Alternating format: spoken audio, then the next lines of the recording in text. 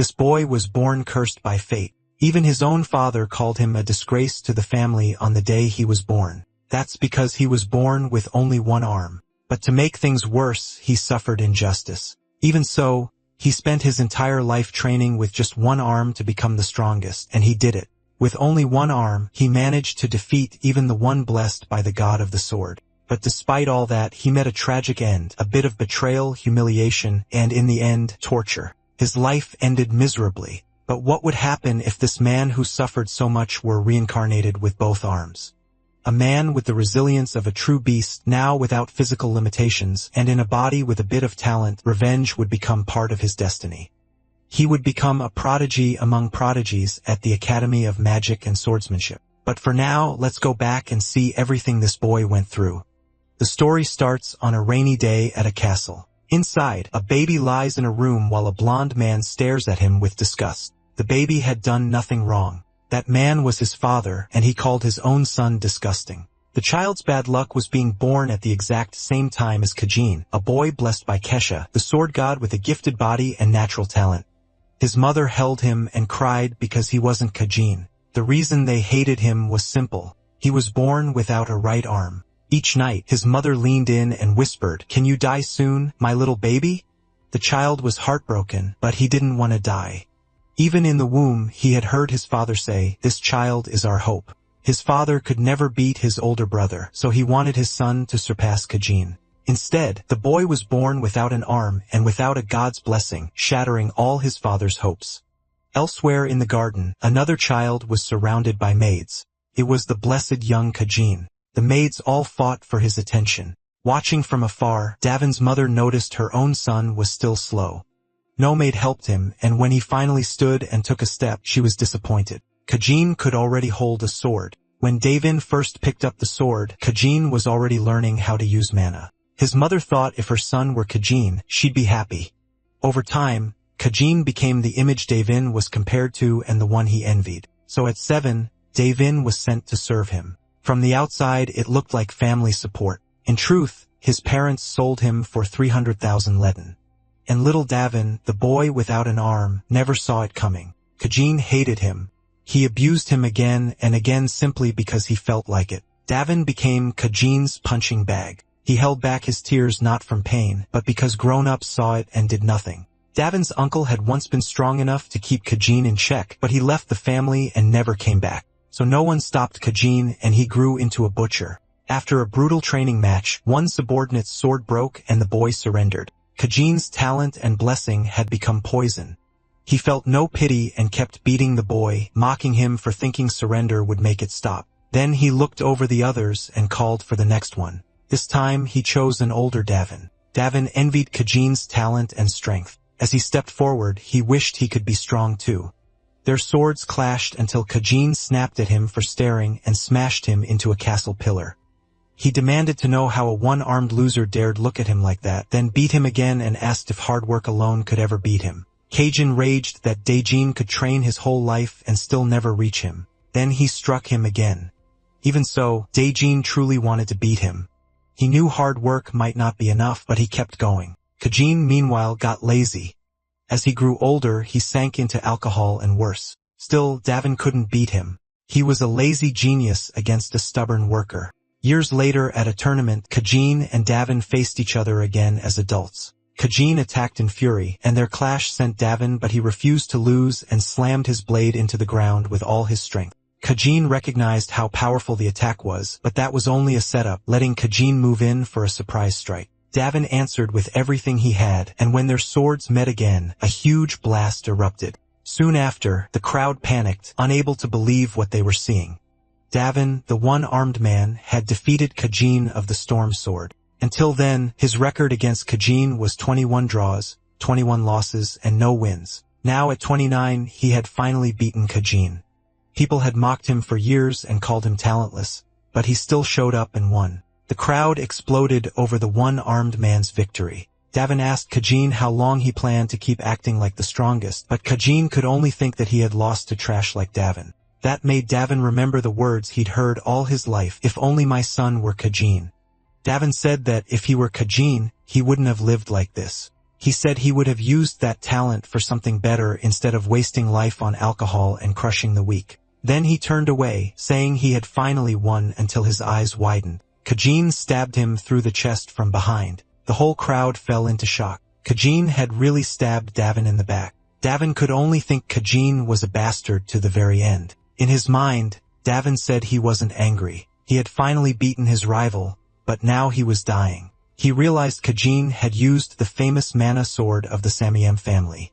Only Saint Rayla could save him now. With a terrifying stare, Davin said Kajin would go down in history as a loser, and that should have been the end. Later, in what looked like a prison, Davin woke up tied up. He asked if this was hell, and a giant man laughed, saying he was lucky Saint Rayla had been in the arena. Who would have thought the miracle-working Saint Rayla would be there? The executioner said she healed him anyway. Even though he was dirty and worthless in their eyes, Davin understood how he survived, though his body still felt wrecked. Then the executioner asked if he had really made a contract with a demon. Davin was stunned, and the man said that was the only way a loser like him could beat Kajin. He added that even Davin's parents admitted it, so denying it was pointless. Thinking of them, Davin realized they really might do something like that. Still, he asked if it was true. The man claimed they found sacrifices and bottles of Davin's blood at his family home, and said Davin had sacrificed 300 innocent children to gain power. Pointing at him, he declared that young Master Kajin stabbed him to protect the Samoyan family's honor. Davin laughed, realizing he could beat Kajin, but never the Samoyan family. The guard said Davin had stained the family's name, so his mana would be sealed, and he'd spend the rest of his life in prison. The soldier cursed him, then cut the tendons in his limbs, and bound his mana with chains.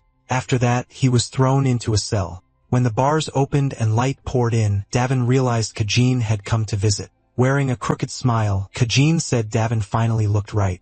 He had become a sword emperor now, praised as a hard-working genius, and he thanked Davin, saying it was all because of that loser. After Kajin left, Davin's food rations dropped even more, and hunger gnawed at him.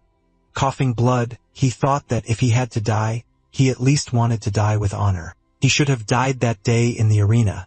As he lay freezing on the floor, he wondered if he had been born with both arms. Would things be different? If he were a direct descendant or had the blessing of Kashak, the sword god, would his life have changed? Would his family have loved him? He didn't want to die. He wanted to live. Then everything seemed to stop, and suddenly he woke up to an adult yelling at him. The first thing he noticed was pain in his right arm. He couldn't tell if all of it had been a dream, but it felt too real. Looking at the man scolding him, he somehow knew he was from the main branch of the family, though he didn't know how. Then he heard the man call him Vincent, and memories rushed into his head. Even so, this didn't feel like a nightmare. Nothing could be worse than that prison. Was this a dream where he had his right arm or some gift just before death? The man grew angrier and asked how long Vincent planned to ignore him. Vincent realized the man was trying to hurt him with mana, so he quickly used a method to block that kind of attack by putting distance between himself and his opponent. But when the man flew back several meters from the blow, something felt wrong. What kind of body was he in? He quickly apologized and said his hand slipped. The man refused any help and called him a reckless brat. As he got up, he said Vincent acted that way only because he was from the main family. Still furious, he swore his son would crush Vincent and prove the branch family could beat the main one. Right away, the protagonist compares this man to his old father, a man who dumped all his failed dreams onto his son. As he walks off, he says he won't forget Vincent's arrogance or disrespect. He tells the boy to wait for the day of the assembly of true swords, then he leaves Vincent behind. Sometime later, Vincent sits down alone. He keeps wondering if this really isn't a dream, and more memories start flooding in. He learns his mother died right after giving birth to him, and his father never cared about him either. The other children all treated him like a punching bag. Out of the 8 children in the famous Eden Casord family, he was Vincent, ranked 7th. He was such a coward that even after getting beaten by the youngest girl in the family, he would just hide in his room and cry. On top of that, the branch family kept targeting him because they wanted to beat the main house. The one-armed Davin of the Simeon family had become the useless Vincent of the Adink family. He starts wondering if this is reincarnation, but he can't make sense of it. Then he searches the room and finds a diary. Inside, the old owner of this body had written page after page putting himself down. His self-worth was so low that he had given up on everything. That makes the protagonist think maybe God answered both their prayers. In his final moments, he desperately wanted to live while Vincent had always wanted to die. So the one who wanted death disappeared, and the one who wanted life took over, until a voice suddenly asks if he really believes something that ridiculous. He spins around looking for whoever spoke and wondering who's in the room. The voice calls him naive or just stupid. It asks why he's overthinking and says it's the original owner of this body. Panicked, he asks if that means he really is the real Vincent. Then he sees a purple-eyed figure, and the stranger says he's right. He explains his original name was Vincent, but after giving his body away, he no longer has a name. He asks to be called only Julian. Still confused, the protagonist asks if Julian didn't die and how any of this is possible. Julian says it was a revelation. That's something the gods give humans who were blessed at birth. Realizing this, he points at Julian and asks if he's a god now. Julian says yes, but only a lesser god. He explains he meant to call a spirit god, but brought the protagonist here instead. And if he wants to become a true god instead of a lesser one, he has to complete countless accomplishments. What they call calls. Finish those calls, he can become a true god. The protagonist says he gets the situation, but he has no interest in Julian's goals. If all this is true, then he's been given a new life and he plans to spend it living, not helping with somebody else's wishes. Julian agrees. He gave up his life while the protagonist begged for one, and this is the result. But Julian warns that his spiritual energy is dangerously low. If it runs out completely, this body will die. Caught off guard, the protagonist asks if that's supposed to be a threat. He checks his body and says he feels way too healthy to die that soon. Then the room suddenly shakes. A cold sweat runs down his face as he realizes he just insulted the god in front of him. When he collapses, Julian asks if he understands now. He says the protagonist is very naive. Then Julian says he'll show him his real memories. A bolt of lightning shoots into Vinci's chest and Julian's memories flood in.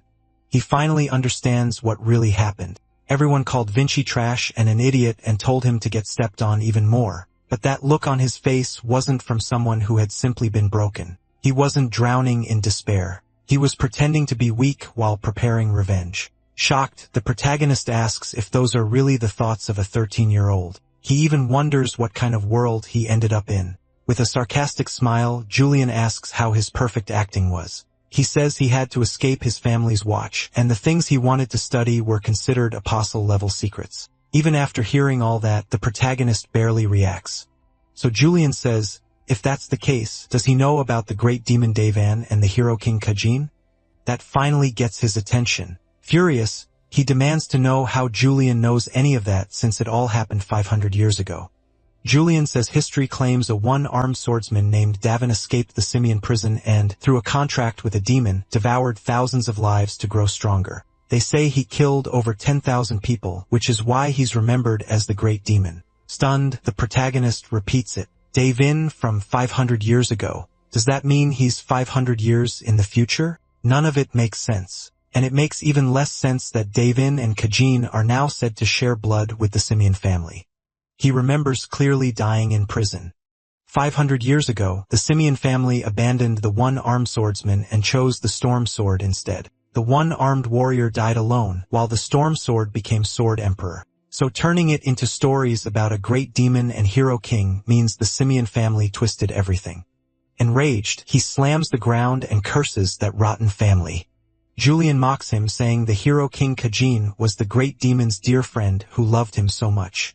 Wasn't that romantic? The protagonist angrily tells him to stop this nonsense. Julian asks why he's so shaken, and he snaps back that the whole story is fake. That makes Julian ask if he's actually from that era. When he says yes, Julian teases him again, calling him really old and telling the old man not to get mad. After all, this story was pieced together from records left by the winners. That makes the protagonist wonder what kind of world produces a 13-year-old who talks like this. Seeing no other choice, he tells Julian to keep going with the story.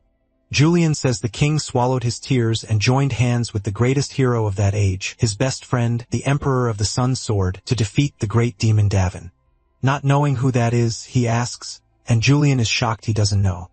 Aslan, ancestor of the Adenka family. Then he finally remembers the brat named Aslan, calling him arrogant and asking if he really became the first patriarch of the Adenka family. Back then, that boy came to him and said he admired him and wanted to grow up to be like him. Even though Aslan was still young, he was also a friend and disciple Davin taught himself. He visited Davin several times in prison, saying he had committed no crime and that authority could never defeat the truth. He swore he would restore Davin's honor no matter how long it took. But after saying that, the boy never came back. Julian explains that Aslan became the first patriarch of the Adenka family and left them with one mission for life, and it ties directly to his conquest. That mission is to surpass the Simian family and uncover the truth. Hearing this, the protagonist wonders if all of it is just coincidence. Then he opens his eyes and says, "No. This can't be coincidence." He may not know everything, but one thing is clear.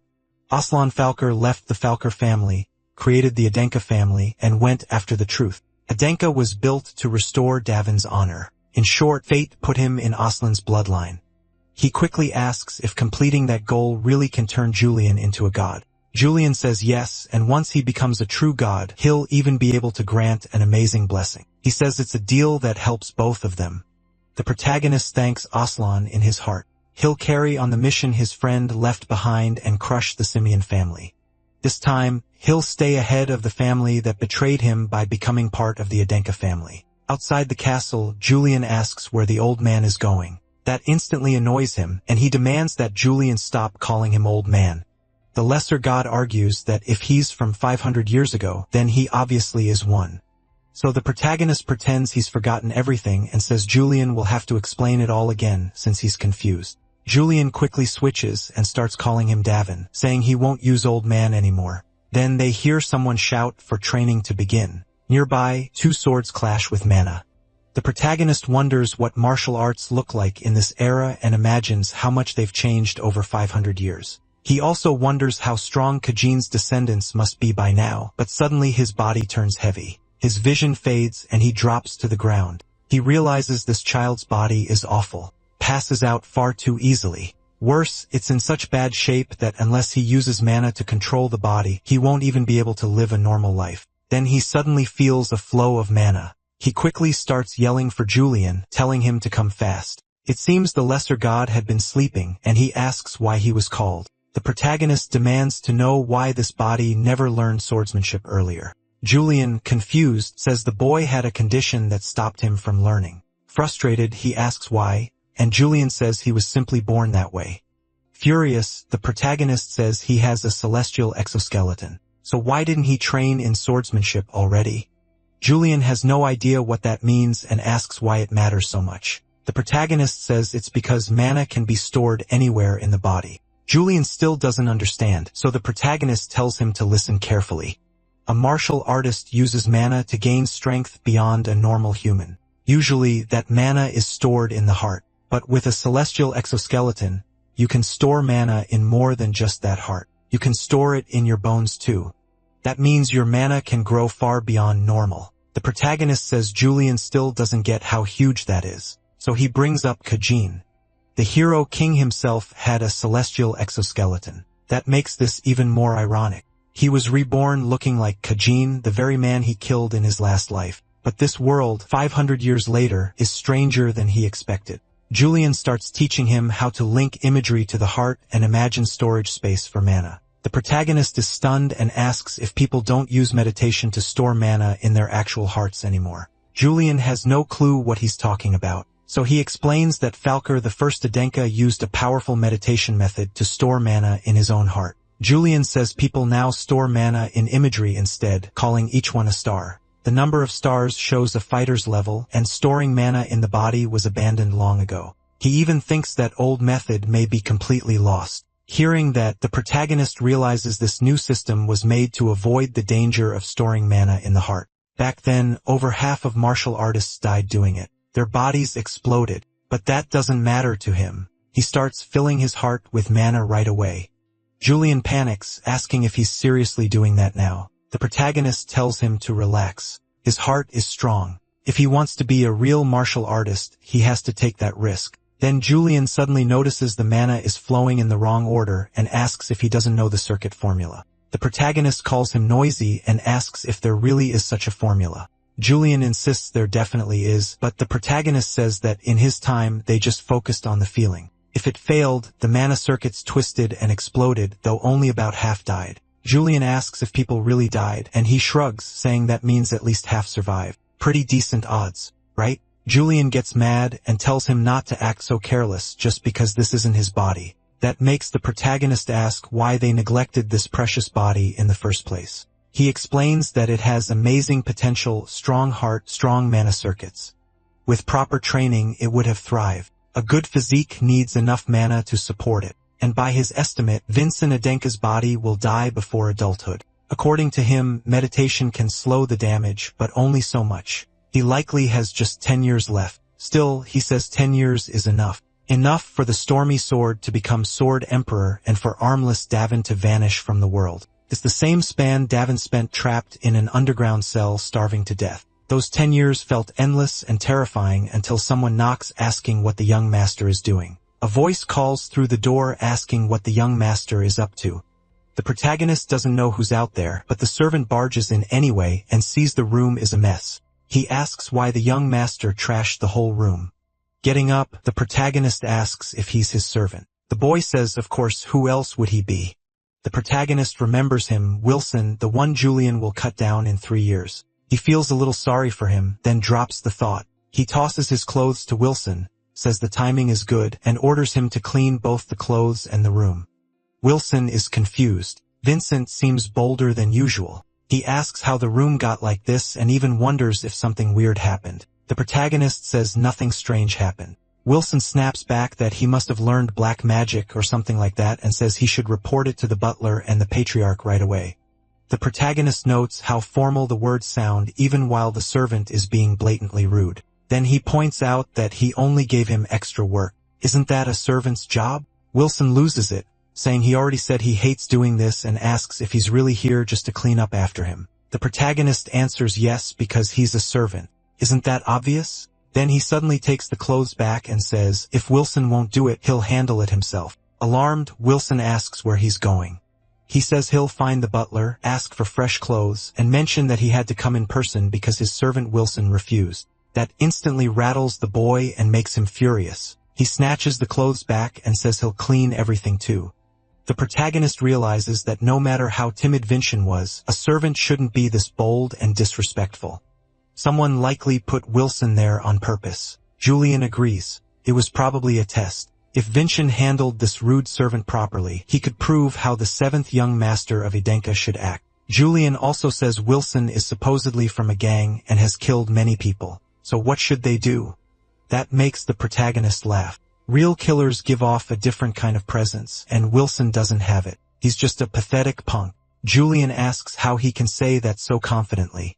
Because in his past life, he was the kind of man who actually lived with blood on his hands. That's when Julian realizes he may have summoned someone far scarier than a king of spirits. A while later, Wilson returns and says he washed the clothes and cleaned the room. Vincent nods and thanks him for the hard work. Wilson keeps talking, telling him not to wreck the room like a battlefield next time until Vincent asks him to bring a wooden sword about 1 meter long and around 500 grams. It should be made of black-scented wood, and there should be plenty in the family warehouse. Wilson sneers and asks what happens if he refuses. Vincent stands and says he'll get it himself and tell the warehouse guards a few things on the way. Those guards are elite martial artists, and they're loyal to the family's direct bloodline. Wilson quickly tells him to wait and grabs his shoulder. In the next second, his vision spins. He's lifted and slammed to the floor by a small child. Vincent soon apologizes, saying old memories of being attacked from behind make him react that way. Wilson says he's never heard that before. Vincent tells him to take it as a warning. Even so, his own body aches from forcing that move with such a weak frame. Wilson gets up, furious, ready to argue, but Vincent meets him with a killing stare and asks if he has something to say.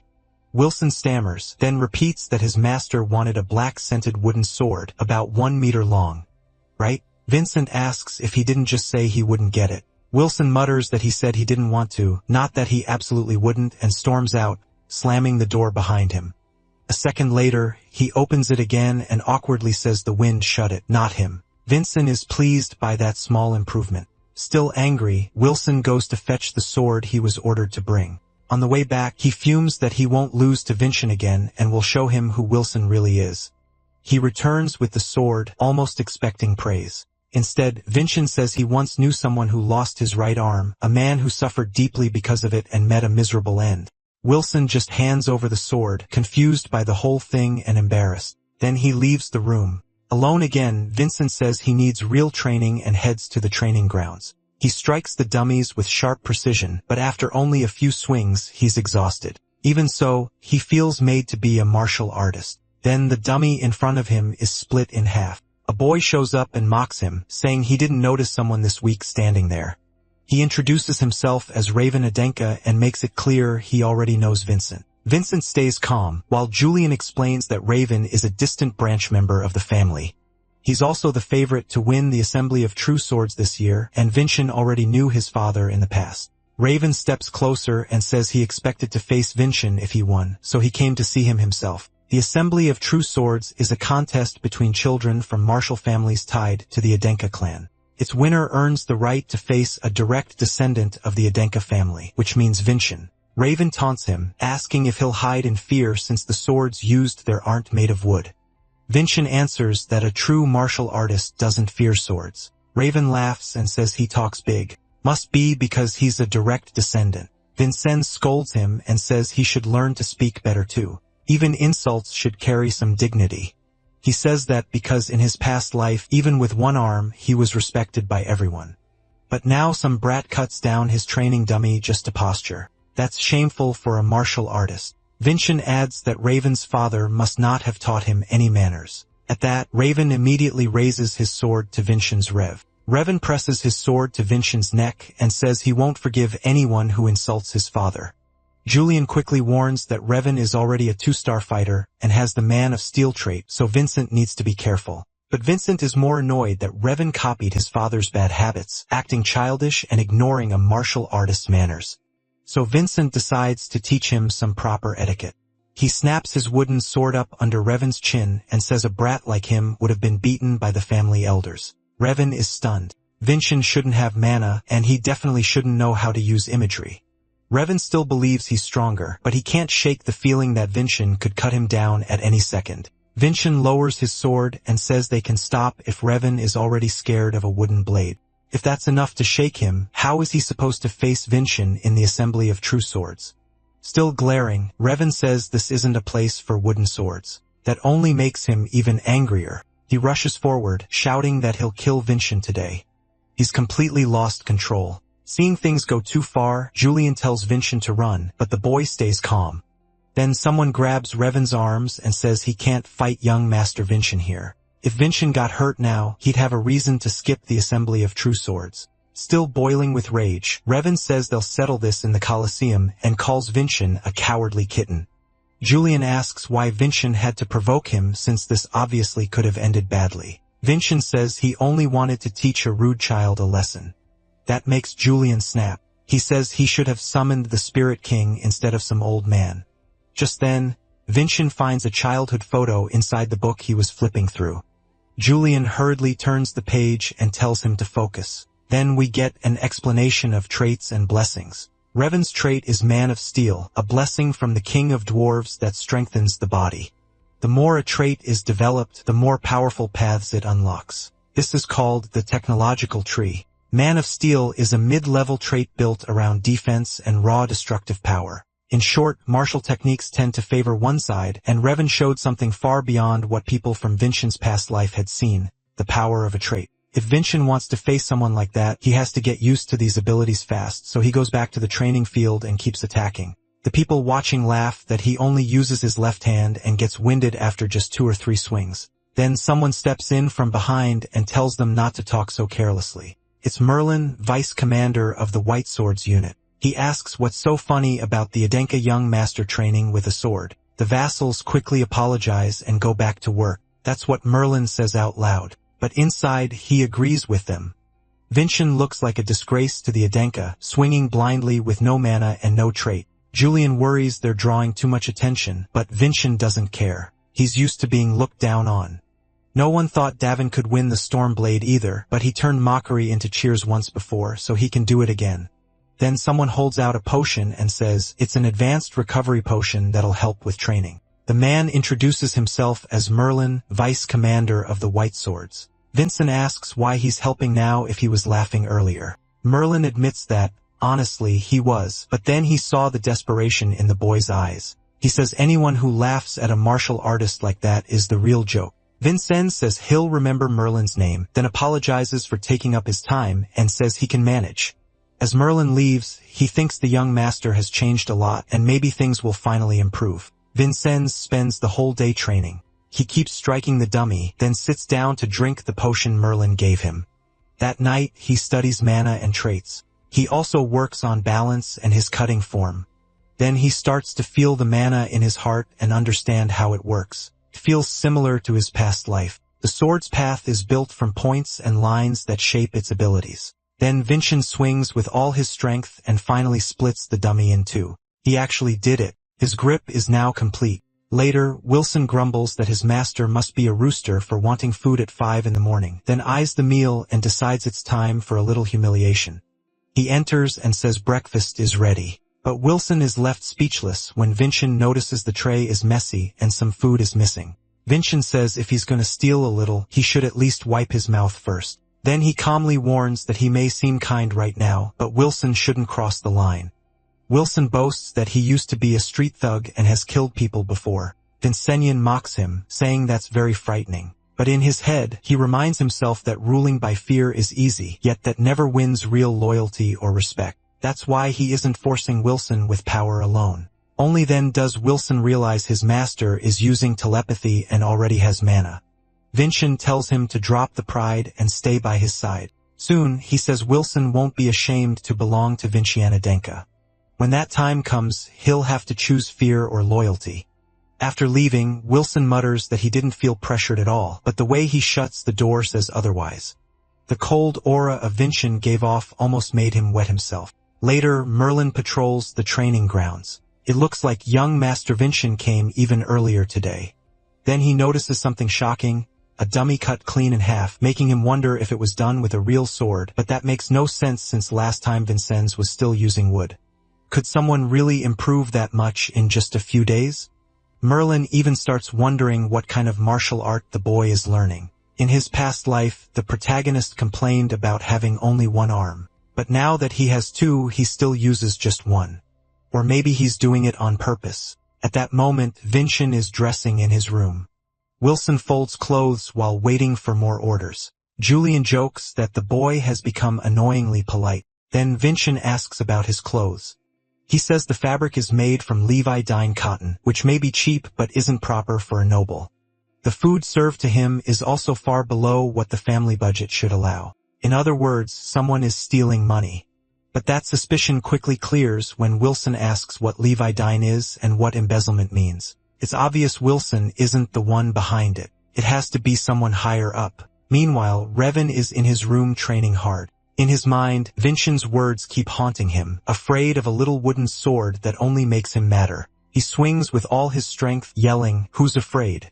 Then someone knocks and comes in, his father, who says the training looks good. He reminds Revan there isn't much time left before the assembly of true swords. If they want to escape poverty and the suffering of being a branch family, his son has to beat Vincent. He grips the boy's arm and says Revan must become the one branch family member who surpasses the main family. No matter what, Revan can only answer yes, sir, to the father who put all his hopes on him. If he beats Vincent, his family might return to what they had before. Back in Vincent's room, Julian gives him information on everyone entering the event. Vincent is surprised it includes not just personal details, but also their techniques and habits. He's impressed enough to call Julian terrifying. Julian's original plan was to make a flashy debut at the assembly by borrowing the Spirit King's power, then win the mana crystal that can instantly strengthen whoever consumes it. Seeing how serious Julian is, Vincent realizes how badly this child wants to win. As a martial artist, losing with all this help would be shameful. So he stands and says that even if he isn't the Spirit King Julian wanted, he'll give him a victory worth even more. A little later, he rings for Wilson, who rushes in out of breath, asking what the young master needs. Bingchen says there's something he wants done. Elsewhere, someone is sorting through a pile of papers. Then Wilson enters and greets the person inside. It's the ruler, Rialza, who immediately asks what he wants. Wilson trembles all over in front of a 7-star martial artist. Still, he says his young master has a message for the family head. Raelsa replies that it seems the young master lacks the nerve to face his own father. Wilson says his master asks the family head to personally attend the assembly of true swords this time because he'll prove he deserves to stand in the main Adenka family. Raelsa is about to say the family head never attends, but Wilson adds that diverted budgets can make the impossible possible. She asks what he just said, and Wilson, shaking, says he only repeated his young master's words. With her permission, he quickly leaves. Raelsa understands that Vincent could have come himself, and it might have worked better, but he sent Wilson on purpose to show authority. Pleased, she says the boy finally gets what she meant. Meanwhile, in the patriarch's room, the man was giving off a terrifying aura. Then he suddenly calls for Raelsa, showing he already knew she was there. She gets right to it and says young Master Vincent has invited the patriarch to the assembly of the true swords. He coldly says she should stop this nonsense. He tells her to quit the pointless act, but Raelsa insists the boy plans to prove he deserves his place in the main Hedwig's family. The patriarch repeats the words prove his worth, then asks if she truly believes the boy has enough skill to talk like that. She says not at all. That's exactly why he promised to prove it. Now she begs him to attend and even offers herself as security. He asks if she understands what that means. Raelsa says she does. If young Master Vincent fails, she will give up her head to the patriarch. He asks why she would go that far. She answers simply because young Master Vincent has something that makes up for his weakness. Raelsa is startled when the patriarch brings up the budget issue. He knows she did it on purpose for the boy's sake, planning to use that money for his future. So he says he has no reason to interfere. Raelsa serves that woman, not him. Still, whatever method the boy chose suits her style, and he made his request without costing her dignity. He wonders if this boy is really Sarvana's son, the child of that legendary woman. Then he rises and says, fine, she wins. He'll attend this year's assembly of the true swords. At last, the day of the event arrives. Raven is among the fighters, looking fully determined. His goal is simple, beat Vincent. Then he looks up and senses an unusual presence. He's shocked to see Patriarch Khan there. Raven assumes he came to watch the rising star among the collateral line. Soon the event begins. Raven pressures his opponent who struggles to hold him off. Coming down with a heavy strike, he warns him not to get overconfident, but his sword suddenly snaps. Raven immediately moves to finish it, smashing into the boy's shield until it cracks. His father cheers wildly from the stands. The crowd whispers about the boy, the rising star of the collateral branch. Vincennes thinks these kids are talented compared to those from his past life, but their martial arts are shallow. Most of their strength comes from their attributes, and Raven's movements show little real combat experience. That's probably why he leans on his attribute and attacks so recklessly. Raven bows to the crowd, giving Vincent some credit for not running away. Vincent, meanwhile, has been waiting for this fight. The patriarch watches closely. Before long, another broken sword flies through the air, and a boy is sent flying. Once again, the winner is Raven Adenka. Looking at the patriarch, he says he's beaten every other challenger, and by the elder's law, he now has to face a close relative, Vincent Adenka. In other words, he must fight a direct descendant of the family. Of course, Vincent accepts. Now standing across from each other, Judge Zarin asks if they're ready, but the protagonist tells him to wait. He has one condition. Just then, Wilson steps up behind him carrying his wooden sword. As if using a wooden blade wasn't insulting enough, Vincent says he won't use his right arm and will let Raven attack 3 times first. Raven's father explodes in the stands while everyone else thinks Vincent is insane. Vincent adds that he won't even move from where he's standing during those attacks. That makes Raven furious, asking if he's going to mock him to the very end. The crowd murmurs that Vincent knows no martial arts and is acting arrogant. Raven's furious father yells that the boy is only setting up an excuse for when he loses, but the patriarch allows it, saying Vincent must back up those words with action. Vincent says he will. Then the judge starts the match. Raven tells Vincent to come at him seriously, but Vincent asks if he's deaf. He already said. Raven gets 3 free attacks. The duel begins. Raven rushes in with everything he has. Vincent is ready for it all. The day before, he and Julian had gone over Raven's likely opening. First, a short thrust and a feint. The second attack would probably be his trump card. To Vincent, though, Raven is too predictable. Even with his great endurance, he still ignores the basics of swordsmanship. Channeling mana into his hand, Vincent says, "First of all, broadswords aren't made for thrusting." Raven can't believe Vincent actually knocked his sword aside. Vincent calmly says that was already the second attack. Raven can only curse. Enraged, he swings into a powerful horizontal slash, but his hand is caught. Vincent trips him with ease and drops him to the ground. That alone leaves the boy in serious pain. Vincent reminds him that was the third attack. At that moment, he thinks of the promise he made to Julian and the promise he made to his father and the patriarch. Now it's his turn. The crowd is stunned. Even Judge Zarin can't believe what he just saw. The patriarch is fully focused on the fight while Raven's father keeps raging. He shouts, asking why his son is still down and not getting up, why he's struggling against someone who supposedly can't even use mana.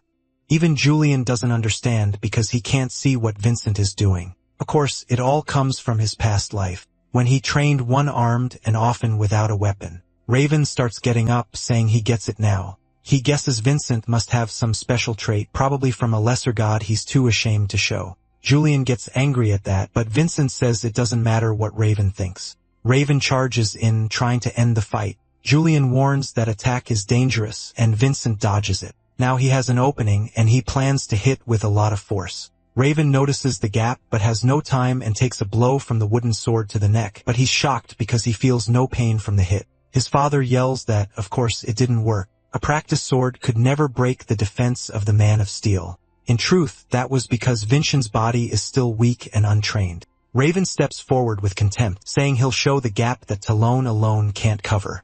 Vincent answers with a strong thrust straight into Raven's chest, sending him flying several meters. Furiously, Vincent shouts to Judge Zarin to step in and stop this before it turns into tragedy, catching the moderator off guard. Putting great power into his leg, Vincent dashes after him, thinking that if he uses this technique even once, his body may collapse, so he has to finish it while Raven is still in the air. Even then, Raven tries to strike back, but now Vincent can see it all. He sees the paths of the swords linking together.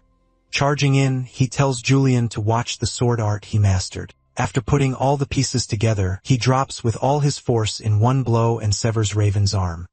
Raven's father can't believe it, and even the patriarch is impressed. Finchin cut through space itself and twisted the flow of mana, slicing through Raven's ability too, a technique from his past life. Raven screams in agony, crying that he can't feel his arm anymore.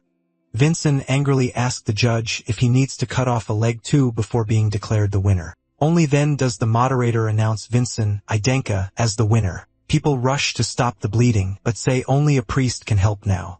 Vincent, meanwhile, scolds Zarin, saying he warned him to stop a tragedy, and the man can only apologize. Julian asks how he's staying so calm when his body is about to collapse. Looking at the patriarch, Vincent says he kept his promise. First, the man says nothing. Then he admits the boy promised to prove his worth and show the difference of the direct bloodline, and he truly did with great skill. He personally declares Vincent Idenka the winner of the Assembly of the True Swords. He orders everyone to follow him because the awards ceremony will begin soon. By nightfall, Vincent stands before the patriarch. Inside a box rests a beautiful stone. The patriarch says only one who overcame hardship can receive this miraculous stone, and he is about to hand it to the boy when someone bursts in, shouting that this makes no sense. It's Raven's father, claiming the whole thing is a fraud. He accuses Vincent of borrowing power from some apostle. Then someone hurries in behind him and says there's a problem. The patriarch quickly asks what happened. The answer, young Master Raven's arm can no longer be reattached. It really is another severed arm. His father asks if that means his son will stay one arm forever. Furious, he demands to know why the priest can't simply restore it. But the priest explains this is a kind of wound they've never seen before. Not even Julian knows what Vincent did. It looks like the cut was made by something even divine power can't endure. The priest adds that if they don't act fast, not even a high priest may heal the wound. The furious father tells the patriarch to look closely if even a third-rank priest can't treat it. Was this really done fairly? Murmurs spread through the room. To settle it, Vincent asks the patriarch for permission to speak and gets it. Vincennes says the assembly of the true swords was held before the patriarch himself, the patriarch present. Every method was allowed, and the patriarch had already named him the winner, so Charles was openly challenging his authority in front of important guests. Vincent asks if Charles Denka really thinks his judgment is better than the patriarch's, leaving the man speechless. Then he tells Darren to arrest him. Vincent was seriously ordering Charles Denka's arrest. Charles tried to defend himself, but Vincent cuts him off. He had questioned the patriarch in public, so Zarin says he'll carry out the order. A moment later, Charles was on his knees and tied up. Then the patriarch called out to Charles and asked if he still didn't understand that he owed Vincent. By Zdenka law, no one is judged twice for the same crime, and if Vincent hadn't stepped in, Charles would already be dead. The patriarch adds that as both a father and a family head, he'll let this pass, but warns him not to speak again. After that, he praises Vincent for handling it well. Julian laughed, clearly pleased by the praise, but Revan's condition still looked bad. At this rate, his arm would stay like that forever. Then Julian quietly whispered something to Vincent. He had a way to turn this around. So Vincent asks the Reverend if even a miracle stone couldn't heal Revan's right arm. The man hesitates, and Vincent takes that as a yes. He tells the patriarch that since he caused the injury, he should be allowed to settle it himself. The patriarch agrees and leaves it to him. Vincent says Revan had insulted him as a martial artist, and Revan's father quickly apologizes for failing to raise him better. Taking a sword from a guard, Vincent says words mean nothing without action. He cuts Charles free and tells him to show the resolve of a true martial artist. If he does, Vincent will use the miracle stone to save his son. In short, it was payback, one arm for another. He wanted Charles Zdenka's right arm. Vincent thought the man was pathetic. He stood there silent, as if his own arm mattered more than his son. But then Charles grabbed the sword, set his arm on the table, and said he'd give it up. He was shaking with anger the whole time. Still, everyone could see it was a twisted kind of fatherly love. He really was willing to lose an arm for his son. He swung the sword down at his arm, but Vincent, annoyed, glances aside and reminds them he told them to stop any accident. Zarin instantly slashes across and shatters Charles's sword. That was the only reason Charles didn't cut off his own arm. Vincent tells him to use that courage for something better next time. Then he bows to the patriarch and says the matter is settled. The patriarch praises him again and gives him the miracle stone. Vincent immediately hands it to the Reverend, who starts a holy spell with the stone in his mouth. When it shattered, Reverend's arm was restored and the pain was gone. Charles broke down in tears, full of relief. Even if it saved someone, using that stone was still a huge loss because of how valuable it was. Outside the door, Wilson had heard everything. He laughed to himself, saying his master was unbelievably bold, truly impressive. He remembered Vincent once telling him to choose between loyalty and fear. Now he had his answer. Serving this prodigy sounded far more interesting. The next day, Wilson was smiling as he stood by the door, saying he'd hurry and prepare his master's meal. Julian couldn't believe the change. Then someone knocked at the door. Vincent told them to come in, expecting Wilson with food, but it wasn't his vassal. It was Dullan, a pontiff of Gaia. He had come to thank Vincent for what happened earlier. Julian was stunned when the man offered Vincent a miracle stone. Dullan explains that this was the stone meant for young Master Revan, but Vincent says it makes no sense to give it to him now. Dullan says he became a pontiff to lift up the suffering, but earlier he lost his way and weighed a human life against the value of the stone. Vincent, on the other hand, gave up his own stone without hesitation. That made them reflect on themselves, so Dullan asks him to accept this one. Vincent says he doesn't deserve that much praise, but accepts it to honor the man's choice. Then Dullan gives him one more thing, a card from the sacred temple, saying that if he ever needs help, he should just show it. He adds that this isn't public yet, but he's already become a second-class pontiff. Julian is shocked. In other words, with that card, Vincent could get treatment and temple services freely. Dylan says he learned a lot from young Master Vincent and thanks him. Vincent simply wishes him well. Both of them were pleased with how things turned out. Then Julian suddenly remembers something. He says the patriarch once invited a family member to dine with him after the assembly of true swords that happened to the second child from the direct line after a huge victory in the assembly. So there's a decent chance, maybe 50%, that the patriarch may call Vincent tonight. Vincent gets up and says that even if he's exhausted, now isn't the time to rest. He quickly changes clothes, saying that if Julian is right, it's better to be ready. That trust makes Julian happy. Then Wilson rushes in, saying it's urgent. He starts to announce that the family head, but Vincent cuts him off and asks if the family head has summoned him. Wilson is shocked that he guessed it. At the main Adenka mansion, Vincent heads through the halls toward the patriarch's office when a woman suddenly tells him to hurry. It was his stepmother. Since Vincent's real mother died giving birth to him, he politely greets her as mother. Her name was Versa Helene. Once a fearsome martial artist, she now handled the Adenka household. She just says they need to go. His father is waiting. They enter the room, but the patriarch immediately catches them off guard. He looked furious and shouted Vincent's name. The pressure pouring off him was so heavy, Vincent could barely breathe. Still, Vincent quickly realizes the patriarch hadn't acted like this earlier, so this was probably a test. He says there's no need to pressure his son like this in a private meeting. The patriarch asks why he thinks that. Sweating, Vincent points out that his mother called him father, not family head, so this meeting was meant to be informal. The patriarch drops the pressure and praises him for noticing. Then he says he called him here for 2 reasons. First, to congratulate him on today's win.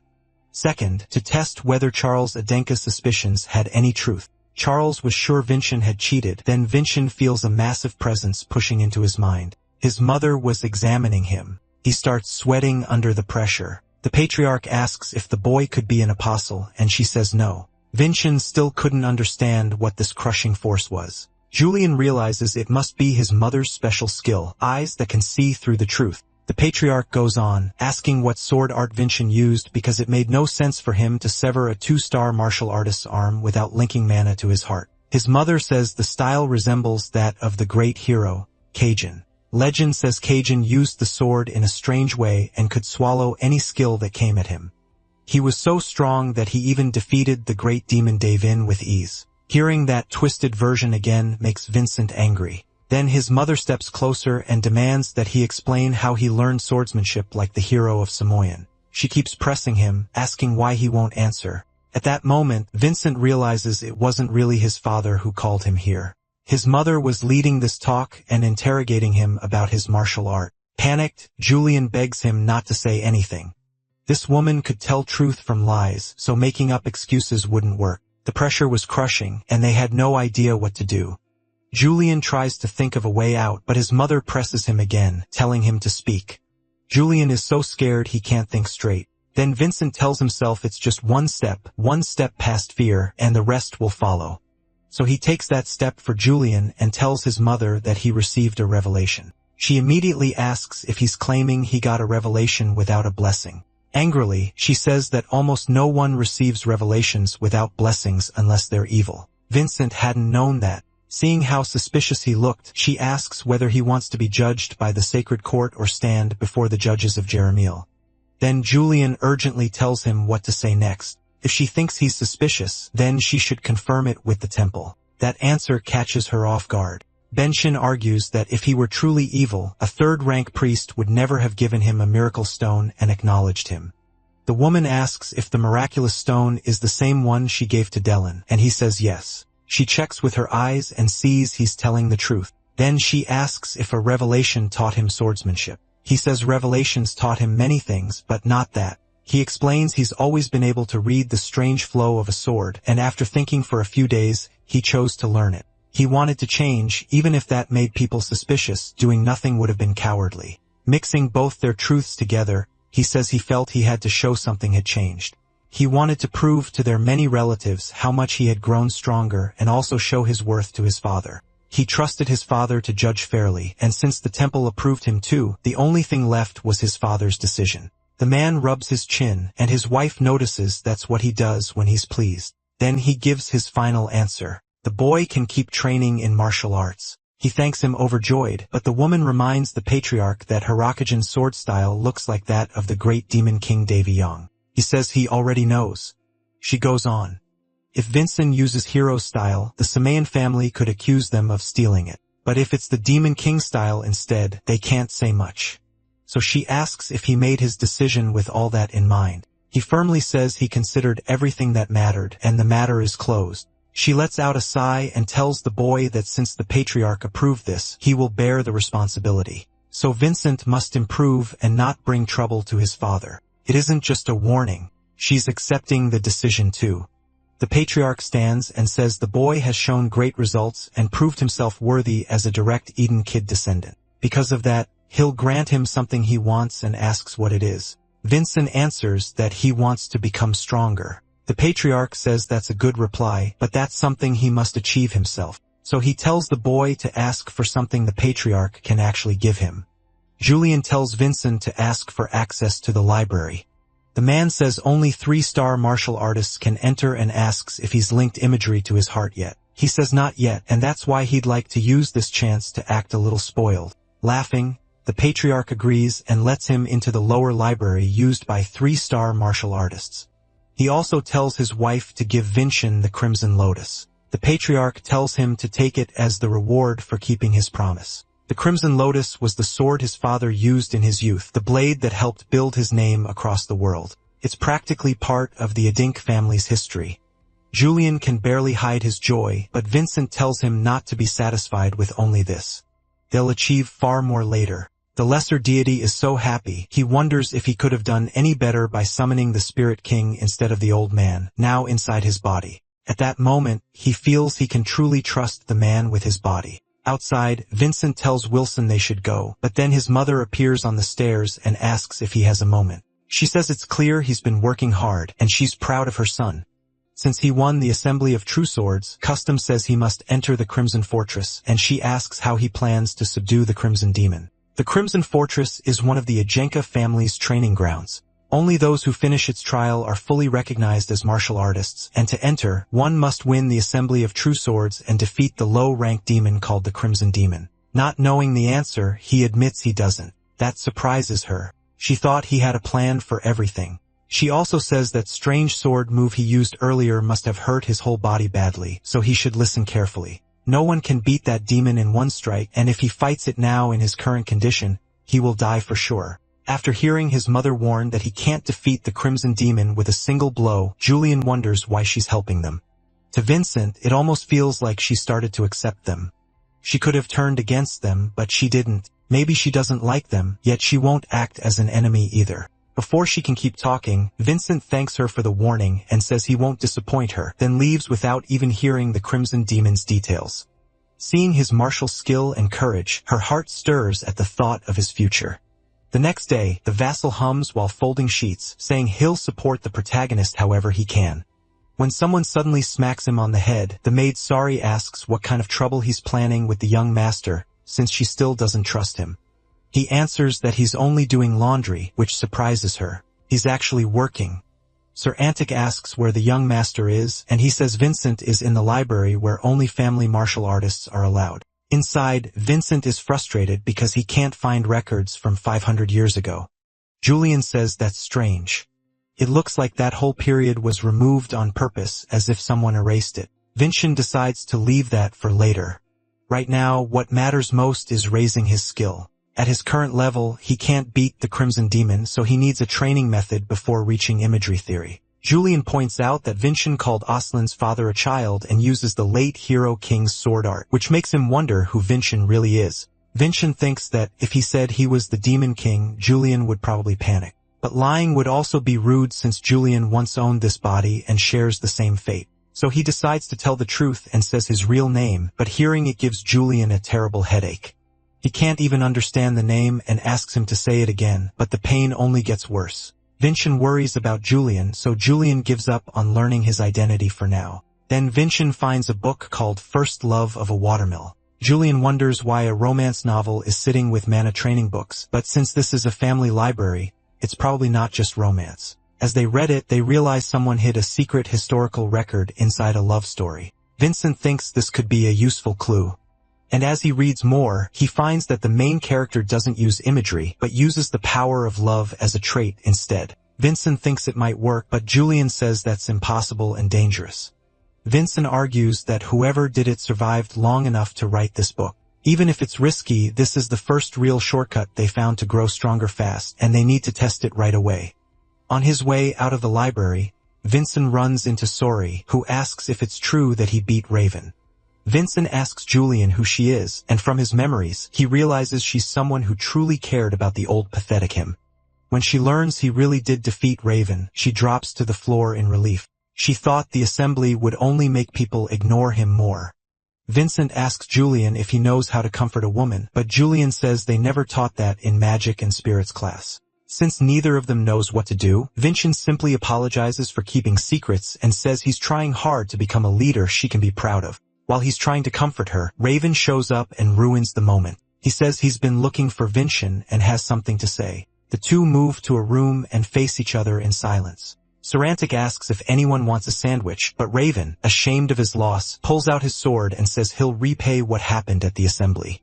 Vincent doesn't expect an attack, so he draws his own sword. He knows he can't use the same trick as last time. He tells Suri to leave, but before anything happens, Raven says he owes Vincent a great debt. Vincent forgave his disrespect and gave him the miraculous stone. He even spared his father from losing an arm. Powerless and ashamed of his own cowardice, Raven decided to offer the most important thing he has, his loyalty. He sets his sword down, kneels before Vincent, and swears himself to him. Vincent is glad to see not every young martial artist is hopeless. Julian asks if Raven could be lying, but Vincent says he turned the sword toward himself, a warrior's sign of offering his life. He's serious. Julian says he'll trust Raven too. But before that, he proposes a deal to Vincent. Vincent accepts the oath and rests the sword on Raven's shoulder. He says Raven may stand by his side until the day he betrays him. Raven then notices the sword in Vincent's hand is the Crimson Lotus, which means the Patriarch has already chosen him. That only makes Raven more certain he made the right choice in pledging loyalty.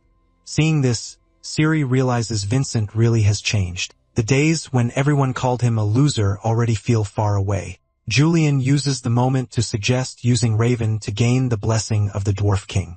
Later, in the Patriarch's hall, Vincent's mother says he seems to be planning to enter the Crimson Fortress next year. The Patriarch asks about defeating the Crimson Demon, and she says she even tried to explain what resources he has, but he refused with total confidence. The Crimson Demon can use third-star mana and has no physical body. That's why beating it is seen as proof you've surpassed the third star. She also adds that in recent days, Raven Idanka has been staying in his quarters. So now Raven is helping the protagonist with his plans. They explain they want the Dwarf King's blessing by using the method from the book. To do that, Vincent has to meditate beside Raven while he guides the flow.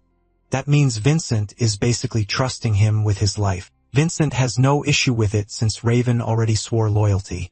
Raven feels ashamed again.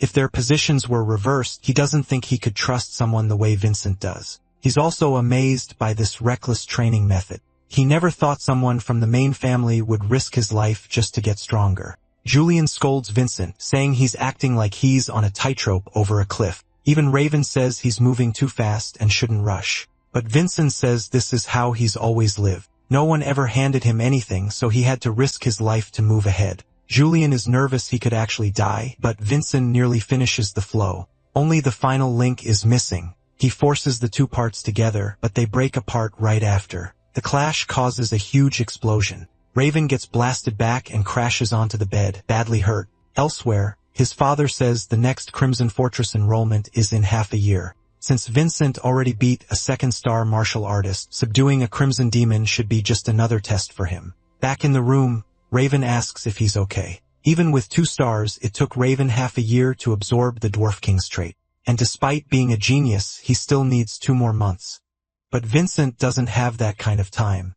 His father gave him only 1 month to defeat the Crimson Demon. The butler comes to deliver the order. She's clearly worried he barely has time to get ready, and when she opens the door, what she sees shocks her. The room is wrecked, and Vincent and Raven are being treated by Sari. She immediately demands to know what happened. Raven gets nervous around her because she's a 7-star butler. Vincent tells her not to worry and claims he was just meditating.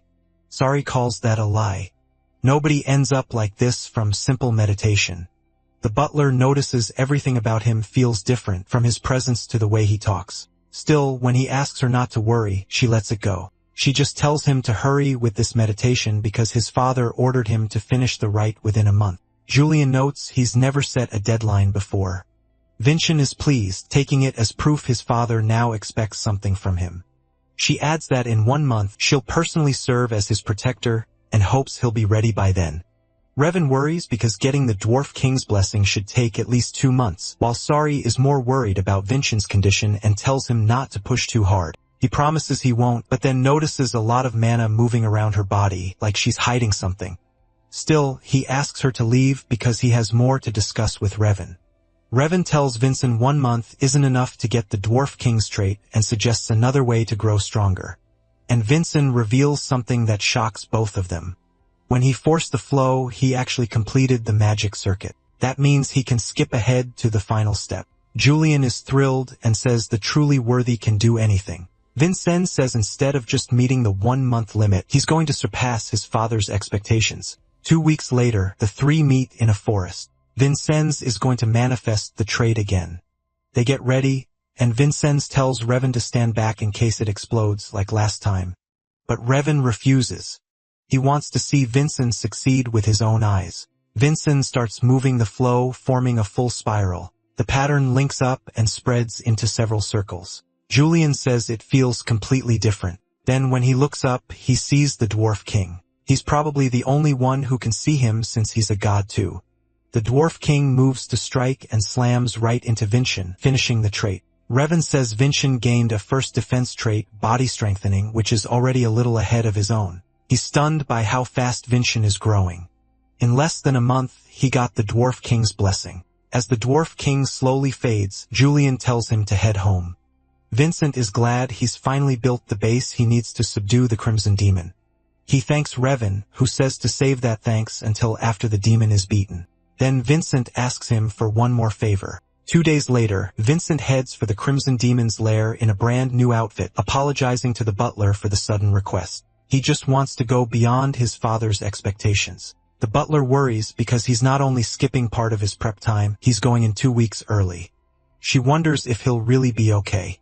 She says she's guarded this right 3 times for the patriarch and his brothers, and no one from the family line has ever failed. She warns him he can't be the first. Vincenz stays firm and says he's not facing the Crimson Demon with empty courage. Inside the carriage, Vincent tells Julian a guardian seems pointless for a mission like this. Julian says they're also there to collect the Crimson Demon's treasures and to keep an eye on him.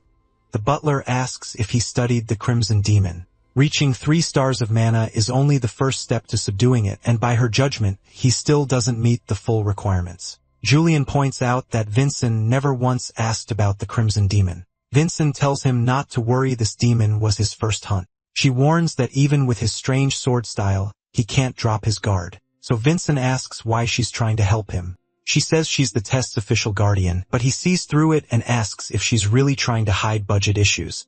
Still, if she doesn't want to explain, that's fine. She also never asked about his training. At last, they reach the test site. The Crimson Demon's lair is an ancient temple ruin, a memorial to Father Aslan after he defeated one of the remnants of the great demon Davin. Then she draws her sword and says she'll prepare the area, raising it upward. A huge beam of light bursts out and a mana barrier covers the whole temple, so monsters can't pass through it. Vincent begins the test and the Crimson Demon appears. He tells her to watch closely and report exactly what she sees, how he surpasses his father's expectations. The Crimson Demon attacks first with a scythe. Julian tells him to dodge, but making distance would only help this enemy. So Vincent does the opposite and closes in. The Crimson Demon had been attacking, is forced to defend against Vincent's assault and can't counter properly with its scythe as he keeps pressuring it. Watching from afar, the butler says closing the gap on a long-range fighter is obvious, but this is still his first real battle and he's only 14. The way he fights makes it look like he's beaten the Crimson Demon hundreds of times. Vincenz is pleased with the Dwarf King's marks. They let him move freely even without a trained body. Still, he knows this is only support for his true strength, swordsmanship. He uses the demon's scythe as a step and jumps back, creating perfect distance. The Crimson Demon is aggressive, and being forced on defense clearly rattled it. Its anger makes its move simpler and leaves it open. Against an enemy full of openings, the sword's path becomes easy. He uses the mark to lower the cost of his sword skill and slices through the demon's middle. With one strike, he seems to have subdued it and a small red orb drops out. He looks at the butler and asks if she saw that clearly, but she isn't satisfied at all. She's worried he really doesn't know why the Crimson Demon didn't die from one blow. It actually has 2 lives, and it starts forming again behind the protagonist ready to strike. She tries to warn him, but he already knew this would happen and dodges easily. He thinks it's just like 500 ago, but then another attack comes much faster than the first. He barely avoids it and realizes its form hasn't just changed. It's stronger too. These demons evolved over the last 500 years. The butler explains that once revived, the Crimson Demon becomes enraged. The speed and power both rise. It slams at him with its palm, smashing the ground with huge force. Vincent dodges but admits it's dangerous to face it now. Then he finds his escape blocked by a wall. The Crimson Demon swings its scythe and splits the wall in half. Julian says this is going badly and tells him to use the plan, but Vincent says he first has to force the demon to lower its guard. He's likely trying to corner it before the finishing blow. Once that final opening appears, he can use the plan. Watching from afar, the butler says that if she steps in, Vincent automatically fails. She doesn't want to ruin his future because he's Sylvana's son. She came from a ruined family and survived by doing illegal work, but meeting Sylvana was like facing a monster. What shocked her even more was Sylvana reaching out and asking her to join them. Back then, Sylvana was traveling to become a martial artist, and she wasn't alone. Her companions were Vincent's father and his current stepmother. At first, the butler didn't even know why she agreed to join them, but she became part of the adventure that later turned into legend in Eden Cut. Sometime later, she fought a red ogre with that group. She says she wasn't the main fighter that time. While Sylvana took the chance to cut off its head, Sylvana was strong, beautiful, and had a way of making people smile. She became the hope of her life. So when Sylvana gave birth and died, the butler chose to use her own life to protect that child until he became a respected martial artist. But after 14 years, all she had seen were the endless times he was mocked by his brothers. She had stopped expecting anything from him and even thought about leaving Edenska. One day, when she saw Wilson sneaking around, she found out Vincent had finally been recognized by the family. Meanwhile, the Crimson Demon charges at Vincent. Without changing his expression, he calls for Revan, who appears at once and blocks the demon's strike. The butler is shocked by Revan's sudden help. Vincent says he's counting on him, then sits down and starts to meditate. She's stunned. Doing that now seems insane because one hit or even a shove could kill him. Even with the Crimson Demon still locked on Vincent, Revan fights hard to buy time, even managing to push it back a little. The Crimson Demon turns to him and attacks, but Revan blocks it. He thinks it's weaker than expected, but then a storm of attacks catches him off guard. His Steel Man trait doesn't protect the sword, and under the demon's blows, it starts to split apart. After one heavy hit, the blade finally shatters. The Crimson Demon goes for the last strike, but even unarmed, Revan stops the scythe with his bare hands and calls to Vincent. Vincent says he's done enough, then uses his sword skill to cut the demon down, ending the Crimson Demon for good.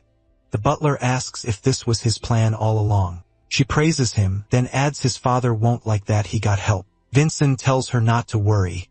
She made this mana barrier so no monsters could enter. But now that one demon is dead, more will come. This fight was just Revan's way of proving his resolve to him. Now Vincent has to prove his own. He bites down on the magic crystal he got, restoring his mana. Even with body enhancement, he can only use that power twice a day, and because he still couldn't judge the Miracle Stone's limit, he had to meditate. When the Crimson Demon attacks, he answers with a huge slash from his sword skill. The blow forces the demon's core open, exposing several weak points. In that instant, Vincent finds the path of the sword again and kills the Crimson Demon in 1 second, leaving the butler speechless. She realizes she never needed to worry.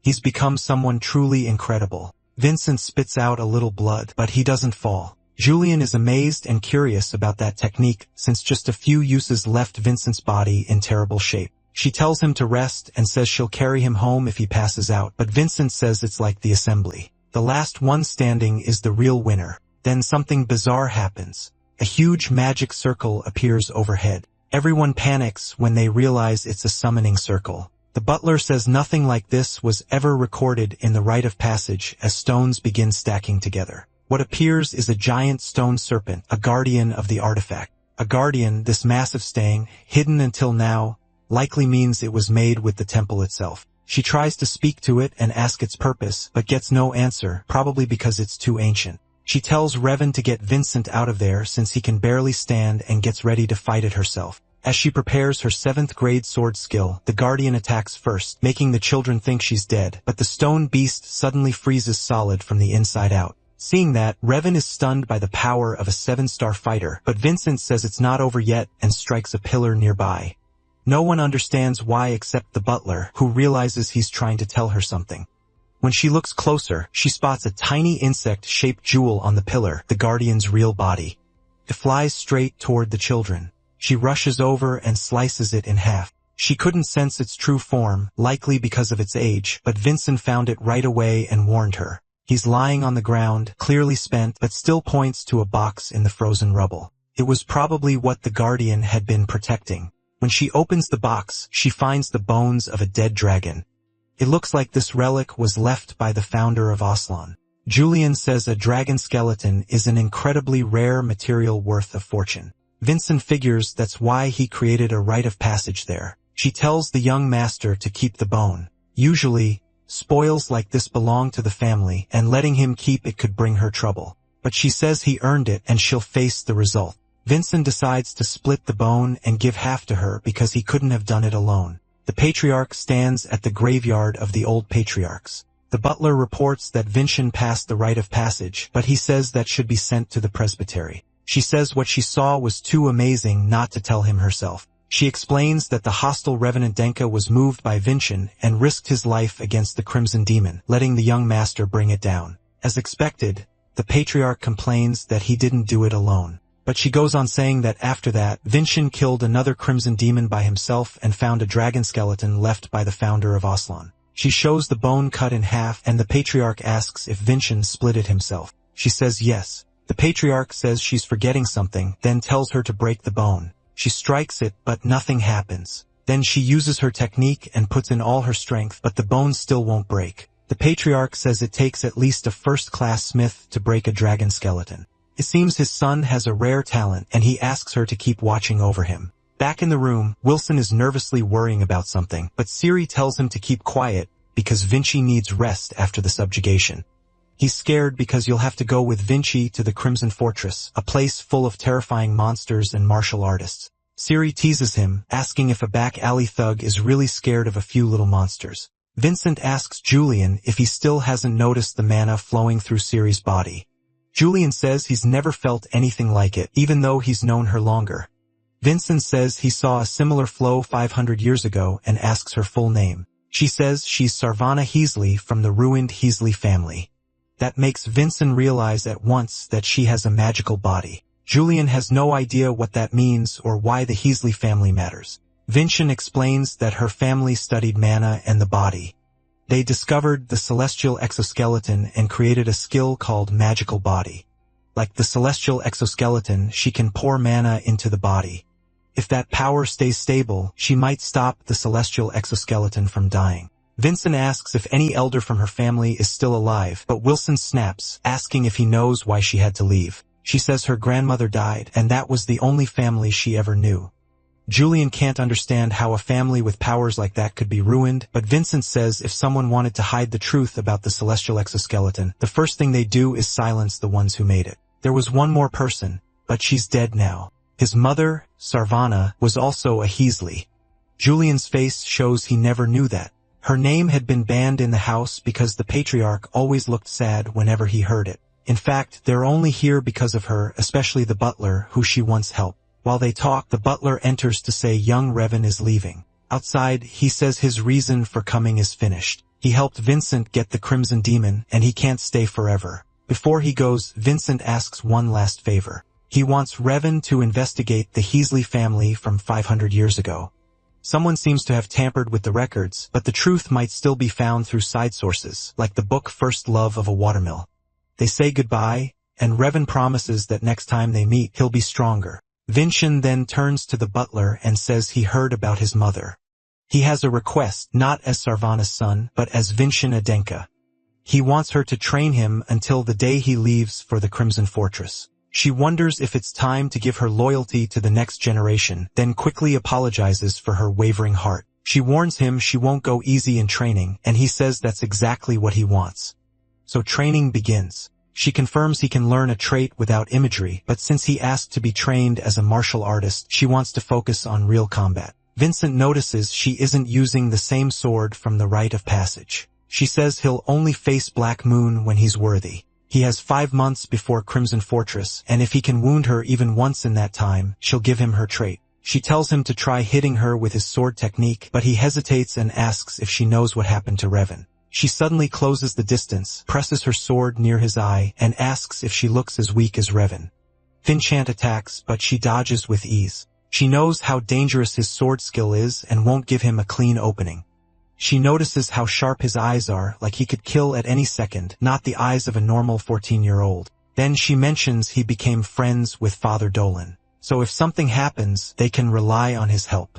A week later, the training continues, but Vincent is still far too weak to match her speed and gets dropped in one hit. Even so, she says he's improved a lot in just a week. She also notices his sword is about to break again. She's already lost count of how many swords he's gone through this week and starts thinking about complaining to the blacksmith. When she reaches the forge, she says he's already lost the title of master. Now even his weapon quality is falling. She says it'll be a problem if he keeps filling Idinka's armory with junk. The dwarf glares at her offended. He asks why she came in so irritated this late at night. In response, she shows him the pile of swords broken during training. After checking the damage, he asks if she fought some beast with razor teeth, a martial artist from Nova Australis, or even a great sword user. She says it was just training with Finchin, who carries the Crimson Lotus. That shocks the dwarf, and he blurts out why such a weak-looking kid has the Crimson Lotus. In the middle of the night, Ralsa and the dwarf call for Finchin. She says he was too impatient to wait and wanted to see the lotus, and Finchin replies he can inspect it whenever he wants since he's the one who made it. Julian explains this is the blacksmith Hansen. He's not only famous, but also an old friend of Vincent's father and once held the title of master. Vincent asks why he lost that title, and Julian explains he quit making big swords to focus on useful high-quality inventions. Other smiths mocked him for chasing money, so he lost his honor. But Vincennes thinks he's amazing because of him. Many people could defend themselves. He put others before his own pride, and that deserves respect. Vincennes then properly introduces himself to the so-called Master Hansen. The dwarf looks annoyed for a moment, then laughs and says the boy sure knows how to get a reaction. Vincent says he isn't mocking him. He truly believes Hansen chose the right path. He remembers the patriarch once saying the same thing. Even if people laugh at him, he still believes his decision was right. Hearing that, the dwarf says the family blood really does run in him. He thought Vinchin was the weakest of the children, but maybe those rumors were wrong. Then he asks to inspect the Crimson Lotus. Looking over the blade, he asks if Vinchin really beat the Crimson Demon and trained against Sarvana's shadow with it. When he learns that's true, he's shaken the sword is still perfectly intact. As if Vinchin fought with his own power instead of relying on the blade, he asks to see his swordsmanship, but Vinchin hesitates. The dwarf snaps and asks if he's about to make up some excuse like being tired. Julian says Vinchin already used up his daily charges, but Vinchin refuses to waste the chance to learn from a master. Just then, Ciri appears behind the dwarf and scolds him for shouting so late at night. Vinchin asks if they know each other, and it turns out the dwarf used to help poor children, with Ciri being one of them. They're basically like father and daughter. Vincennes says he'll visit the forge tomorrow and bring Ciri with him, which sends the dwarf back to the forge. Vincennes realizes Ciri's kindness came from having a good father figure. The next day, he shows the dwarf a little of his swordsmanship. After watching closely, Hansen says the style is strange and reminds him of the techniques of the Hero King and the Great Demon from legend. Now he understands why the Crimson Lotus was given to Vinchin. The dwarf admits Vinchin has caught his interest enough to make him want to forge a sword for him, but he needs one rare material first. The blade he wants to make requires something money can't buy. A mastodon horn. That shocks Vinchin, and he and Julian exchange looks at the strange coincidence.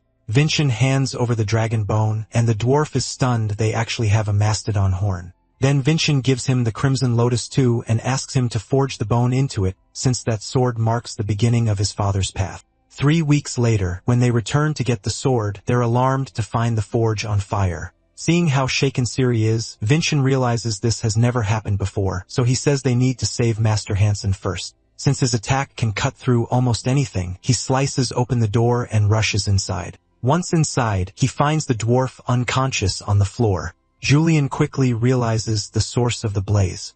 It's the Crimson Lotus overflowing with mana.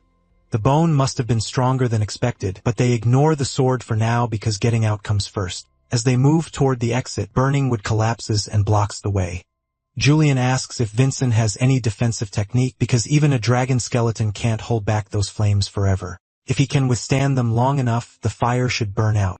Vincent uses a skill from his past life. The gentle blade that breaks steel is a mana technique driven by will. He carefully cuts into the flow of fire, keeping the flames from reaching them. Julian is stunned, wondering who Vincent really is and how he can be this skilled. After hours, the flames finally die out. When the dwarf wakes up, he asks how Vincent was using Sanian swordsmanship. That makes Vincent glad. If Hansen recognized it, then maybe he isn't as rusty as he thought. More importantly, the sword is finished. Hansen says he'd never forged with dragon skeleton before, so he didn't know the flames would overflow that badly. The moment Vincent takes the sword, it starts to glow, like the blade is resonating with him. A small steel master symbol appears on it. Julian finds that odd. If Patriarch Arslan left all this behind, he should have known what dragon skeleton would do. He probably planned this, using the first bone as practice before making the next weapon. So Vincent asks Hansen to forge him another sword, because if this one is already this good, the next should be even better. The dwarf says that's impossible. There's no dragon skeleton left. But the very next day, Sarvana's shadow appears with the second half of the skeleton.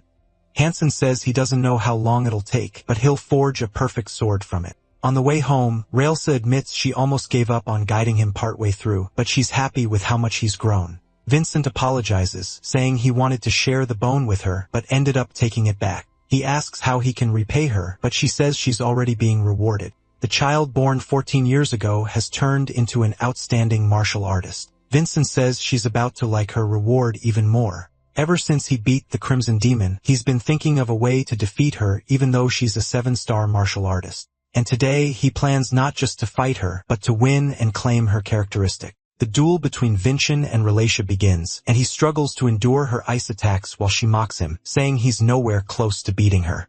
She attacks from above, but he barely blocks with his sword. The clash creates a huge blast, yet both swords stay intact. Raoul Alsace is impressed. She used power equal to 4 stars in that strike, and normally that much mana would have shattered the blade. But she has no time to think about it because a sword line is suddenly aiming for her neck. Vincent follows with his sword technique, but Raelsa dodges at once. She realizes his power is completely different now and wonders what the Crimson Lotus has become.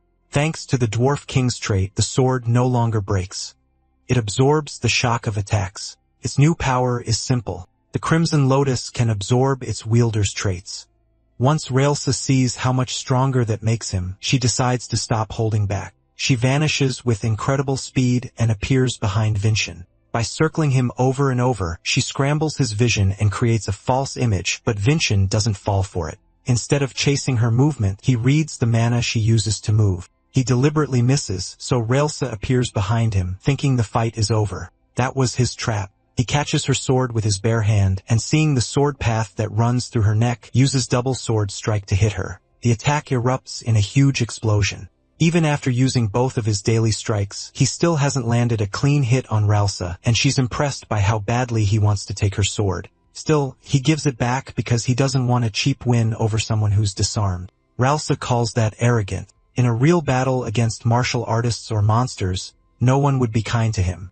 As she prepares her mark, she warns him his enemies won't care about fairness. Then she fully activates it, releasing a freezing aura so strong even Julian is impressed. Telling Vincent to be careful with his own attack, she charges in. But for some reason, her mark suddenly shuts off. That opening lets Vincent grab her and flick her forehead. Even with 4 months still left before the Crimson Fortress, he's already managed to beat her. Rialta asks how, and Vincent explains he knew even double sword strike wouldn't hit her, so he cut the mana around her and stopped her bind. Since he kept his promise, Rialta now agrees to teach him about his blessing, the mana flow of the Galactic Wanderers. After just 2 days of meditation, Vincent completes the blessing flow. As he guides mana along the path, it starts to change, taking the form of a cloud. Julian worries about how huge the blast will be if Vincent fails, but that fear fades when he sees the goddess approach him. At the Crimson Fortress, Dean Vargon asks why Director Herka isn't working. She says she's a martial artist, not someone meant to sit around pushing a pen, but Vargon tells her to stop acting childish and do her job. While checking the list of students coming to the fortress, she spots Vincent's name and asks if he's from the Min family. When Vargon confirms it, she says another troublesome person is on the way. Vargon, meanwhile, wonders if the rumors about Vincent being a loser are actually true. If that happens, the Crimson Fortress could lose face. He plans to stop the problem early and keep Vincent from enrolling. Back in the young master's room, Julian sees the same thing the dwarf king saw. The ice goddess is about to bless the protagonist, and Rielso says the galactic wanderer's blessing has only one step, the frozen walk. That night, Vincent studies the Crimson Fortress, and Julian says it's closer to a fortress than a school. It stands in the middle of the Samian border mountains. Long ago, when the archdemon's followers invaded Samian, Arslan and the other heroes defended it and later took charge of the academy. Vincent is sure Arslan's will is there, and if they're lucky, they may even find another dragon skeleton. Julian adds that there really is a legend about hidden treasure. It's called the celestial fruit, a medicine stronger than any other, said to even revive the dead. Julian once doubted it, but with everything happening now, a fruit like that doesn't seem impossible. If they find it, they can heal his rotten celestial skeleton and save him from death, but they have only 9 years left. Vincent says with how fast he's growing and training, they may have even less time. Julian still gets fired up, saying they'll uncover the celestial fruit secret and claim it. Another issue is that inside the fortress, Vincent can't rely on his family's money. Julian says that's meant to stop rich families from crushing everyone else with wealth. He tells Vincent not to stress since he put money into the 6th magic tower. The Adinka and Samian families are known for swordsmanship, while the 6th magic tower is famous for top mage training. They have a sponsor system, invest in a mage, and if they succeed, you earn money back. The mage Julian back just became a co-owner of the tower. The only catch is that if she dies, his investment is gone. Then a hooded man approaches her. He kills her inside the magic tower. When Julian reads that in the newspaper, the only thing he worries about is his money. Vincent tells him to show some respect for the dead, but Julian is too focused on the loss. Vincent keeps reading and learns that in her will, she left everything to her younger brother, Vargon Pagoda. Back at the fortress, Vargon appears to be grieving for his sister. He was never close to her talent and was seen as the family's shame, so even he doesn't know what to feel about her death. Vincennes spends the next 4 months gathering all the information he can before entering the fortress. Then the day comes, and he reaches the mountain of the Crimson Fortress. Relsa tells him that for security he has to continue on foot. The fortress director will appear soon to lead him inside. Vincent thanks her for everything and says his mother would feel the same. That leaves Relsa deeply moved. Inside the fortress, Vargen tells the director that young Vincent will arrive soon, but she hates work and says formalities aren't her thing. Just then, a voice from the magic stone warns of a recent monster attack nearby.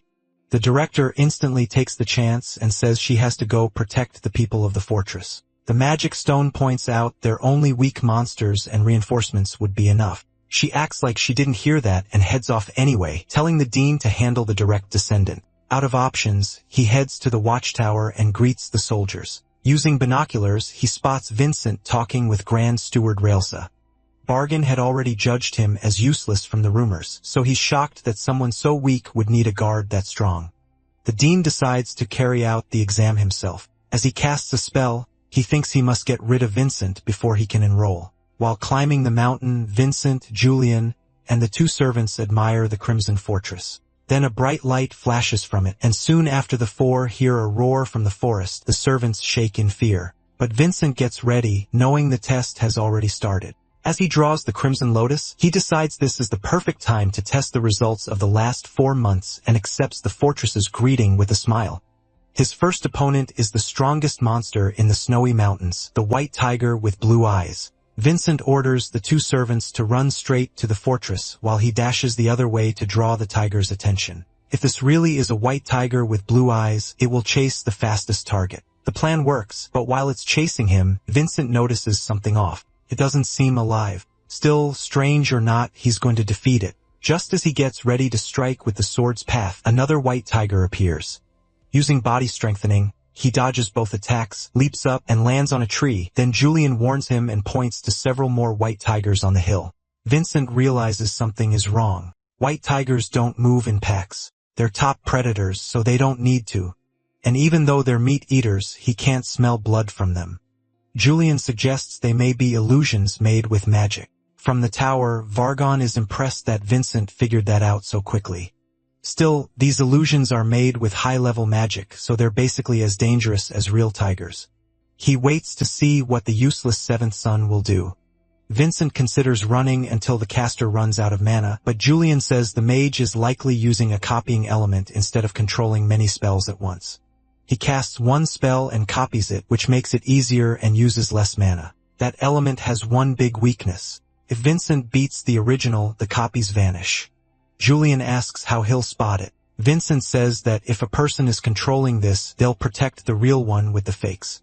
The tiger at the top of the hill that's staying still must be the original. Using the Galactic Wanderer's blessing, he rushes to the top of the hill, leaving Vargas stunned because he just used Rail's trait. But the mage won't just stand there and hand him the wind. He sends 2 tigers to attack Vincent. The Crimson Lotus, enhanced with a dragon skeleton, absorbs the nature of his mana. Vincent activates the Galactic Wanderer's trait through it and slips right through the 2 tigers, striking the original. The magic circle explodes, and every tiger slowly fades away. Bargain is impressed by Vincent's understanding of magic, while Vincent wonders if the fortress examiners are satisfied now. Defeated, Bargain orders the gates open and welcomes the young master. Vincent asks Julian if it's normal for a swordsman's fortress to have a mage this skilled, since that makes no sense unless the attacker was the dead mage's younger brother. When the gates open, Vargon and his soldiers are waiting to receive Vincent. Julian says that even without family money inside the fortress, talented cadets can earn support through sponsorship. Now they need to score points with the right person and win all that investment money back. As their carriage moves through the fortress, Vincent comments on how many people live there. Bargain explains that besides instructors, disciples, soldiers, and children, many families live here too. Vincent will share a dorm, and once he moves in, he'll be just another cadet. Any old status is gone.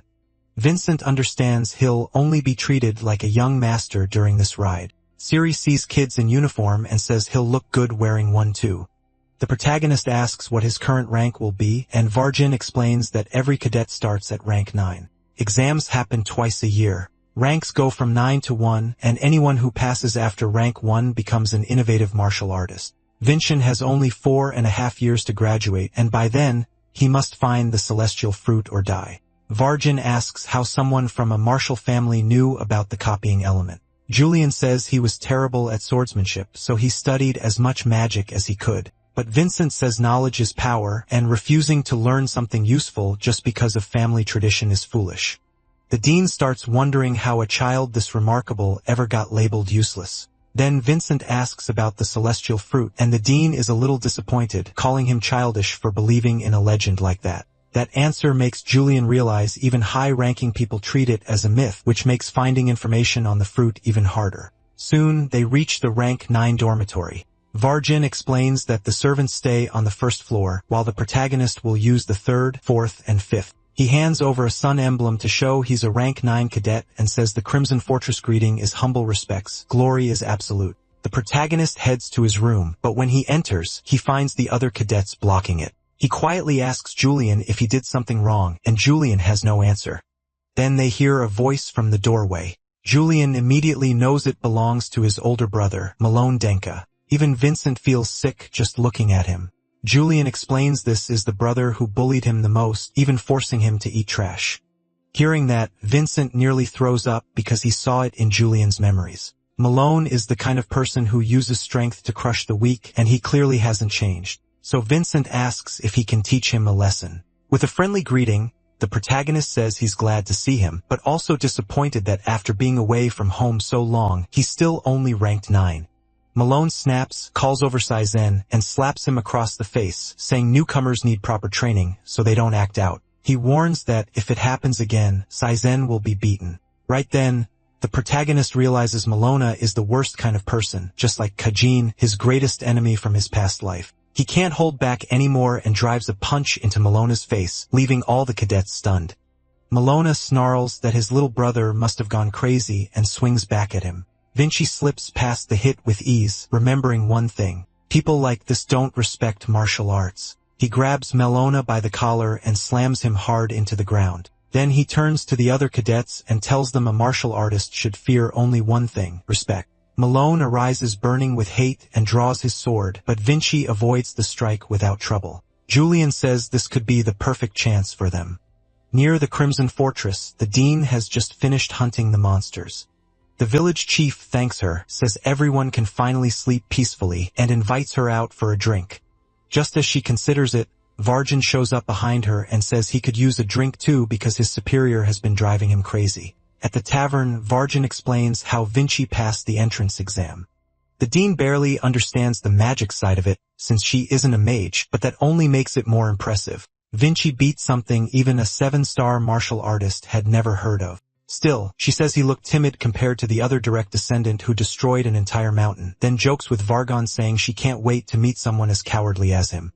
Then a magic crystal calls the dean back to the fortress. When he asks what happened, the crystal reports that Malone and Vincent, both ranked 9, have requested a mediator for their duel. When he arrives, the official apologizes, saying he had no choice because both boys are direct descendants, and Cadet Vincent requested it.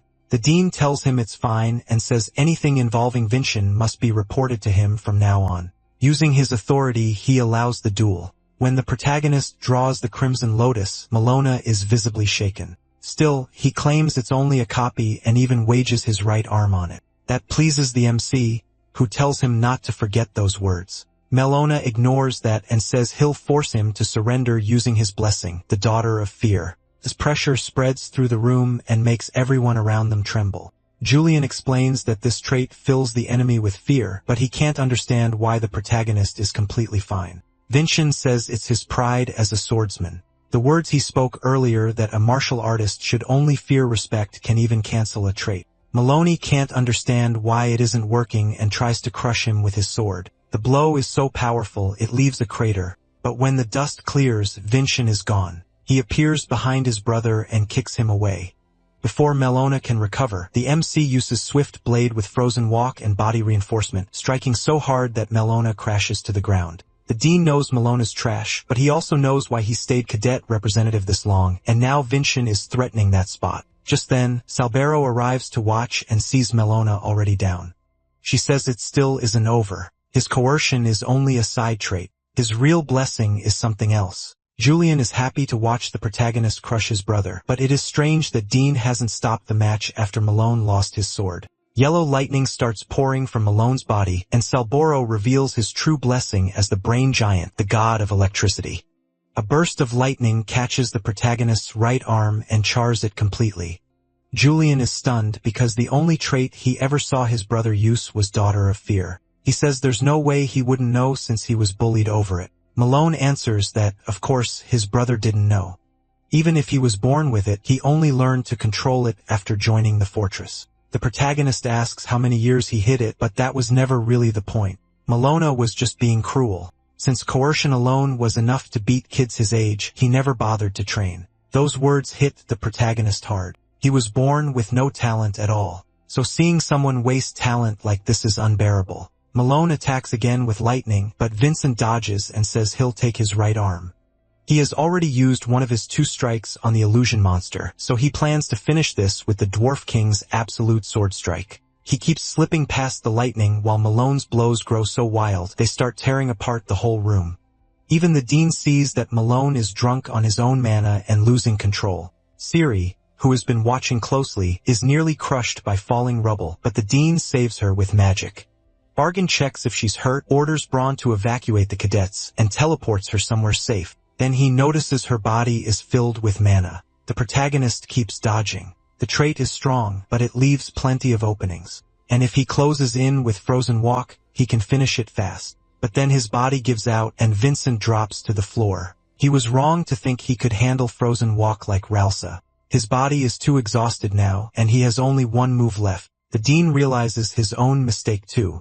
They may be kids, but they're still direct descendants. To keep the fight from getting worse, he throws up a barrier around them. Now the protagonist has even less room to avoid the attacks, but Julian says they can cut something other than Malone with the absolute sword strike. After dodging again, the protagonist decides to trust that plan and jumps toward the air. Malone takes the chance and fires a huge blast of energy, but that was exactly what Julian wanted.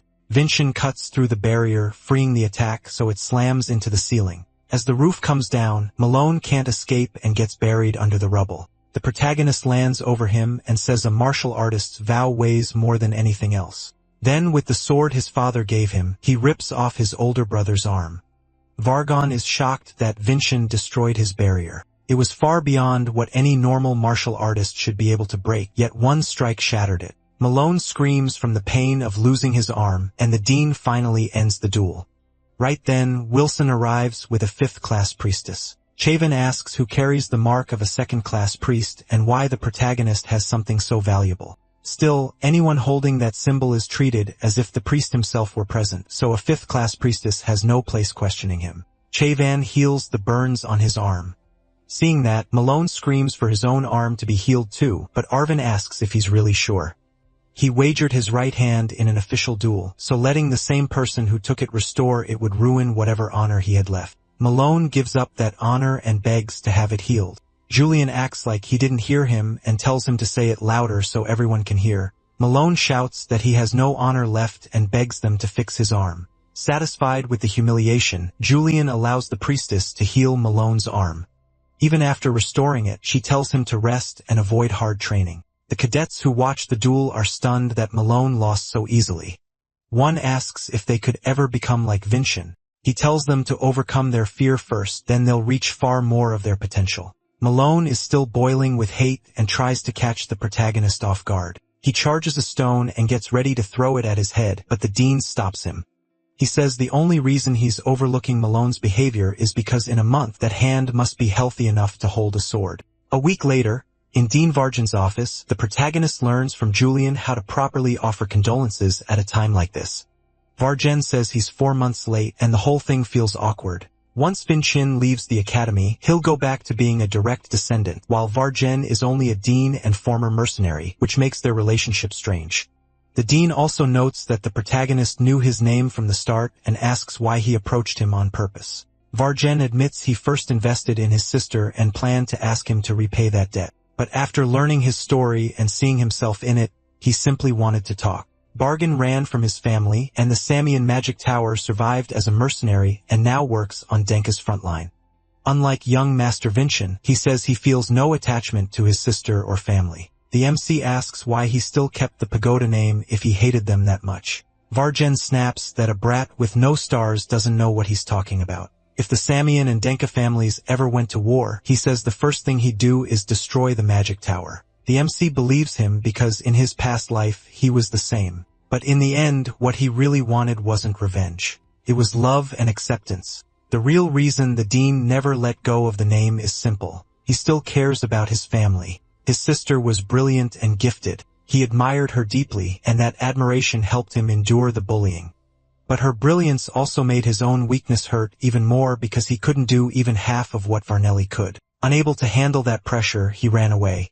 Vargen feels ashamed. He thought he understood Vincent, but it was the other way around. Those condolences truly reached him, and even though his sister is gone, he can finally be honest with himself. So the dean decides to sponsor him, which means Vincent no longer has to worry about fortress expenses. Julian is genuinely happy. Riven, Rielelsa, Master Hansen, and now Dean Vargon, they all fell for the protagonist's sincerity. He says all he did was speak honestly. Then he notices Sisson and Selbura walking over. Since they haven't properly met before, Selbura introduces herself as the second representative of the rank 9 cadets. When they greet each other, the MC feels the same strange sensation he once felt from his mother. Her trait, discernment, lets her read an opponent's strength and potential. But when she checks Vincent, she sees no image at all. His crimson aura blocks any red on his hidden potential, so he quickly pulls his hand back and says he didn't like her using that trait as a greeting. She's shocked since not even the instructors can pick up what they're doing. While Vincent clearly can, she explains that cadets aren't allowed to walk alone at night. They could freeze, get lost, or run into the evil spirit of Davin. The moment he hears that old name, Vincent asks what she means. That leaves her a little embarrassed. Susan says that after the demon arch was defeated, parts of his spirit spread across the world. People say those spirits grant power in return for a martial artist life. Sibra adds that there are reports of contractors now and then, though she doesn't really believe the story. At the dorm, the archdemon spirit speaks to Malone and offers him a contract. He's frightened at first, realizing the legend about Davin's spirit might be real, but decides that doesn't matter if it helps him reach his goal. When Vincent gets back to the room, everyone is asleep except Malone, who isn't in bed. Meanwhile, Sisyon is on night patrol. When he hears something in the dark, the second he calls out, his arm is ripped off. Then out of swirling black magic, Malone steps forward and asks where Vincent is. Even with one arm gone, Sisson draws his sword and asks if he made a contract with an evil spirit. Malone mocks him for trying to act like his brother, grabs him by the neck and slams him down. Just before he can finish him, Instructor Brondage rushes in and attacks Malone. He tells Malone to surrender, then realizes his strike did nothing. Brondage immediately orders Sisson to sound the emergency trumpet. Back in the room, Vincent is still awake waiting for his brother. He hears the blast and asks what's going on. The others say it's the emergency trumpet, so something may have happened to Sisson. Everyone runs outside and meets the girls from the other dorm. Vincent asks what's happening, but they don't know either. Then he smells blood and tells Sabira to call Deputy Commander Pagoda right away. He tells everyone to follow him quietly. As they get closer, the trumpet suddenly stops. Before the cadets panic, Vincent asks if they have any defense they can use. The first clash is over, and no message came saying the enemy was beaten, so the adults are probably dead. Sabira says there is one defense, Adenka, but it needs at least one 5-star fighter at the center, or the formula breaks. Instructor Brondi was that 5-star, but when they arrive, they find him dead. At once, dark magic lashes out at Vincent. He blocks it, but still can't tell who's hiding in that magic. Then his brother appears and says all the traitors gathered in one place to die. Sabira recognizes the dark energy from the legend. It's a sign of a warrior possessed by Davin's spirit. Binkin is shaken. As Davin himself, he feels like he's about to face his own darkness. Malone declares he'll show them the king's true power. That activates his mark, terrifying all the cadets. Only Vincent stays calm, pushing back the mark's pressure and steadying the others. With Bronde dead, he doubts he can beat Malone alone. Still, he has help now, and the real goal is to stall until the Dean arrives. With no better choice, Vincent tells Sibra to activate the shield. She hesitates because they need a 5-star user, but he says he'll stand at the center and hold it. She warns the seal may collapse the moment it forms, but Vincent reminds her she's the cadet's representative. She has to choose what saves everyone. Out of options, Sabira orders the cadets into the triangle defense with Vincent at the center. Even Malone can't believe Vincent can bear the shield's weight. Vincent admits maybe he can't, but if the seal still blocks Malone after he sold himself to an evil spirit, that would be humiliating. Amused and provoked, Malone lets them finish the seal. Julian urges Vincent to use Frozen Walker and run, but if he leaves, everyone behind him dies. The formation activates. Vincent feels his mana bursting apart, but he forces himself to endure. Malone thinks he's already breaking and attacks only to be thrown back by the barrier. Vincent asks if that's all he's got, but Malone keeps attacking and raising his power. His aura is so monstrous. The children feel like the archdemon himself is standing before them. Vincent calms them, reminding them that a martial artist should fear only respect. Seeing a 14-year-old bear the seal and still encourage everyone, Salbira refuses to just watch. She orders all the cadets to pour in mana on her signal. The surge blasts Malone backward, and Vincent tells him to give up. The martial artist will be here soon. Malone is almost ready to stop, but the evil spirit feeds his bloodlust and makes him stronger. Vincent instantly sees a huge attack coming, and a bolt of black lightning slams into the barrier. The impact shakes the ground and lifts stones into the air. One cadet gets hit and passes out, and the triangle seal slowly begins to break apart. Malone presses the opening and unleashes a massive lightning strike at everyone. But when the dust clears, the barrier stands again. Saison, still alive, uses the last of his mana to restore it. He's finally overcome his fear and now faces Malone head-on. At that moment, the evil spirit seems to take Malone over completely. The seal is at its limit, and so is Sisnon. In that desperate moment, Vincennes suddenly sees a path for his sword to reach Malone.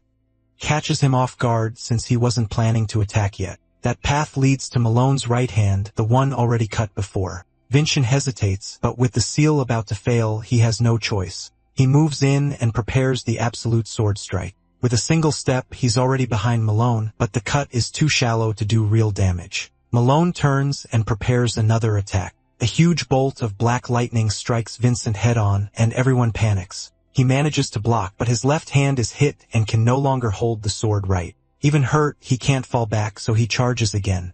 But Malone stops him easily. Then things get worse. Another black lightning bolt tears straight through his arm, ripping it apart. In his past life, that would have been the end, but not in this life. He still has his right arm. He raises the sword with it and strikes. Malone's arm is cut off and the hit sets off a huge explosion. For a second, Vincent thinks he won, but Malone rises again, this time without the evil aura. That sword path had severed his link to the spirit. Even so, Malone's rage is still there, and he attacks again, though weaker now. Vincent knows he has to strike once more, but he's already pushed far past his body's limit and can barely move. Just when everything seems over, Malone is yanked into the air by ropes, and Vargen appears with a sealing spell. Malone slowly begins to freeze. The dean says no martial artist can escape this spell. Before he fully goes down, Malone tells Vincent it isn't over yet. Even the director is impressed by Vincent, but his injuries are so bad he can't even speak. He still refuses to collapse, using his sword to stay upright. The director tells him he can rest now, and his mind fades. He wakes in a white space filled with windows. He has no idea where he is. Then he hears Julian's voice, but when he turns, he sees his own body slowly disappearing. A few days later, the fortress director speaks frankly with the patriarch. She politely greets Lord Adink and asks him to honor the absolute glory. He tells her to drop the formality and explain what happened. The red-haired director hesitates, knowing this won't be easy to say. 15 rank 9 cadets were injured and 1 instructor died. Sisson was the first to face Malone and barely survive. Hearing that, the patriarch says the dead should be honored and the injured should have all their treatment paid for. The director feels guilty she didn't deal with that first, but the old man says evil spirit contracts are full of unknowns. He adds that her choice to stop it after careful planning wasn't wrong. The real issue is why Malone survived the contract at all. History says people who take those contracts gain huge power in exchange for their lives. Once that power runs out, they die. The director says the fortress mages examined him but still found no answer. Still, the cadets claim Malone was freed from the spirit after Vincent struck him. That alarms the patriarch, who realizes the strange swordsmanship Vincent used before can also cut a spirit contract. Since his foolish son stepped beyond a martial artist's limits and made that contract, he'll spend the rest of his life confined to the guest house. His imagery will be sealed, and the tendons in his remaining limbs will be cut, so he can never hold a sword again. If one son is being punished, the other should be rewarded. But the director reveals that after the fight, Vincent fell into a coma and still hasn't awakened. Inside his mind, Vincent and Julian stand in that white space, and neither knows where they are. After looking around, Julian guesses they might be inside Malone's memories, which instantly alarms Vincent. Julian wonders if this is another effect of his swordsmanship, but Vincent says he's never entered the memories of someone he fought. As he tries to understand what's happening, a memory of Malone starts playing from one of the frames. In it, Malone asks the rector why he has to train that brainy giant when he's already the strongest in rank 9. Vargen answers that he's one of Idink's respected sons, so he needs to stop relying on brute force and train seriously. It seems the rector had a reason for covering for him. Then Malone shows the flux to the brainy giant, leaving Vincent and Julian stunned. But suddenly, black mist starts filling the space. When Vincent looks for Julian, he realizes he's alone. 2 giant hands appear and grab him, and then a woman's voice asks why he won't die. When he looks up, the ex-handicapped sees his mother from his past life. He realizes he's no longer in Malone's memories, but his own. People he once cared about appear, like Master Nydia Falcon and Archelon, then slowly fade as he tries to learn what happened after his death. Then a sword stabs through his chest, and since these are his memories, the enemy from his past life must be here too. He's back in the prison where he spent over 10 years. A man insists he did nothing wrong, that power can't hide the truth. Archelon, in tears, says he'll clear his name no matter how long it takes. Soon after, an older Archelon appears in front of him. The last time he saw Archelon, he was still a child, so this grown-up version is new to him. Adult Archelon says Archelon is Julian, but the protagonist can't hear him well, and asks him to say it again. Then Arcelin says that in 500 years, they will meet again, no matter what. Vincent is left confused, but before he can ask anything, he wakes up in his room drenched in sweat. Vincent wonders what Julian did. The lesser god appears and asks if he's okay after suddenly vanishing, but the MC says he's fine and his body has healed too. He's still puzzled, wondering if adult Arcelin met him before he died. Siri and Wilson are shocked to see the young master finally awake. They get so overwhelmed that they throw themselves at him. Hugging and crying, Wilson thought he might never wake up, while Siri is just relieved. The ex-handicapped who never had this kind of affection before doesn't know what to say, but thanks them for caring. The director walks in and asks if she's interrupting the moment, then greets the sleeping beauty who finally woke up. She doesn't care for formal talk and tells him to just call her sis. Finchin asks if she shouldn't be at the fortress, but she says a recent incident forced her to report straight to the patriarch. She adds that Vargon handles the fortress better anyway, and since she hates working, she's leaving it to him. After wrapping up a few things in the central area, she plans to head back with him. But first, she has a small favor to ask. She wants him to rough up the young master of the Sanian family. The moment he hears roughing up and Sanian together, he gets excited. Then she explains it's only a friendly exchange event, which kills his mood since he was ready for a real beating.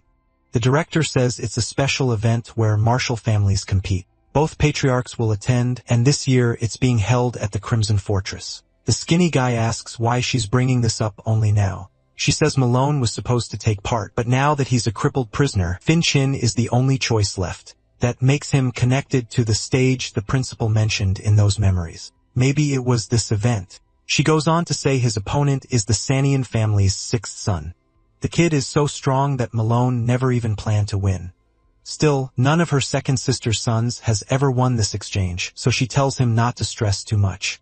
But our lefty, who loves crushing extras, says he'll beat him until he turns white, which makes the director like his attitude even more since she enjoys stomping extras too. Just then, the patriarch enters the room asking if he's ready to stand by those words. The protagonist says the sword assembly already showed how he takes responsibility and promises to come back with a win. The old man likes that answer and says he can't wait to see the Sanian family lose. Before leaving, he tells his son to rest because his internal injury is serious. Outside, the patriarch remembers he still hasn't rewarded Vinchin and says when the director returns to the fortress, he'll go too. His reward will be having his name carved into the Crimson Monument. Hearing that, the redhead is stunned because only Adinka's heroes are honored there, and she asks if he's really serious. While resting in bed, the protagonist gets fired up about the friendly exchange event. He wants to help Adinka surpass the Sanian family, and this is the perfect chance to test where they stand. Bingchen asks Julian if he knows anything about the sixth son, but since he never expected to face him, he never looked into him.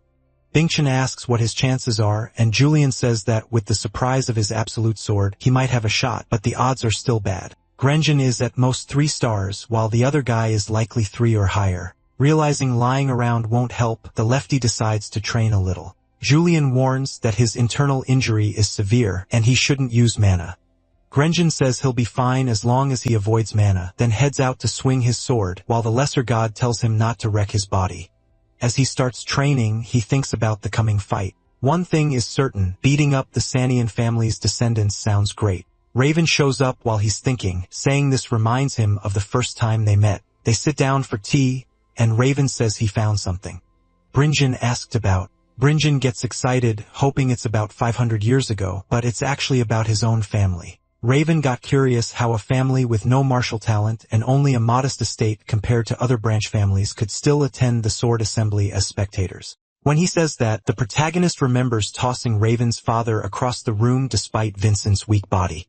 So the blonde explains that he kept pressing for an answer until his father finally gave in and showed him. The Baron gets up and goes to a bookshelf, then uses magic to unlock a hidden door. He says even the patriarch can't enter this place without his permission. Inside is a library full of Idenka's hidden knowledge, the real reason his family keeps such high standing. As Raven walks through it, one book grabs his attention. The lost record of the Heasley family still exists. That instantly excites the protagonist because it might contain proof of his innocence. But Raven tells him not to get ahead of himself. He needs to become patriarch to access it. Benjin asks if it's really okay to share this since it sounds like secret family business, but Raven says he owes him his life, so it's fine. Then the blonde remembers something important and pulls out a magic crystal. The dwarf asked him to pass along this message. The crystal glows, and a hologram of the dwarf appears. Right away, the old protagonist thinks it's a live call, but Raven says it's just a recording. Real communication crystals cost a fortune. The dwarf starts by saying the recorder is a gift and that he has news about the dragon skeleton. First, forging a perfect dragon sword is impossible. The fire in the workshop started when he struck the Crimson Lotus after transplanting the dragon skeleton. The reason is that the skeleton absorbs the user's mana trait, and because he carries the blessing of the god of unwavering flames, everything burst into fire. That's why making a weapon like this is almost impossible. Still, if they made a hammer from the dragon skeleton, it could work since two bones hitting each other don't absorb mana. Even then, he says it doesn't solve much, because using the bone for a hammer means there'd be none left for the sword. Then the old man signs off and tells Virgin not to bother his daughter. Raven says that's all he had to deliver, and he needs to get back to the workshop for his sword. He asks if Virgin has a reply, and Virgin immediately says to tell the old man to forge the hammer from the dragon bone because he'll just find another skeleton for the sword. Raven says he expected that, but it's still wild how he talks about impossible things like they're settled facts. Later, Julian says everything they've learned so far has been useless, but the protagonist says the opposite. Now every path is open, so they just need to grow stronger and make their own way. That starts with beating the sixth son of Sanian, though he has no clue how, so he asks the useless god if there's any way to win. Julian, unimpressed, says it's basically impossible. They barely beat Malone when he wasn't even possessed. So imagine someone stronger. Vincent says Malone's trait was a nightmare to deal with, so Julian says that if he could gain the blessing of the cerebral giant, he might be able to win. They don't need Malone for the mana flow anymore since they both saw it in the memories. Even so, Vincent doubts it would work because you can't unlock a trait from just a memory, at least not from a human one. But our butterfly boy is a god, and a god's memories are nearly perfect. That gets Vincent fired up because he's the kind of guy who never ignores a new cheat. He asks why they're standing around and says they should go get the blessing right now, but that's exactly why Julian kept quiet. Vincent's body is already wrecked, and now he wants another power-up. Cerebral mana is the most destructive element, and the cerebral giant is the strongest of the cerebral gods, so trying it now would ruin his body. So until they get back to the fortress, he needs to recover as much mana as possible, and to do that, he can't push his body. 3 days later, they finally return to the Crimson Fortress. Vincent thinks it's weird they're using a carriage this time since Relisa had said walking was safer. The director admits that was a lie. It was only to make his rite of passage easier. She also says they forgot to tell him he'll be part of the recording ceremony. Once inside the fortress, cadets gather before a huge stone carved with heroes' names. In front stand the rank 1 cadets, led by Hana Idenka. Behind them, cadets from every rank line up to watch. It seems the rank representatives are always direct to Idenka descendants. Well, except Malone, who got folded pretty easily. The rest of the descendants are the real deal, and rank 1's Hana Idenka is on another level. Just looking at her is intimidating. While everyone waits to see who will engrave the name, the Idenka patriarch arrives. He immediately calls Vincent forward. Vincent jokes that he didn't know he was getting such an amazing gift, but Khan tells him this isn't a gift. He earned it. The old man takes the crimson lotus and announces he's carving Vincent Idenka's name into the stone. You'd think he'd carefully write it, but one swing nearly tears the place apart. Vincent is stunned. The patriarch used just a little mana and did what rank 9 cadets can barely endure. The other direct descendants are left staring, finally seeing the true power of the Idenka. When he's done, the letters are still burning. On the way back to the dorms, the cadets are still hyped over what they saw. Then Salbera shows up, asking where Vincent is. Even the freshmen don't know. They guess he's at the training grounds. Of course, our favorite hack chaser didn't waste any time. He's already trying to get the cerebral giant's blessing. First, he has to guide the path through 3 points, but Julian suddenly stops explaining because he's crying. The patriarch finally recognized him as a son. Vincent tells him that doesn't mean much yet. They're aiming for way more. Then he tells Julian to quit crying and explain the blessing properly. Step 1 is turning the circle into a perfect triangle. But the moment he does, a huge lightning bolt crashes down. Julian stares at the figure before him like he's the true god of lightning. He's thrilled they actually got another blessing. But when he looks at Vincent, he's on the ground shaking in pain. Lightning is bursting from his body, and Julian panics. When he asks what's going on, Vincent screams that the lightning energy is overflowing. The cerebral god is amused that a human gained divinity on his own, saying freaks like him appear once in a while. Julian demands to know what he did, but Thor says he only gave the blessing they asked for. Julian argues Vincent shouldn't be like this since his body was restored earlier, then realizes the problem is the skeleton. The celestial skeleton absorbs mana like a sponge, so it took in far more power than it should have. The The fix is simple: stop the mana flow. But if Vincent does that, Thor won't grant the blessing again. So the choice is clear: live or risk death to keep the blessing. Seeing Vincent's body breaking apart under the lightning, Julian says this makes no sense, but Thor snaps back that Vincent activated the blessing and summoned him himself. The real problem is this body taking in too much energy.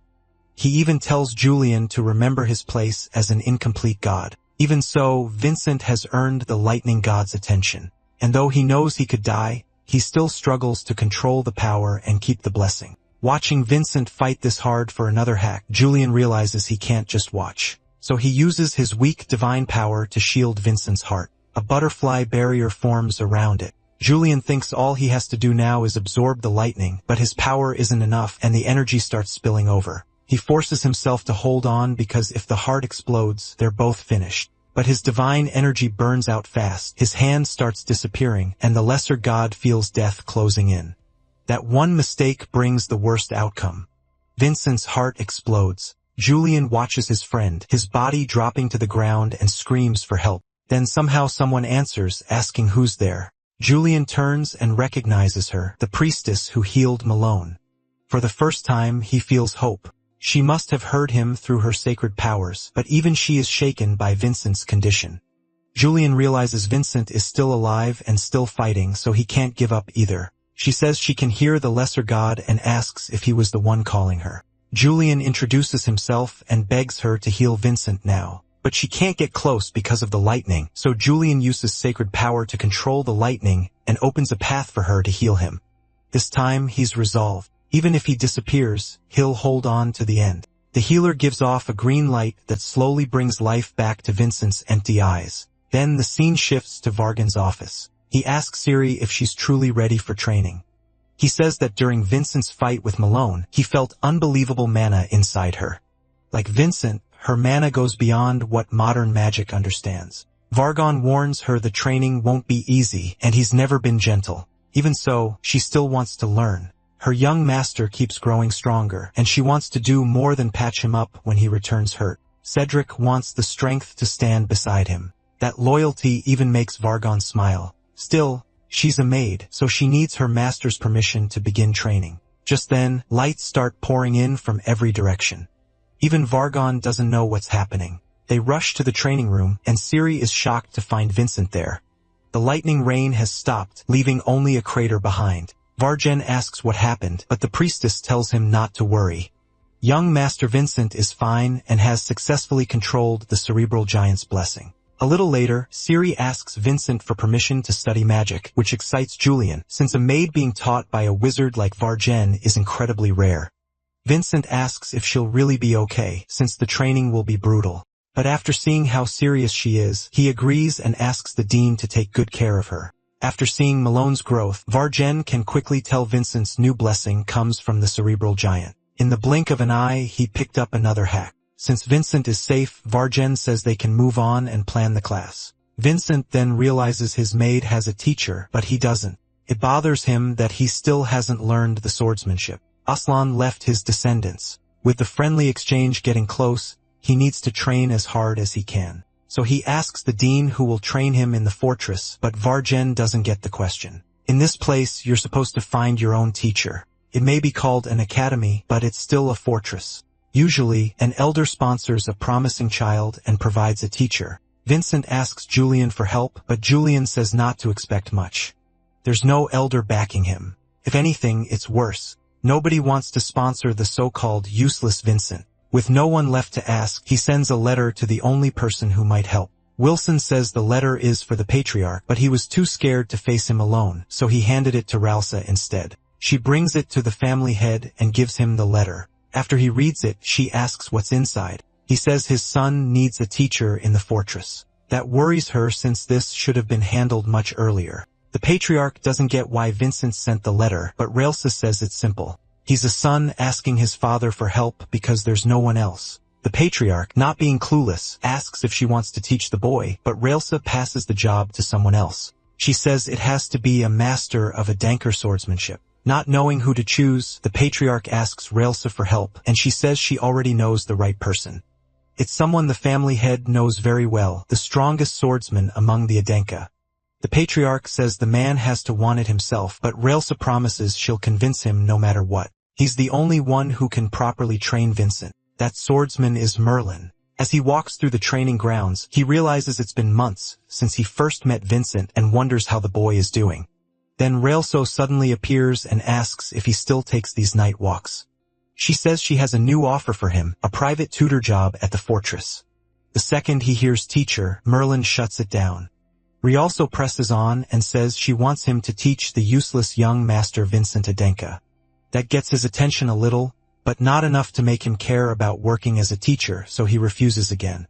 As her last move, Rousseau reveals that Vincent just gained the blessing of the lightning giant, the same blessing Merlin has. Now he's interested and she offers a bet. Soon, the young master of the Adenka will duel the young master of the Sanyan. If Vincent wins, Merlin has to stop slacking off and train him. Meanwhile, Vincent keeps trying to control the lightning giant's power, but it's clearly not as easy as his brother made it sound. He nearly hurts himself over and over. Julian admits he really can't control it yet, especially after seeing the room completely wrecked. Vincent can feel the lightning inside his body, but he can't guide it, and Julian worries that at this rate they won't even reach the microcurrent stage. Vincent takes the chance to tease the lesser god, saying he had to cry his eyes out to get this new power up. That makes Julian realize those desperate screams he heard earlier were from him. A few days earlier, they got a letter from Rolisa. She still hadn't found a teacher before the friendly exchange. One reason was simple. The man she wanted had no interest in working, and the other problem was the elders' influence. They don't want Vincent getting involved with the heirs they've already trained. And since the elders exist to limit the patriarch's power, even he can't force it. So Vincent says they'll have to win the friendly exchange on their own. Julian asks why he can't just use Song Nien's swordsmanship like he did during the fire. Vincent says he can, but using it in public would cause huge problems because he'd have to explain it to his mother. Both of them hate that he can't use the sword style from his past life. Then Vincent remembers someone else's technique and wonders if he can use it now. At the Samian estate, a blonde boy quietly studies a white tiger with blue eyes. He knows it's the beast Adenka heirs must kill to enter the Crimson Fortress. Then a bald man walks in. He tells the boy his opponent is the useless seventh son, Vincent Adenka. But lately he's been getting strange results and climbing fast. He adds that the friendly exchange hurts the Sanyan more than it helps. Winning gains them nothing, but losing would be humiliating. While they talk, the white tiger breaks its chains and lunges at the boy, but he cuts it down in one move and says he'll never let the Adenka have anything. Back at the fortress, Salbura brings Vincent a gift and wonders if he'll like it. She heads over with the present, hoping he'll be happy. But when she reaches the training room, the mana from his sword nearly blasts her away. Once she can see clearly, she realizes Vincent has created a new sword form from Crimson Lotus. He quickly asks if she's alright, and Salbura shows him the gift she brought. Inside the crystal is footage of the Sanyan Six Sons training. She's so flustered that even touching Vincent's hand makes her blush, but she still warns him the end of the recording gets pretty cruel. When he activates it, holograms appear, and this 500-year-old man is amazed by modern technology. But once the match begins, that curiosity disappears. Vincent reacts like he already knows every move the boy will make, even the feints and quick attacks. After a string of blows, one strike shatters the opponent's sword, forcing an instant surrender. But even after the boy gives up, this monster still doesn't stop.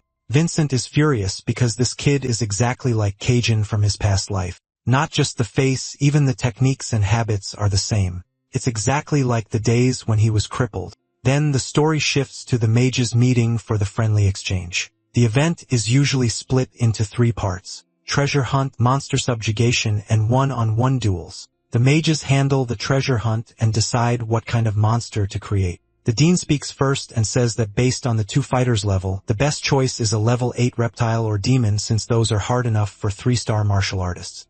But a mage from the magic tower suggests a level 8 giant fracture instead, which makes the dean furious. He asks if they're serious because that's a monster meant for fighters above 4 stars. The skinny mage tells him to relax. He just wants the match to be entertaining.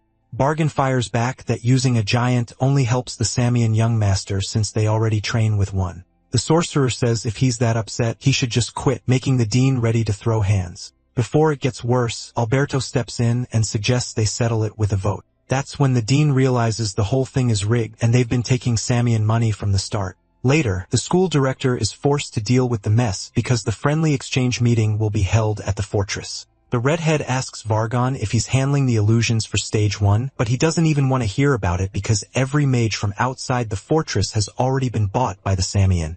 That's bad enough, but they've even influenced the supposedly neutral association mages. Still, if Vincent wins the other stages, it'll be enough. That catches the director off guard, and she asks if the dean really thinks the young master can win. When it was Abel, he said the odds were under 10%. But with Vincent, he has hope. The redhead teases him, saying he sounds like he's in love with Vincent, pressing herself toward him and joking that she'll get jealous. Vargane teleports away to escape her headlock, saying if there's time for jokes, he'd rather go back to work. Still, it seems the director really does have feelings for the dean. At last, the day of the friendly exchange arrives. When reporters see Vincent, they say Idenka must be in trouble if Malone had to be replaced. Vincent ignores them. He only cares about why Kagan acts exactly like Kagan. Soon, Kagan arrives at the fortress. He walks up to Vincent and politely introduces himself, and Vincent answers in kind. As they shake hands, reporters go wild, saying they look evenly matched. Kagan keeps up his nice guy act, saying it's good to meet someone his own age, but the former cripple sees through it. There's plenty of malice behind that smile. The Samian says he hopes Vincent can show his strength, and the director and dean recognize it as a greeting that treats Idenka like the weaker side. Vincent answers calmly that he hopes Kagan can prove his talent too. The reporters love the tension and realize the exchange has already started. The fortress director officially opens the event and reveals the first round, the treasure hunt. Both participants will enter a magic space and retrieve a chest while dealing with monsters created by sorcery. They won't go alone. Each can bring 2 level 9 cadets. Since Idink lost last time, they pick first. The director even hints that he should choose Solbera, but Vincent ignores that and picks the 2 weakest level 9 cadets instead, leaving everyone stunned. Suzanne and Harmon step into the arena looking nervous. The director asks if he's sure and warns him not to blame them after he loses, but that's exactly why Vincent chose them. He doesn't want Kagan using excuses. He also says they both carry Adienka blood, and beating the Samian with the blood of Patriarch Aslan matters. Even after hearing that, Selbera still looks a little disappointed. She clearly hoped he would pick her, but Vincent says he trusts her completely and expects her to do her best in the exchange. Annoyed by that jab, Kagan chooses the representative and vice representative to join him. Vincent stays calm and says it was a smart choice, while Vargon wonders what he's planning. The mage who mocked the dean earlier can't understand why Vincent gave up the strongest cadets, but Vargon says he should be excited for the first stage. 3 mages begin casting, and 2 portal-like gates appear before the fighters. With everything set, the director starts the first stage of the friendly exchange. Vincent enters the cave with his team and keeps them close. In the other dungeon, Kagan tells his team to split up, which annoys Selbera because of how arrogant he sounds. Outside, the crowd gets fired up, and the director notes that Vincent is different. He doesn't treat his teammates like tools. Inside the cave, Harmon asks if Vincent really thinks they can help, and Vincent says yes. They faced their fears and became martial artists. Then a huge explosion throws them all back. When Sazin opens his eyes, he sees a giant monster and fears the plan is ruined. For a second, they think Vincent was crushed by the giant, but he used ice steps to strike from above and nearly cuts off its arm. As the giant crashes down, Vincent tells the others to start the distraction plan. Sazin and Harmon pull drums from their bags and begin drawing the giant's attention. Fractures have bad eyesight and react to loud sounds, so they try to lure it toward the entrance while Vincent goes for the chest. The plan looks solid, but the director says they're doing it wrong. Even if it's called a treasure hunt, the real point is to show off martial skill. Vincent keeps moving and finally spots the chest, but before he can grab it, a second stronger giant slams into him. He avoids its blows, but now the plan is in danger. He needs to save at least 1 absolute sword strike, and fighting 2 giants makes that much harder. Outside, Vargon is puzzled by the second giant, but soon learns it was an intentional mistake by the tower mages. The dean gets furious and tries to go after the skinny mage, but the director stops him, saying too many people are watching and it could look bad. The tower mage says the dean is calmer than the rumors claimed, and the director instantly threatens to kill him. In the other dungeon, Selburo watches Kagan in total fear.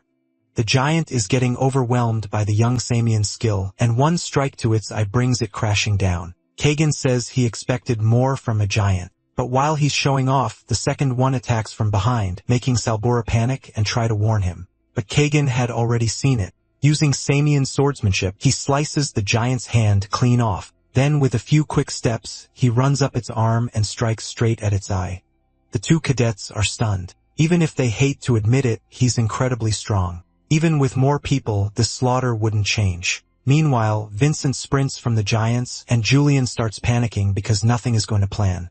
He asks if Vincent can use one sword slash to cut both giants at once, but that's not so simple. They're huge, and he can't clearly see the full path his blade needs to pull it off. He needs a point between them for the slash to pass through without cutting it. Saizen and Harmon finally reach the tunnel entrance and face the giant, but Vincent is nowhere in sight. Then he suddenly appears carrying the chest. Vincent says the plan changed. Someone else is coming. When Saizen asks who, he sees both giants charging toward them. The two of them nearly lose it. As the giants rush in, Vincent yells for Julian to get ready.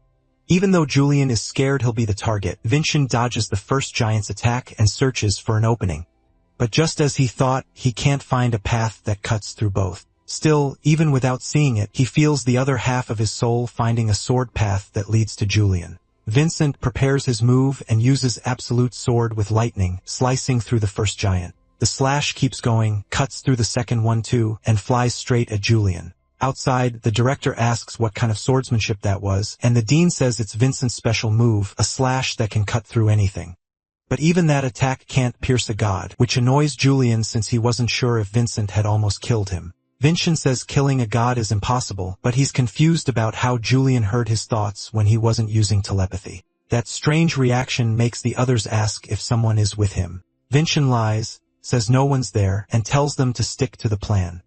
The reason he saved one last absolute sword strike was to cut one more thing. He stabs his sword into the portal and starts slicing through the whole dungeon. The tower mage is stunned and tells the others to check the spell, but the dean says there's no need. This is Vincent's cutting magic. Even Vargen didn't expect him to slice apart the entire dungeon. The association mage gets upset too and says the young master should be disqualified for destroying an exam stage. The director answers that there's no rule against it, then asks why a neutral mage seems so personally offended. The two students bring the chest to the director and ask if they won, but the tower mage says stage 1 is about showing strength, not arriving first. If young Kagan keeps displaying his swordsmanship, the seance will win. Then Vincent walks up and says Kagan's about to finish the stage 2, which leaves the mage confused. Vincent asks the dean if the dungeon used a copy element, and Vargen says yes. An element was used to make both dungeons identical. So now the real question is, after Vincent destroyed his copy, where did all that mana go?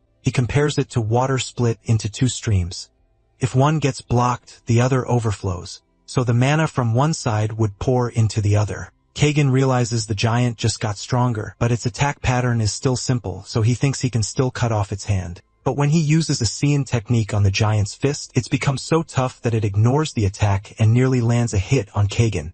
The giant keeps throwing more blows, and Kagan realizes something must have happened outside. A dying monster doesn't suddenly get this strong. The giant winds up for one last attack, and this time Kagan is in real danger. But Selby repeats her drums and pulls the giant's attention away before it can strike. She runs, risking her life to lure it away, thinking she'd never do this if Vincent hadn't told her to give the tournament everything she had. While she distracts one giant, the other surviving titan attacks her too.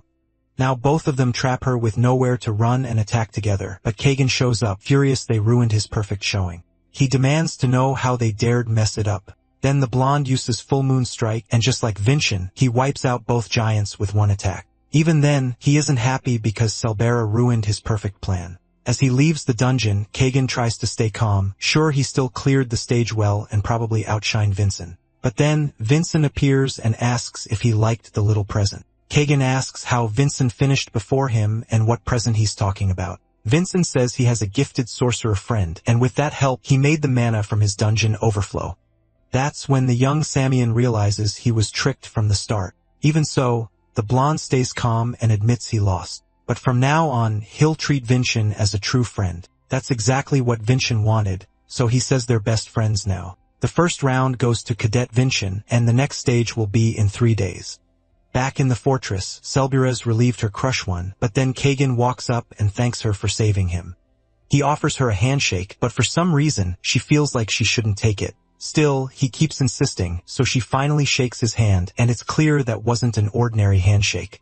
Since he's a complete jerk, that can't mean anything good. The story then moves to the forest where Carrie keeps training her spirit magic. She's interrupted by Wilson, who brings her things. Siri asks what happened at the friendly exchange, and he says the young master won. Thanks to having such a capable servant with him, which makes her feel better. Wilson asks if training alone in the forest is too hard, but Siri says it's better for now. She connects with spirits more easily there, and if she stays near the young master, she'll lose focus. Suddenly, here's a voice calling for help. It doesn't sound human. It sounds like a spirit somewhere in the forest. Back at the fortress, Selburen and the others celebrate the victory, but Vincent doesn't get why they're only ahead by 1 point. Selburen says even 1 point against Adinka is huge in history. She says she was only helping the Samian side, so she shouldn't have much to say. But Vincent tells her she was key to his win because what she did at the end helped the judges give him the victory. Selbira is amazed he planned all that and says she'll help Kagan even more in the next match. But when they shake hands, Vincent feels something terrible from her hand. Looking closer, he sees a Samian chain seal and quickly asks if she had contact with Kagan. She says he thanked her after the match and shook her hand. Julian is alarmed by Vincent's reaction and asks what that is. Vincent explains the seal slowly strangles a person's mana until they die. Julian asks if the curse can be broken, but first, they need to know what kind of seal it is since the form changes by type. Vincent tells Selbera to come for Praga training the next morning, making the poor girl think he's inviting her on a date. The next day, Vincent explains to Julian that if Kagan used to curse this openly, it's because he's sure no one will notice. This seal was probably erased from history long ago, which only makes Vincent want to rip that jerk's arm off even more. When Selby arrives, she's dressed way too nicely because she thought it was a date. Vinci asks why she's dressed like that for training, and Julian wonders if he was infertile in his past life because he somehow can't tell she obviously likes him. But this armless 30-year-old from 500 years ago has no interest in a 14-year-old girl. They begin with meditation, and he tells her to keep moving her mana and report anything strange. Selbira feels nothing unusual, but Vincent is worried because her mana flow is completely broken. It looks like swordsmanship has fallen a lot since the imagery era. Julian asks if he can remove the chain, but Vincent says it's far stronger than he expected, and he can't break it alone. Now the plan changes. He has to find the offering used for the seal. Usually, that's an animal heart or a forest spirit. The problem is if he doesn't find it fast, Selber will die in 3 days. Julian points out the tournament starts again in 3 days, but Vincent shuts that down. The priority is saving their companion. He says that if his old comrades had still been with him, they could have helped him escape the prison where he spent the rest of his life. Julian asks how he knows so much about the curse, and Vincent says he went through something similar in prison. That makes Julian feel sorry for him and wonder what kind of crime got him locked up for 10 years. Right then, Salvira collapses in front of them. Vincent rushes her to the treatment room, but even the healer can't tell what's wrong. After checking the mark on her hand, Vincent realizes it's getting stronger, and she doesn't have much time.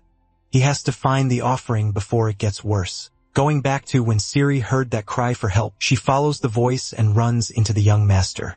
He asks what she's doing there, then explains the situation. Vincent says the offering is probably a small animal or a spirit since those are easy to hide. Siri says she can help, so they head toward the voice she heard earlier. She says it came from the ravine, but when they go down, they find nothing. It's not that Vincent doubts her, but Selbina needs help now, so he's ready to cut through everything until he finds the spirit. Before he can act, Siri finds the spirit buried in the snow. She asks if there's any way to save it, but Vincent says sadly no. The only way to undo the seal is to kill the spirit fast, but Vincent can't bring himself to do that. So Siri starts forming a spirit contract instead. Julian says that kind of contract is stronger than normal seals and can actually break the curse. Siri's thrilled to gain a new companion, but they don't get a moment to rest because a hidden attacker suddenly strikes.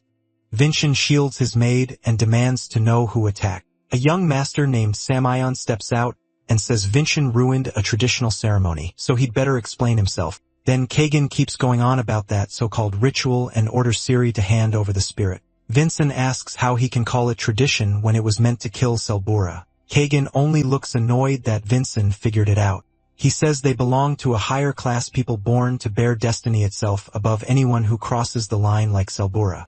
After what happened in the dungeon, Kagan was furious his plan fell apart, so he came for revenge on whoever stopped him. Since Vincent is from the same rank, Kagan thinks he should understand. Instead, Vincent raises his sword to Kagan's throat and says people like him haven't changed in 500 years. This ritual is simply wrong. Kagan still doesn't flinch. He puts his own sword to Vinci's neck and says they'll see who's right when the exchange ends. Back at the infirmary, the curse finally fades from Selbura's arm. She wakes up confused about where she is just as Vinci arrives to check on her. Tegan tells him she's fine and only just woke up, but Vincent still checks to make sure the seal is really gone. The priestess asks if he shouldn't be getting ready for the second stage, but he says he's already prepared. Then we cut to the Adanka main castle where one of the four great elders reads about Vincent's huge win while Fidenel says he even overcame Sinyen's sabotage. Normally, they'd be glad to see one of their own beat the rival family, but Elder Delbecq says the four elders have ruled Adanka for 500 years, and the new patriarch is weakening their control. Fidenel says that's why they're backing the first and second sons as heirs. The first is driven by ambition, and the second cares only about martial arts. The elder asks what happens if Vincent beats the Sinyen too.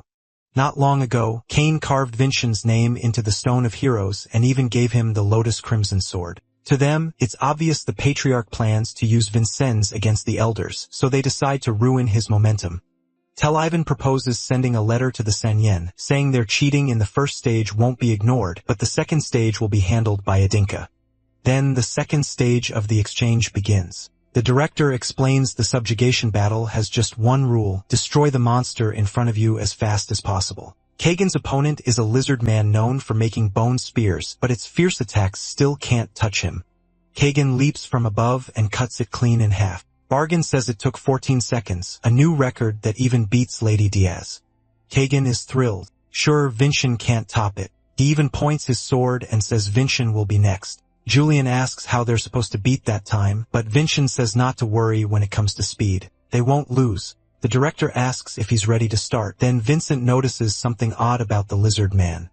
The view shifts to the elders' table where we learn Tel Aviv tampered with the second stage. He kept the lizard man from mating for 2 months, something most fighters don't know matters. A monster denied that long becomes wildly stronger. When the cage opens, the crazed lizard man charges at Vincent. He knows dodging the first strike is safer, but then he won't beat Kagan's record. So without any fear, he opens his arms and lets the monster thrust its weapon into him, using that instant to stab through its hide and trigger the mark of the god of lightning, frying the lizard man on the spot. The dean asks what's going on because he can't see, and the director tells him to look at Vincent's time. Even she didn't expect him to go this far just to beat the Senine. With only 6 seconds, Vincent wins again. Healers rush over at once to pull the huge stake from his shoulder. Watching this, Kagan can't understand why Vincent used such a brutal way to win, but Vincent's grin answers for him. That brings the second stage to a close. A woman who heard all this wonders if the boy is Sarvana's son, and says she can't wait to meet him. Back at the Crimson Fortress, the healer complains she took this job to avoid working, and things were going great until Vincent showed up. Vincent thanks her for healing his chest, calling it a miracle, but the priestess says it isn't fully healed. She doesn't have that wooden plaque, so she can't treat him like its real owner could. Compared to that person, she only patches people up. So Vincent's heart still isn't fully recovered, and if he keeps overdoing it, he may lose the ability to use mana.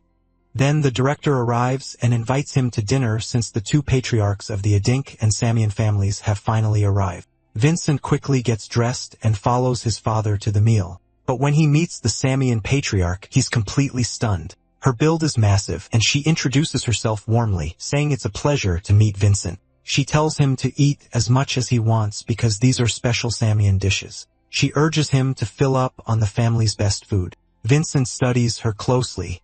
Like his father, she carries the weight of an entire family. Yet unlike what he expected, she speaks calmly with Khan and jokes that he's gotten stingy with age for hiding such talent. She teases him for keeping Vincent a secret this long. That alone is enough for Vincent to leap back and draw his sword, which impresses her, since he sensed the tiny bit of man as she let out. Vincent is shaken. To her it was nothing, but to him it felt like death brushing past. Even so, he gets excited at the thought of fighting her one day. His father asks why he's smiling, and Vincent says it's because she's strong, making Khan proud that he noticed. Then the patriarch looks at Kagan and does the same thing. But unlike Vincent, the blonde boy doesn't react. That makes Vincent and Julian realize the two patriarchs are quietly comparing whose son is better. After dinner, the two patriarchs step onto the balcony to talk in private. The Samian patriarch says someone is plotting something ugly and wonders who dared interfere with the exchange. Ken asks if it was the Samian elders, but she says they meddled in the first stage while the Edenk elders tampered with the second, and both sides share one target, Vincent Edenk.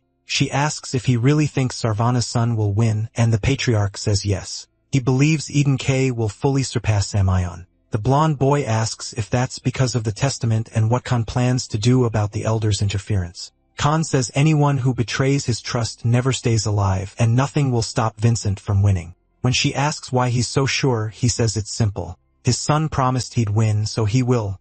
The next day, the final battle begins. On one side sits Velka Samian, and on the other is Khan Idinka, both watching the match. The two young fighters cross swords as the director announces the long-awaited duel. Julian warns Vincent not to forget his condition. With his damaged heart, he can only use one absolute sword strike, so he starts by testing Kagan with the electric giant's power. Kagan blocks it with one hand and says, if that was only a test, then he'll have to burn Vincent to ashes to be satisfied. Crimson mana starts pouring from his body. It's the same hidden art that beat Vincent in the past, mana fueled by life force, the Crimson Emperor's power. Kagan sees that Vincent recognizes it, and asks if there's anything he doesn't know before rushing in. Vincent tries to block, but the strike still lands. He's stunned, then realizes this boy has already surpassed the Kagan he knew in the past. The fight goes on, and Vincent is pushed back by non-stop attacks. Kagan wants to cripple him again, but Vincent keeps fighting back. Their blows collide and explode across the arena. Vincent knows the Emperor's power weakens in long battles, but Kagan gives him no break and keeps attacking. Kagan starts to believe victory is his, but that confidence falls apart when Vincent uses Kajin's sword style. In his past life, Kajin was a madman who kept beating opponents even after he had already won. He would even mock them for losing to a one-armed man. Vincent had watched all of it, and when Imo appeared, he asked why Kajin kept striking after victory was already certain. Imo was a friend Vincent met on the battlefield. They were all just tools used to test Kajin's strength, but Vincent was the only one who still tried to bring that monster down. He knew that wish was probably foolish, yet his friend always respected him for fighting with everything he had. Imo wasn't just an amazing swordsman. He was also a true friend who never mocked that dream. But he grew too strong too fast and was thrown away by the Sannin. All he left behind was his swordsmanship, and now Vincent will use that very style against the Sannin. Even knowing this technique was made by someone his family destroyed, Kagan calls it useless and charges in fast with a Kagan lunges, but the Dragon Slayer blocks it with ease. Even so, Kagan keeps pushing, and Vincent is shocked. It feels like fighting Kagan from 500 years ago. That resemblance is exactly why Kagan is about to lose. He vanishes from sight, confusing everyone. But Vincent slips past the surprise attack without trouble. He can't lose to this kid because he already knows this style too well. He fought Kagan hundreds of times in his past life. Kagan starts getting annoyed and rushes in recklessly. Vincent is almost thankful he inherited Kagan's bad habits too.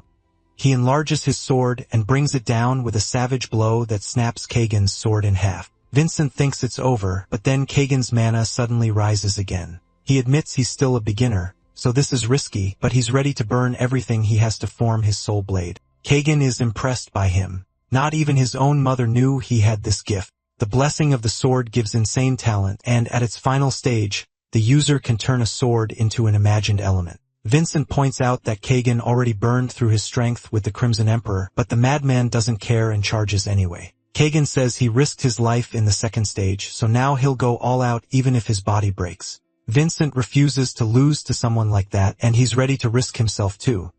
Both of them are terrifyingly strong, but Vincent's technique starts to give out and shatters, making Kagan think victory is his. But Vincent doesn't depend only on sword skills. He slams a punch right into Kagan's face. Now both Vincent and Kagan are at their limit and put everything into one last clash. Vincent's absolute sword strike backed by the electric giant crashes into the Crimson Aura, but that huge attack is only a fake. His real strike comes from above. He cuts off Kagan's arm and wins the third round of the friendly exchange. The crowd instantly erupts, chanting his name. Seeing that, the former cripple thinks back to his past life. After 500 years, he finally beat the Sanyin. The elders don't look happy about it, and neither does Merlin, who knows it's time for him to step in. Still, one young man is thrilled by the result. He was clearly pleased with Vincent's win. He asks his subordinate if he could beat Vincent one-on-one. The man confidently says yes. He's from a great family line that only makes the young man more eager to face Vincent. He says he'll enter the Crimson Fortress. After the fight, Vincent gets dragged back into his memories. This time, demonic soldiers swarm him. Vincent cuts them down, but the feeling is just like when he fought Malone. Then Kagan appears with pitch-black eyes and comes at him, saying he finally found him. Before Kagan can land a hit, one slash cuts him in half. Aslan appears, and Vincent demands to know what is going on. Then the real archdemon rises in the sky, ready to strike. Aslan says he sensed it and warns Vincent to recover fast. Now Vincent has to move past the Sanyen and face the truth he left behind. As he gets ready to fight the demon, Vincent wakes up in his room with everyone gathered around him. He still doesn't understand Aslan's last words. Even after beating the Sanyen, he still wasn't worthy of seeing the truth. Then the Adink patriarch walks in, and all the cadets immediately stand straight. He tells them to relax. He won't stay long. Ken says he's proud his son kept his promise and wants to reward him. Vincent says he still isn't a true Eden Ka and needs a master to teach him the family swordsmanship. The patriarch asks if he realizes the elders still dislike him, but Vincent says that after beating the Sanjin, they can't stop him anymore. His father gives a faint smile and tells him to come along. At the end of the hall stand Realsa and Merlin is surprised Vincent remembered his name. Realsa introduces him as Vincent's new teacher. He's an 8-star martial artist and the holder of the electric giant. His full name is Merlin Falker. The moment Vincent hears Falker, he freezes because that's Aslan's true last name. Back at the Sanyan main castle, Kagan gets scolded by his mother. She says his enemy read his anger perfectly, and that's why he ended up with that humiliating wound on his arm. She rests a hand on his head and warns that if he loses like that again, she'll cut his muscles herself. But the boy doesn't even flinch. Then he suddenly feels a wild rage and tells her to calm down.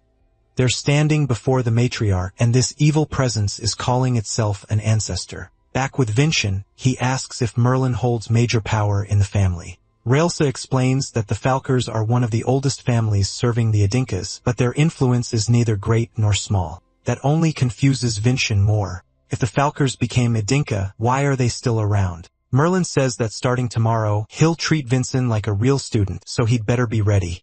Even the patriarch tells him to work hard. He'll need it. Elsewhere, the elders are furious their scheme failed. Everything went the wrong way, and now Vincent is a hero.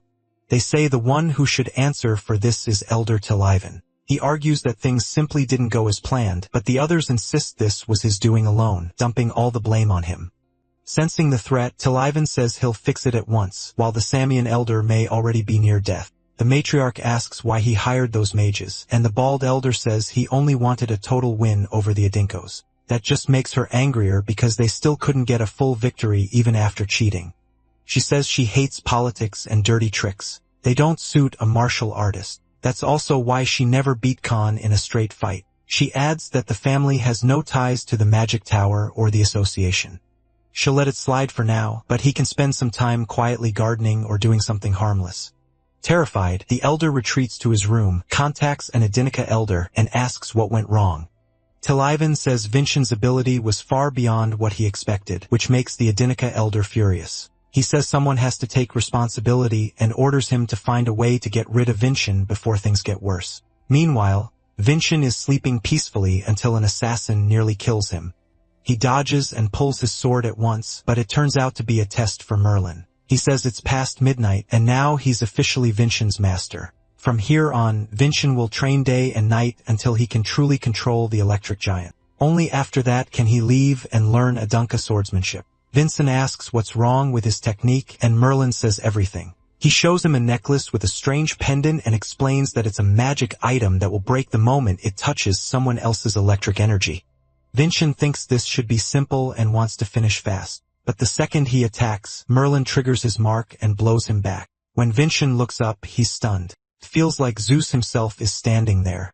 Julian says this is nothing like what they saw before, and Merlin proves it's not just his look that's different by smashing Vincent away with a single hit. Vincent wonders what this blue lightning is and why it's so powerful, but Merlin admits he's bad at explaining things and says the only way he teaches is by beating the lesson in. Outside, Wilson is busy with the laundry. The dean is still stressed over the director, and someone else is clearly plotting something. A week passes since Vincent began training.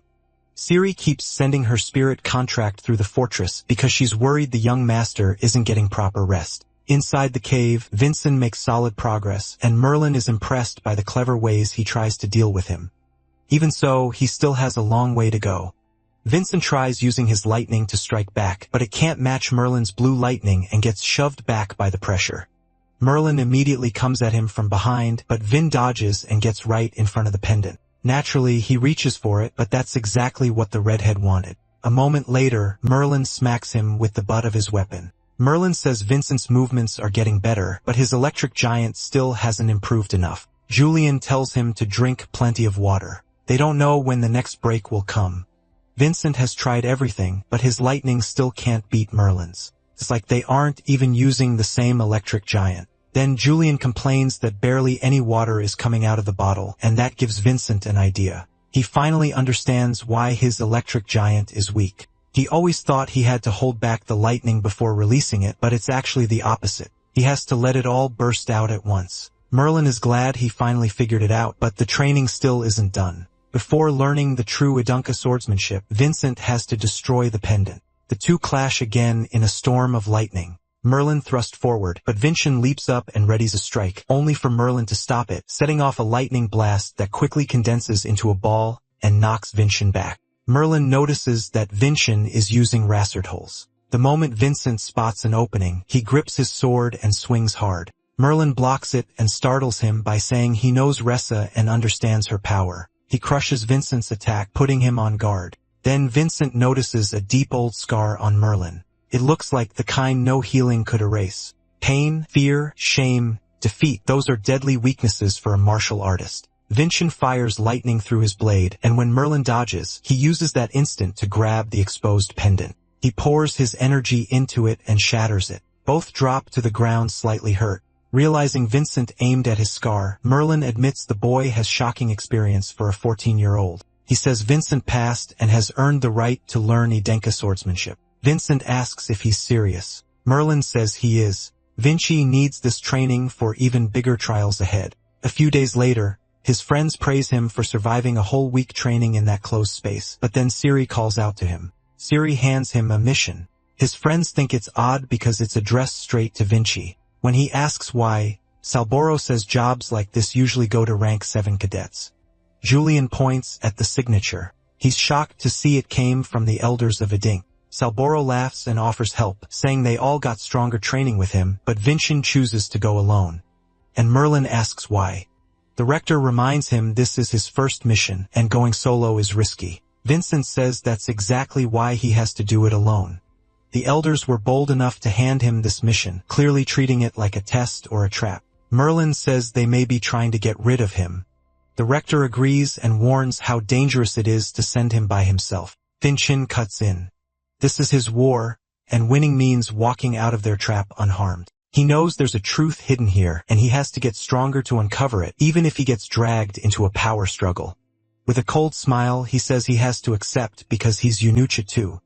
Bargain sighs, realizing Vincent has already made up his mind, so he permits the mission and tells him not to forget himself as a cadet. Vincent then heads out for his mission in Tornak. Later, while the rector is resting, Fargane shows up and asks if she's dodging work. She says she's only taking a break, then asks about Vincent's mission and the one behind it. Even though it carries the elder's name, they suspect Elder Talivan is the real culprit. The rector figures he's planning something, then someone calls out to her through a cloud of smoke.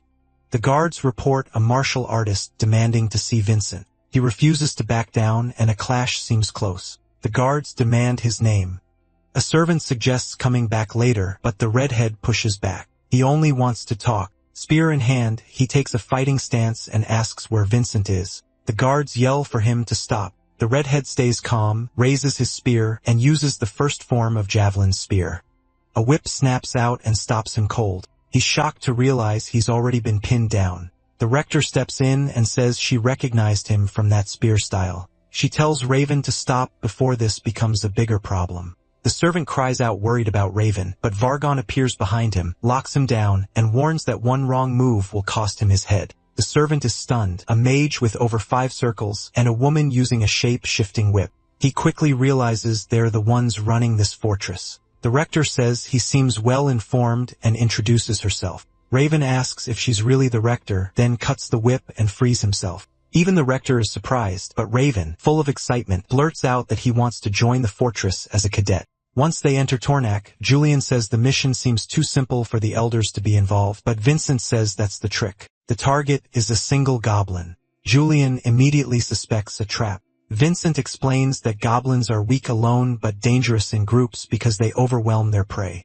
This one, though, is wandering by itself. He says it was either cast out or got so strong it no longer needed its group and may have eaten them. That thought scares Julian, who quickly starts planning for the worst. Vincent thanks him. According to the plan, the creature should be nearby. He climbs onto the carriage roof and tosses some money to the driver. The coachman says they still have a long way to go, but Vincent insists on getting off here and tells him to leave the forest fast. The driver has no idea why, and then Vincent vanishes, leaving only traces of ice behind. He stops in the forest and, with a sly grin, starts the hunt. He activates the blessing of the electric giant and appears behind the target, unleashing giant lightning storm.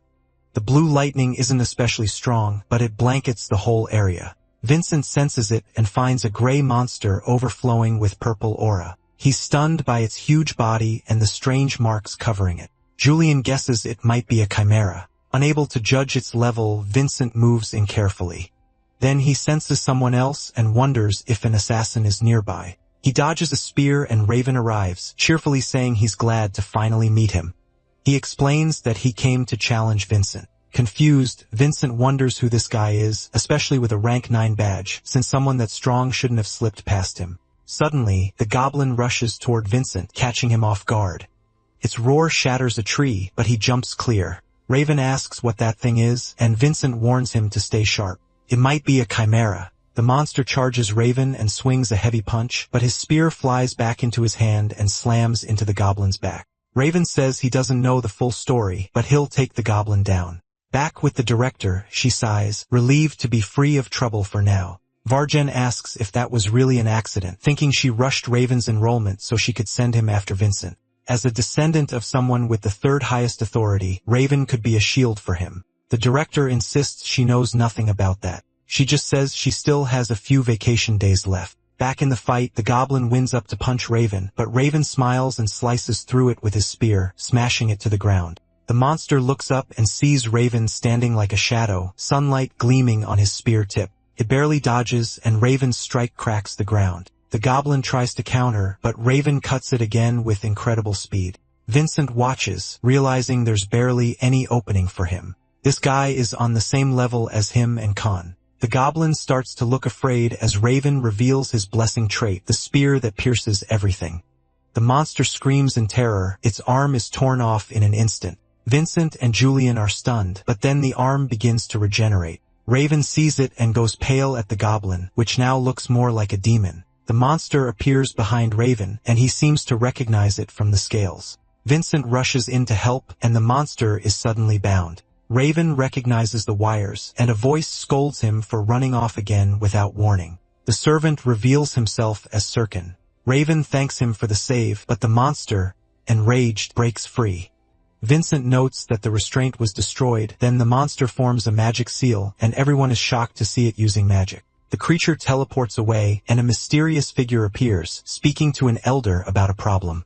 Julian can't believe a goblin just teleported. Vincent asks who these 2 newcomers are. They introduce themselves as the young master and butler of the Vartican family. Raven says he became a cadet today and was sent to find Vincent under the director's orders. Julian reacts to the family name, and Vincent asks if they're important. Julian explains the Varticans are one of the 3 great martial families, famous for spearsmanship. That also explains why Raven is so strong. He adds that the Vartican patriarch has only 1 child, making Raven the sole heir. Vincent wonders why the only heir of that family is at the academy. Julian suggests staying with them for now. No one would dare touch the Vartican successor. They can work together and use that as cover while they figure out the elder's real goal. Vincent quietly appreciates the director for sending two powerful allies. Sirkin says he wants an explanation. He asks why that goblin was here and why a direct descendant like Vincent was sent alone.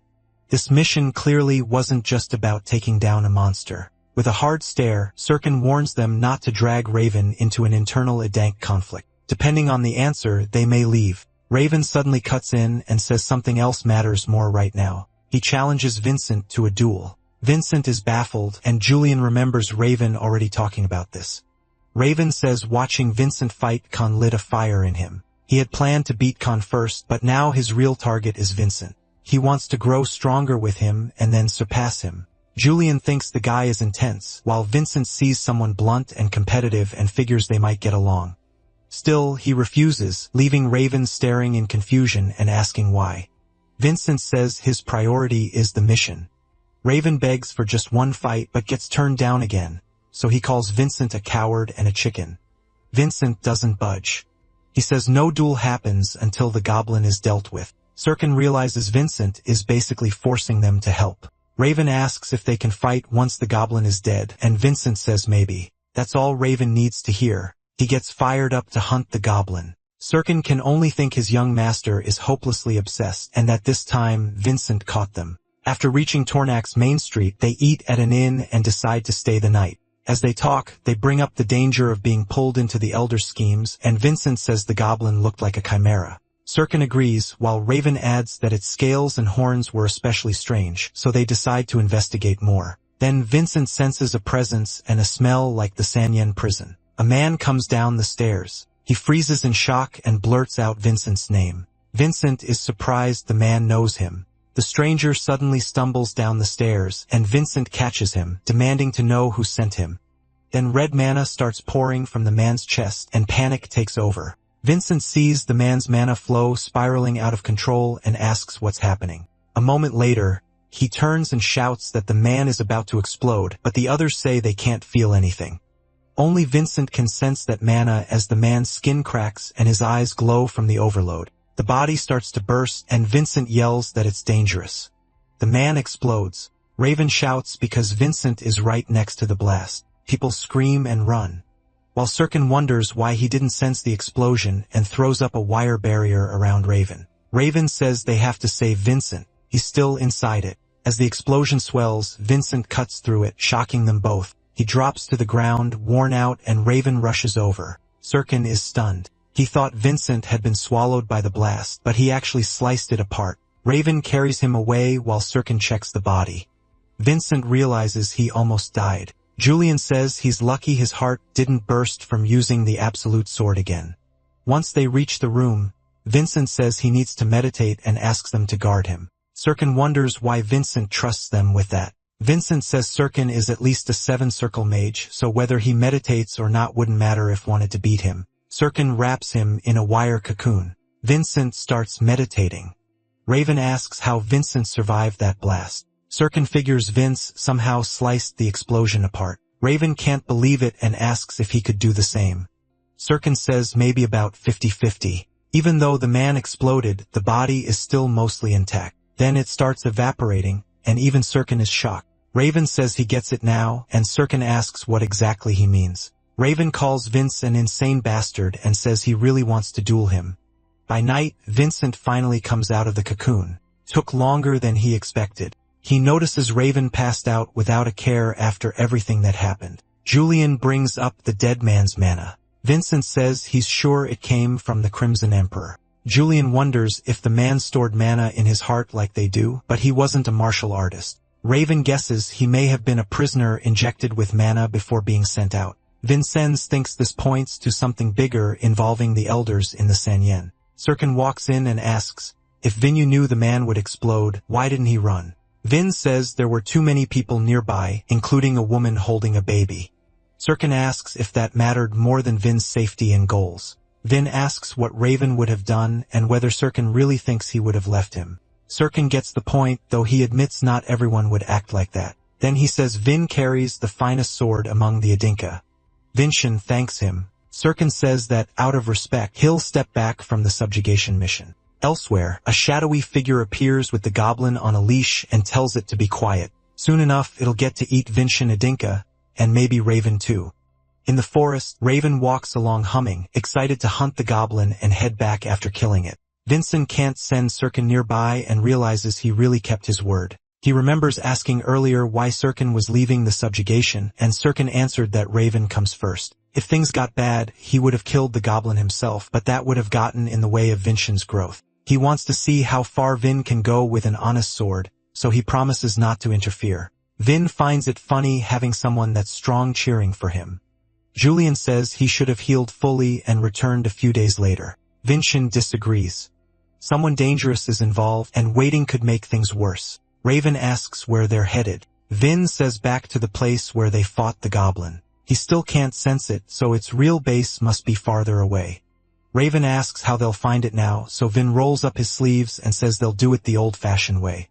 Raven says that without a special trait, tracking it should be impossible. Vin explains the goblin is much bigger than the other beasts here, so it had to leave tracks behind. He mastered this method while hunting monsters and starts by following the smell of blood. Before long, they find claw marks, bones, and footprints. Raven is impressed, saying he's learning a lot from Vin, but Vincent finds it too easy.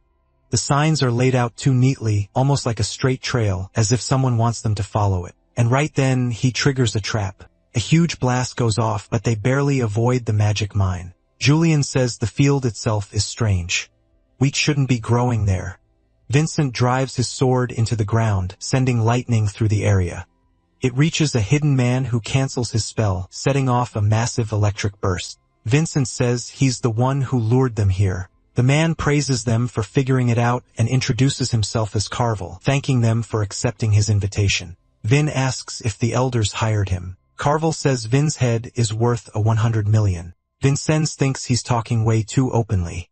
Carvel says one thing clearly, he has no plan to let Vin live. Then the goblin appears behind them. They immediately draw and strike at it, making the creature shriek. Vincent realizes it reflected their attacks. Carvel tells them not to forget about him and fires magic projectiles. They dodge, but Vincent feels pain in his chest. His body still hasn't fully recovered. Carvel mocks them, asking if they really think they can beat both him and his chimera at the same time. Vincent says he'll handle the gauntlet, then wires suddenly bind Kargan and explode around him. Sirkin says he's surprised Vincent noticed he was there. Vincent knew he'd never leave Raven alone. Raven shouts that Kargan's body vanished, leaving only bits of clothing. A moment later, Kargan teleports back. He remembers Sirkin's name, the famous Vartican assassin, and calls him the King of Assassins. Raven is lost while Sirkin is surprised his name still carries that much weight. Tightening his wires, Sirkin says Kargan won't get away. The mage just smiles, saying things have changed. Now he can build an even better chimera using their bodies. Vincent says Sirkin can take the sorcerer, and Sirkin agrees at once. Then everyone rushes in to fight. Vin uses the absolute sword, but the goblin blocks it. Its body seems to reject mana itself. At the same time, Kargan starts overwhelming Sirkin, who snaps that he's built for assassination, not open battle. As magic flies, Sirkin fires back that Kargan isn't much of a tamer either. Kargan says he only uses his collar trait to force monsters to obey. With a snap, the goblin turns on Sirkin and unleashes a huge attack. Sirkin gets clipped but escapes. He says Raven was right. Those are dragon scales. He explains they come from an extinct species and that trait gives extreme resistance to mana. Kargan starts screaming and beating the goblin for nearly hitting him too. The goblin grows agitated like it's ready to snap back. Kargan keeps attacking it, warning that it will never escape the collar, and if it tries that again, he'll drain its dragon blood. Vincent asks what that collar is, and Sirkin says it's the trait controlling the goblin. Vin thinks there's still a way out. As Kargan keeps stomping the goblin, Vincent says he has a plan. Kargan looks up and realizes they're gone. Sirkin strikes first with his wires, but Kargan dodges. Raven attacks from behind, yet the mage teleports again, but Raven activates his spear's blessing. Kargan panics and uses the goblin as a shield. He catches Raven's spear and hurls him upward, thinking the whole thing is pointless. Kargan misses Vincent using the second form of the true sword. That's when he realizes he was the real target all along. Still, even with the technique, the cut only grazes him. The mage laughs, saying the odds still favor him, and orders the chimera to kill them. Instead, the goblin screams and turns on Kargan. Vincent says Kargan was never the target. The collar trait was the monster charges him, and Kargan throws up a magic barrier, but the dragon scales tear right through it. In the end, his own monster kills him. Julian says the tamer clearly didn't have much trust with his beast. Bingen says he shouldn't even be called a real tamer. A true one shares the beast's pain and joy, while Kargan only controlled it by force. The goblin scales start melting. Sirkin says this fusion was never stable in a chimera. Magic was just being used as glue to force it together. Benjin says he'll finish what he came to do and brings out shovels for the monster. Soon he's walking away with both heads packed in bags. Raven happily says their first mission was a success. Vin replies that this job came from the elders, and with everything that happened, he plans to answer them using the family's power because now he has strong evidence. Sirkin asks what evidence. Vincent points at him and calls him the king of assassins. The dead man's head carries marks from Sirkin's wires, so Vin thanks him. He made this easier. Sirkin sighs, realizing he stepped into something dangerous. Then someone appears clapping and calling it impressive. She adds that the butler took quite a beating. It's the director, saying they managed to run into her on her day off. She says the mission was a success and asks to see the bags. Finchin shows them and asks if she recognizes the contents. She jokingly says she's never seen them before, then agrees this should be handled with family authority. She also says something about the whole thing feels off. Vinchin asks what she means. She says an elder likely helped Caden during the friendly exchange event. Holloman Samion handled the cheating, while Elder Talivan is the one targeting Vinchin. Since the two are old friends, she sends a letter and dumps the work on Varjan, who explodes in anger because she handled things on her day off. Now he's the one stuck working overtime. A soldier then brings him Vinchin's report. He's surprised by how detailed and well-written it is, so he decides he doesn't need the director's version. Looking over all the incidents, he wonders what's happening inside Adenka. Vinchin's father reads the same letter and asks what Vinchin's getting at. Standing before him, Vinchin says he has two suspicions. First, the mission was set up to target him. His father says that by itself isn't a big issue. Vin agrees that's not why he came.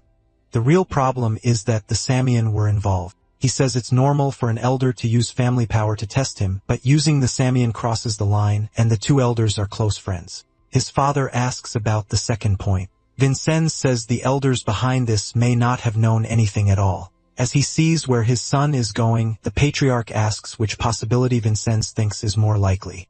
Vincennes says he hopes it's the second one. Better they're incompetent than cowards. Suddenly, stepmother bursts in and says there's an emergency. They ask what happened. She says Talivan Adenka killed himself. Vinchin's father is stunned, but she continues. Talivan stabbed himself in the heart and left a letter taking responsibility for the mission. Vinchin immediately says it was a fake suicide. Both of them stare at him and ask why. Julian and Vincent say that if Talivan really meant to take responsibility, he wouldn't have done this. Either the force behind him killed him or he silenced himself. Vincent says he doesn't want to believe there's a group bold enough to kill an elder inside Adenka territory.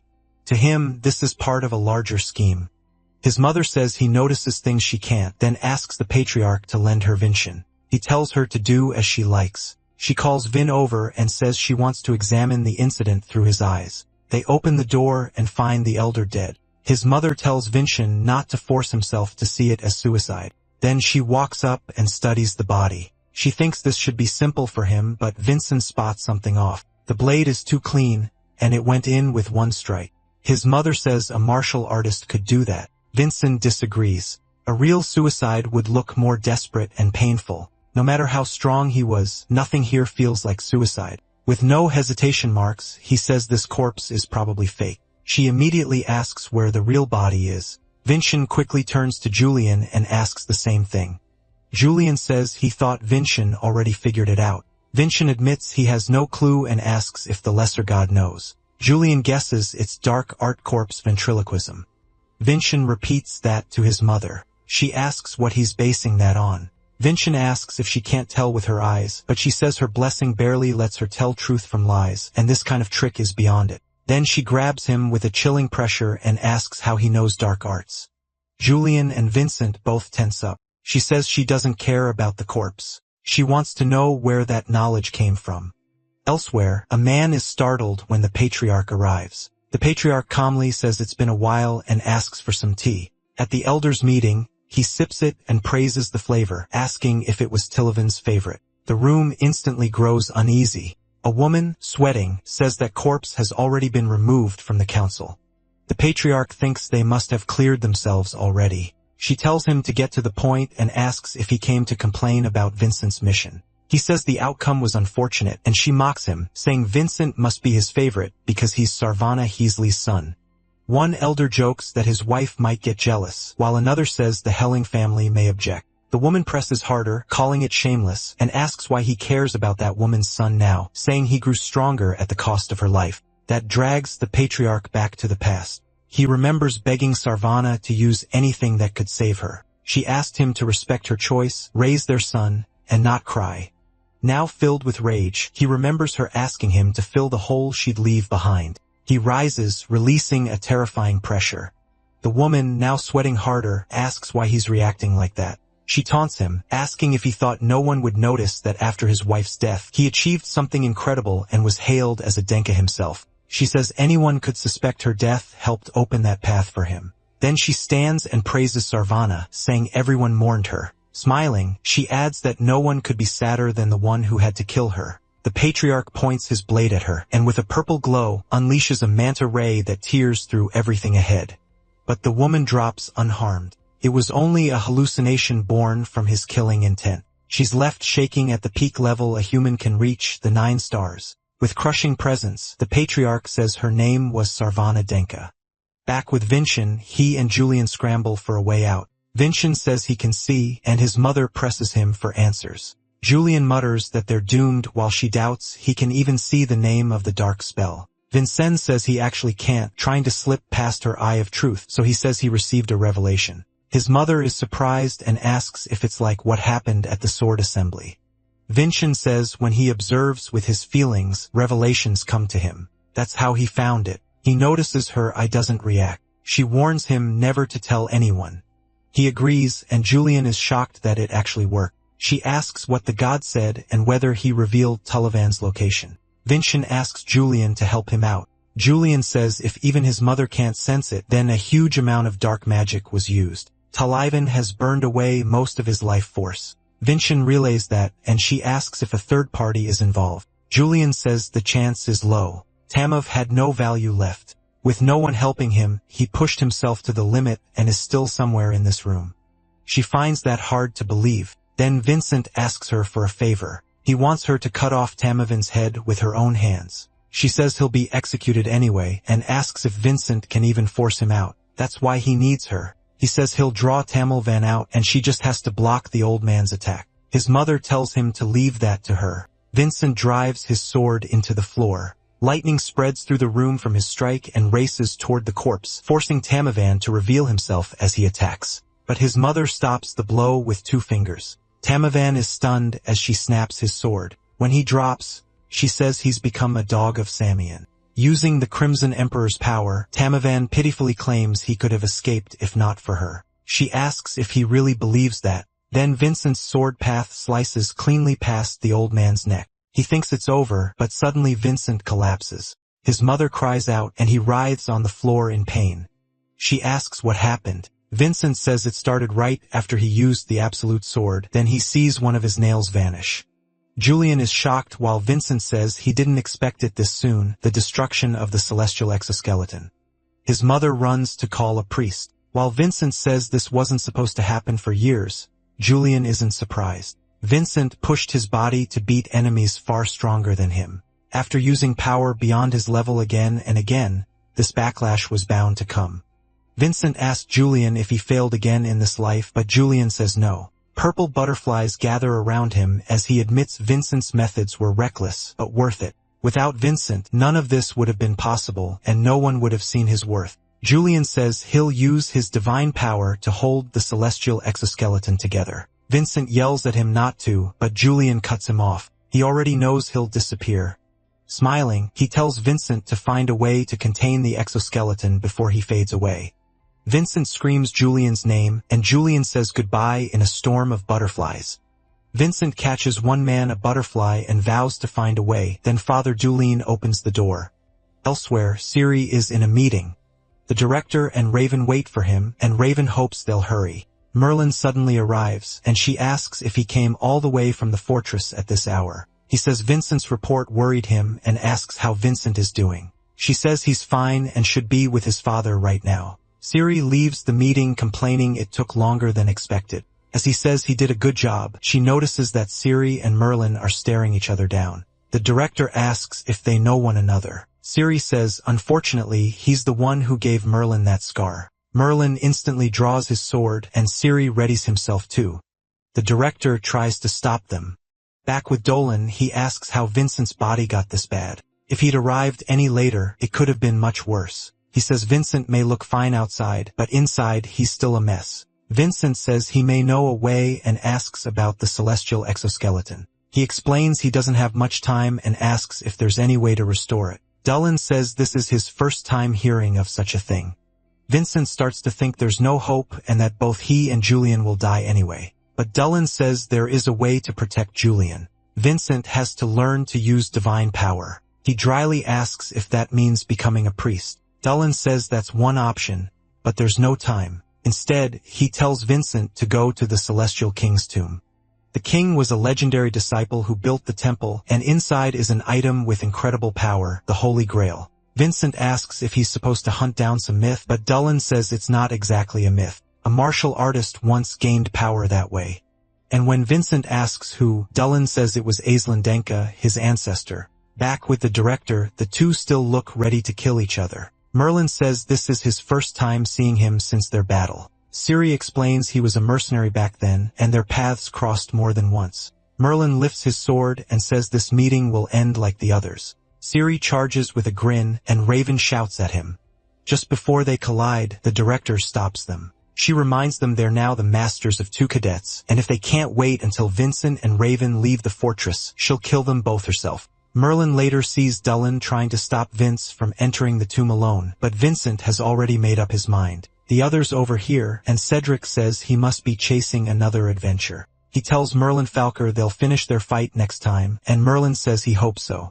Then they leave. The director, surprised, asks if his name really is Falker. Near the tomb, Dolan questions whether Vincent really plans to go in. Vincent says he didn't come all this way to turn back. Under all that pressure, he knows he can't delay because of Julian. Dolan reminds him that no one has ever come back alive from the tomb, and they know nothing about what's inside. Vincent asks why Dolan told him about this place at all. After all, with the guards, he could have reached it without a second-class priest. Dolan asks if he knows the Holy King Laymegar. Vincent says only a little, remembering what he studied. Laymegar was the hero who founded the Gaia religion and died fighting the Arctomondovan, but much of his story was lost. Dolan says he is the priest who inherited the Holy King's power, and priests like him carry a prophecy. Only someone who has faced death and recognized God can find the Holy Grail. Even Dolan doesn't fully know what it means to pass through death, but he believes Vincent is the one the prophecy was talking about. He admits he got scared when he heard Vincent was really going into the tomb.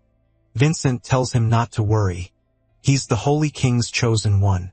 Then he steps inside. Dolan watches Black Mage swallow the entrance. He clasps his hands and prays for him.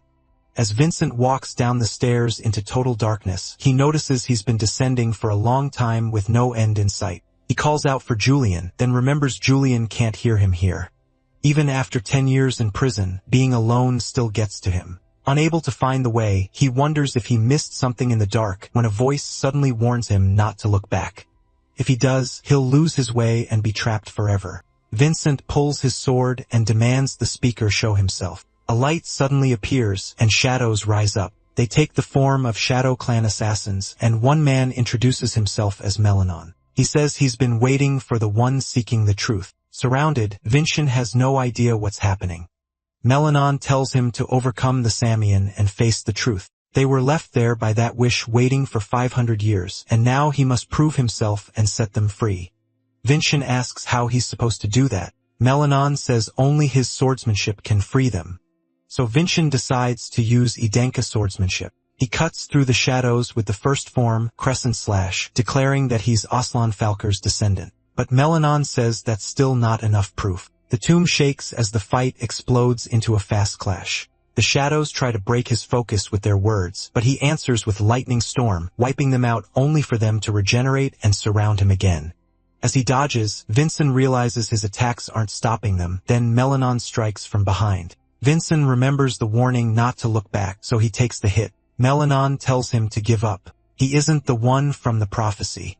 Through the pain, Vincent wonders if this is really the place Aslan meant for him. If Julian were here, he'd know what to do. Feeling trapped and outmatched, he faces the swarm of shadows. Outside, while Dulin is praying, someone arrives yelling at the guards to move. Dulin recognizes who it is. Inside, Vincent's blood drips to the floor. Melanon says they are guardians chosen by the Sun King and the Holy King, given absolute power to protect this place. They hoped he would free them, but since he can't beat them, he's just an intruder. He's neither the seeker of truth nor the one who knew death and found God. Vincent realizes there were actually two prophecies, and Melanon says he fits neither. Then he moves in to finish him. Suddenly, red mana bursts out. Vincent breaks free with it. Melanon recognizes it as Samian's mana. Using the Crimson Empire's power, Vincent unleashes the final form of Scarlet Song and cuts down everything with Bloody Full Moon. He realizes he introduced himself wrong. He should have said he was Davin, the man who went through death and overcame it to stand here. By the prophecy, they should hand over the Holy Grail. Melanon is relieved to finally be freed, and the shadows disappear. A huge door appears before Vincent. He opens the tomb wondering if the Holy Grail is inside. The coffin opens, revealing the Holy King. The king says the task Aslan left behind has been fulfilled. Then he summons the Holy Grail into his hand and says his role here is over. Now Vincent must move on to his next mission. The Holy Grail, he explains, will lead him to the celestial fruit. He thanks Vincent for keeping the promise made to Eslin and fades away. Vincent salutes him, offering his respect. Then the whole place starts to collapse, and Vincent asks if this is the next mission. That's when he notices Sir Falser behind him. Outside, Dulin keeps waiting while the director says they've been inside too long. She explains the prophecy came from her family and Merlin's family. It also mentioned a descendant of Koibel. She doesn't know why he's involved, but the prophecy is clearly coming true.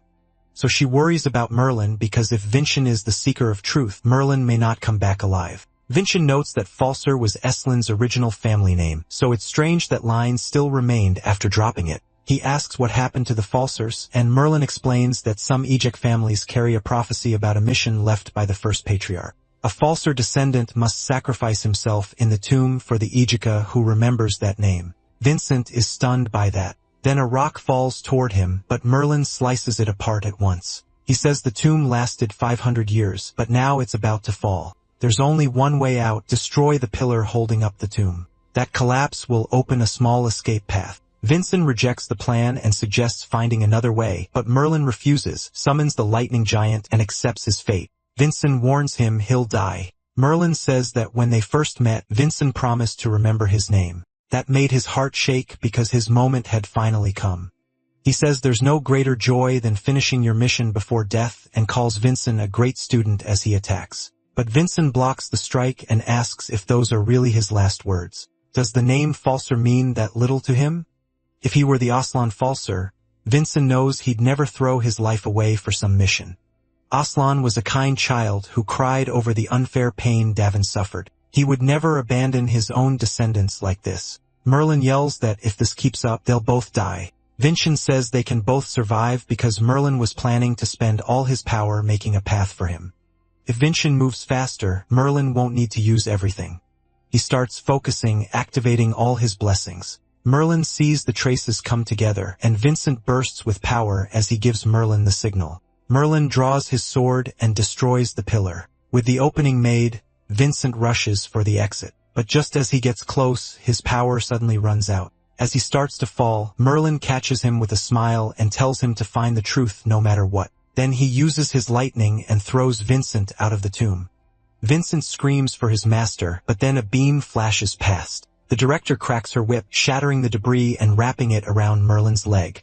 He hangs on, relieved he made it. She says she figured Quibble's name was in the prophecy to save the Falser. Vincennes wakes up shouting for his master and finds him asleep beside him. The director says that for someone who caused so much chaos, he sure slept well and asks about the item. Finchin says it's the Holy Grail and asks if they want to see it. Dullin can't believe it's real, and when he touches it, he starts absorbing its holy power. The cup fills with water. Finchin wonders if drinking it would give him divine power. The director, disgusted, points out it's been sitting there for 500 years, and he still wants to drink from, but the moment he does, divine power floods his body. A purple butterfly appears, and Julian shows up in front of him, asking what happened and whether the exoskeleton was restored. Vincennes says he restored Julian's sacred power, and now has enough divine power to keep the exoskeleton stable. Julian then asks what happened to the place. Bingchin says the tomb collapsed. Julian comments on the mess he's caused again. Later, the news hits the papers, people start talking about it. His mother reads it, thinking he was supposed to be home in bed. Bingchin says he recovered fast. She lowers the paper furious and says she can tell, considering the chaos he caused. At the Temple of Gaia, Dullin defends Vincennes, saying he had no reason to destroy the tomb. But the man at the table says Dullin is being too soft and asks if he really thinks they care about the reason. He's a first-class priest named Nelly. What matters, he says, is that Gaia lost a historic treasure. Dullin tries to answer, but the priest slams the table and says they have every right to demand compensation. At the very least, to preserve the 500-year trust between Gaia and Ydenko, they can ask for a fair donation. The other priests agree. Dullin is sure they'll pocket the money themselves. Then an elder enters and says the others are disappointed with Vincent's behavior too, and he must pay for the disaster. He draws his sword and says taking Vincent's left arm would be fitting. Vincent's mother says he has no idea how much trouble he caused. He destroyed a site Gaia protected for 500 years. Gaia and Adinka have been allies since the war against the Archimen, and if that bond breaks, the damage will be huge. She already knows Gaia will send a protest group demanding outrageous terms to keep the alliance. Bingchin says if she already knows all that, he can skip the usual report. His mother asks if there's anything unusual to report. He calls Rolisa, who brings in a covered cart and pulls off the cloth, revealing the Holy Grail. His mother thinks it's just an ordinary cup. No matter how valuable it is, she says, Gaia will still demand whatever benefits them. Vinchin tells her not to worry. They'll be thanking him for this. She tells him to go on. Vinchin explains they don't actually care about the tomb. Even as a historic site, it sat abandoned with only 2 guards, and a priest could let anyone in. They had also stopped researching it. If it truly mattered, they'd still be studying the inside despite the danger. So to them, it had become useless. He asks if that proves enough. His mother says she's disappointed. Even knowing what her eyes can do, he still dares to lie to her face. Raelsa gets nervous when her trait activates. With a frightening aura, his mother tells him to say what he's hiding. Vincent admits he knows he can't lie to her and asks her to look at something. They're both shocked to see a sphere that seems to have come from the Holy Grail.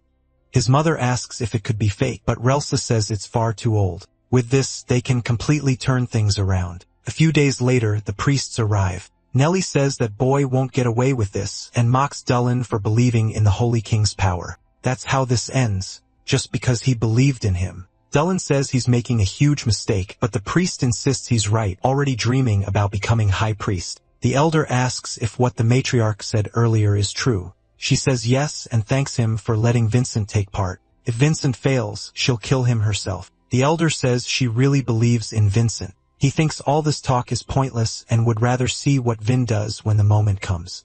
The matriarch welcomes them in and says the meeting may take a while. Once everyone is seated, the priest starts mourning the incident and demands an official answer from the elders. The elder smiles, thinking he can pressure the council through the Temple of Gaia, but then he notices Vincent laughing. He points at him and yells, asking what's so funny when all of this is his fault. Vincent rises, still laughing, and says that's exactly it. Neliak left the Lady of Eden cat out of the discussion. Everyone is stunned, and the priest snaps that if Vincent can't clear his name, he should give up his life. Vincent says in that case, he'll begin properly. He introduces himself and lifts a crystal that holds a message from the Holy King, revealing the king's final words. The priest can't believe it. Vincent says now the real meeting can begin. Elsewhere, a young woman is carrying swords when a man asks if this is Hansen's workshop. She asks if he wants to place an order, but the boy, a reporter, only wants to know if Hansen really made the Red Lotus. Annoyed, she tells him to stop showing up. He's getting in the way of her work. Hansen scolds Millie, asking if she's trying to chase customers away because they'll have none left if she keeps it up. She quickly tries to defend herself while the boy gets excited, seeing a muscular dwarf in person, and begs Hansen for an interview. Hansen comes back, blaming all this chaos on Vincent as the reporter keeps pleading. Still, thanks to Vincent, people are calling him a master again, but Vin never came back. Not a single word since he took the transmission crystal. Back at the trial, everyone is shocked to see the king's message saying the tomb collapsed because the mission was complete. Even Vincent didn't expect the crystal to be used like this. The priest explodes, claiming the message is fake and meant to cover Vincent's crimes, but the other elders say a mana crystal can't be altered. Vincent says there's still more to show and reveals the Holy Grail. The elder is stunned at once, but the priest scoffs, doubting that an old cup could be the real Holy Grail. Vincent says Merlin of the Yellow Dragon unit swore his life on it being real. The priest is shaken by Merlin's involvement, and Dylan adds that he also witnessed it and stakes his life as well. The priest is furious that Dylan, one of theirs, is backing Vincent. Then the matriarch offers Elder Delbecq a serious wager. A mother should answer for her son, so she coldly bets her right arm that Vincent is telling the truth. The elder starts trembling and asks her to put up her left arm instead. He realizes he can't back down now and stakes his own arm. Vincent says his life was already on the line the moment he walked in. He steps toward the priest and points out that he's the only one who hasn't bet anything. So Vincent tells him to offer something equal to the lives already at stake. Under all that pressure, the priest convinces himself it can't be the Holy Grail and wages his life too. The other priests copy him and bet their lives as well. Vincent then tells Dylan to begin. Dylan touches the Grail and draws in its power, leaving everyone speechless. It proves the Holy Grail can absorb divine power and turn it into holy water. Vincent asks if the priest will now admit the Holy Grail is real. The man goes stiff and says nothing, but another priest beside him claims he still won't accept it, calling it a trick. But before he can finish, his head is cut off. The priest stares at blood splashing in front of him, then realizes his own head is separating from his body along with the other priests. The elder asks what this means, and then his arm is sliced off too, making him scream in agony. The matriarch, as Lady Adinka, declares that her son's honor has been restored. Everyone is left frozen in shock. Vincent, who didn't even notice her striking, finally looks at the woman known as the Giant of Adinka. The whole hall goes quiet when Vincent asks if he may speak and says he wants to keep them alive. With the Holy Grail and the high priests, they can still be saved. His mother asks why. Vincent says he doesn't want to stay a child shelter by her. He wants to prove his own honor. She allows it. Vincent tells Dolan to move, and Dolan immediately orders everyone to help. Fast. The priests begin pouring their power into the Holy Grail. Julian says everything has gone just as planned so far and wants to see Vincent's next move. When the priest regains consciousness, he wonders how he was brought back. Dolan sets the Grail on the table and says it's good to see him alive again, then tells the elder to come over so his arm can be restored. But Vincent cuts in and says the elder won't be getting his arm back. The elder demands to know why. Vincent says he's such an honorable martial artist that surely he wouldn't want the arm he bet so boldly returned. Otherwise, that honor would mean nothing. The elder, furious and groaning, admits the lost arm is proof Vincent spoke the truth. Vincent mocks him, saying he hopes to be that brave someday. Still in pain, the elder mutters that one day he will. The matriarch asks the priest if everything is settled now. Shaking, he admits Vincent is innocent and says they will no longer demand compensation. He quickly tries to leave with the others, thinking they can still get out before losing anything else. But Vincent stops them, saying there's still unfinished business. He shows the crystal and explains that the emperor gave this task to the Holy King, yet the temple ignored it and left it unsolved. Vincent, on the other hand, searched the tomb and earned the king's gratitude. So as descendants of that king, they should have something to say. The priest thanks him for what he did in the tomb and bows, and the others follow. Julian says that is the highest sign of respect in Gaia. But as the door opens, the priest quietly swears revenge, and suddenly reporters rush in. They see the priests kneeling and start taking pictures at once. The priest yells at them to stop, and the elder tries to call the guards. He refuses to let Vincent gain even more from this and quotes a law saying the meeting can't be published. Vincent explains that anything bringing honor and profit to the Adink can be reported. He just forgot that last part. And no matter how they spin it, this is clearly good for the Adinka. A few days later, news spreads that powerful figures bowed to a young boy. The temple tried to win and failed. Dylan asks if it's really right to hand over the Holy Grail. Vincent says he inherited the king's power, so no one fits better. And since he'll need divine power ahead, he wants the Grail with someone he can trust. Dylan realizes there's no arguing with that. He clenches his fists and admits the temple is rotten right now, and if he stays there, he might end up using the Holy Grail the wrong way. Then he asks if Vincent truly trusts him. Vincent does. After all, Dylan is the same priest who gave him the miracle stone, and Vincent believes he'll use the Grail for good. Dylan asks him to trust him on this, then tells Vincent not to push himself too hard. Suddenly, Raelsa opens the door and says he should get ready. His mother wants dinner with him. Vincent brightens right away. At dinner, the matriarch asks if he's returning to the fortress. He says he's still a cadet, so he has to go back. Julian finds the dinner strange since his mother never invites anyone to eat with her, and her stare still scares him. Vincent asks if he still gets nervous around her. Julian says he used to be extra careful, so she wouldn't realize he was pretending to be useless. Vincent says there's no reason to be nervous after everything they accomplished. His mother says she wants to give him a reward. He brought great benefit to the Adenka, so she acknowledges his achievements and asks what he wants. Vincent asks for a little time to think. The matriarch sees that as payback for not handling everything herself. When he decides, he asks to take the cadet advancement exam. His mother says he's underestimating her power. She could make him a cadet of any rank she wanted. But Vincent is still satisfied with this. She asks why. He says it's the proper way. The exam is very competitive and it only happens twice a year. If he used her influence, he'd be taking someone else's spot. He wants to rise by his own effort. The matriarch says that choice may be slower, but it will take him much farther. She once believed in things like that too, but age and duty changed her, and now she usually chooses the fastest path. She says he'll receive a mission that counts as his advancement exam, and she'll be cheering for him. Vincent thanks her. By his carriage, his mother watches him leave and tells Raelsa to prepare things because she'll write the mission herself. Raelsa asks what the mission will be. The matriarch says he's going to melt him. Raelsa asks if that's the city ruled by the Wire family. The place overflowing with money for no clear reason. Maybe because they're stealing from the people. She asks if Vincent will be sent to strike them, but the matriarch says no. That would be too much for him. His mission is to escort the priest of Gaia being sent there. Raelsa questions that since he humiliated the temple and now has to protect one of them.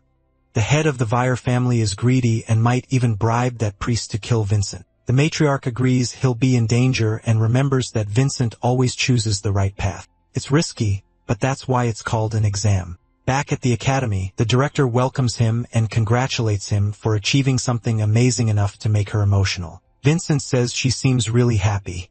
She says that's because he took care of Till Ivan, and she's glad to be rid of that scumbag. Vincent figures the director never liked him much. She says Till Ivan even tried to make her his concubine, then she's called away.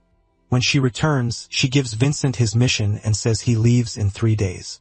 Vincent asks where he's headed. Barjan tells him it's Maltom, the southernmost city. Vincent recognizes the name right away. Roxa hears that and asks to come along. She says Maltom is known for its barrier, and even though it borders Helheim, there are no wars or tribute records, just lots of guesses about why. In Vincent's memories, those two families were always tied together. Since Helheim is his mother's side, he knows this mission serves her plans too. Rox keeps sharing facts, and Vincent realizes she really loves history. She blushes, embarrassed, then admits she wants to be a historian. Vincent barely reacts, so she asks if that sounds weird. He says it's a good dream, but wonders why she joined the academy. Rox explains historians don't earn much, and knowing how to fight matters. She adds that she could be useful on this mission too. Then the others burst in. They heard about the mission and want to join. Vincent agrees and says they'll all go together. Everyone cheers, and Julian says they've got plenty of help now. Vincent says that's not the real reason they're coming. That leaves Julian puzzled. Vincent tells him to look at their eyes. They genuinely want to support him. With that settled, only one person is left. Raven lights up when Vincent says he'll duel him if he joins the mission. They shake on it with Raiden agreeing too, and, of course, his savior Serquan is coming as well. Julian says Vincennes has gotten more resourceful, maybe thanks to him. Raven then says Serquan has something to tell Vincennes. Later in the forest, Vincennes is stopped by countless threads. He asks what this is supposed to mean. Serkan apologizes, saying he didn't mean to scare him. Vincent keeps a hand on his sword, and Serkan asks why he still hasn't drawn it. Vincent says he doesn't sense killing intent, so there's no need. That surprises Serkan. He's impressed by Vincent. Vincent asks about the technique. Serkan explains it's a barrier that protects both what's inside and outside. Julian calls it the bloodthirsty king's territory, and Vincent repeats that to Serkan. Serkan says it's perfect for assassins and for private talks. Vincent asks what he wants to talk about. Serkan takes a moment, then says very few people have ever escaped this technique. Only one managed it, Merlin Falker, a genius who, despite the age gap, completely crushed his skill. Serkan's face was cut. The whole thing ended in failure. Later, after studying mana control, he managed to leave only a scar behind. But after he became a butler 15 years ago, he lost contact with Merlin. That shocks both Vincent and Julian, and they ask his age. Serkan says he's around Vincent's father's age. Then he reveals his real face and the scar. Julian is stunned by the reversal technique and says that's how Serkan fooled his enemies. Serkan asks if Vincent knows why he's showing him this. Vincent says no. He doesn't get any of this conversation. Serkan starts with one reason. Vincent saved Raven from the explosion. Second, he hopes Vincent is worthy of sharing Raven's dream. Vincent still doesn't understand. Then he thinks of Raven pushing himself through brutal training. Serkan once told him to stop because of the cold, but Raven said he had already lost twice. First, Vincent saved everyone from the explosion, then again against the Chimera. Both times he could only watch.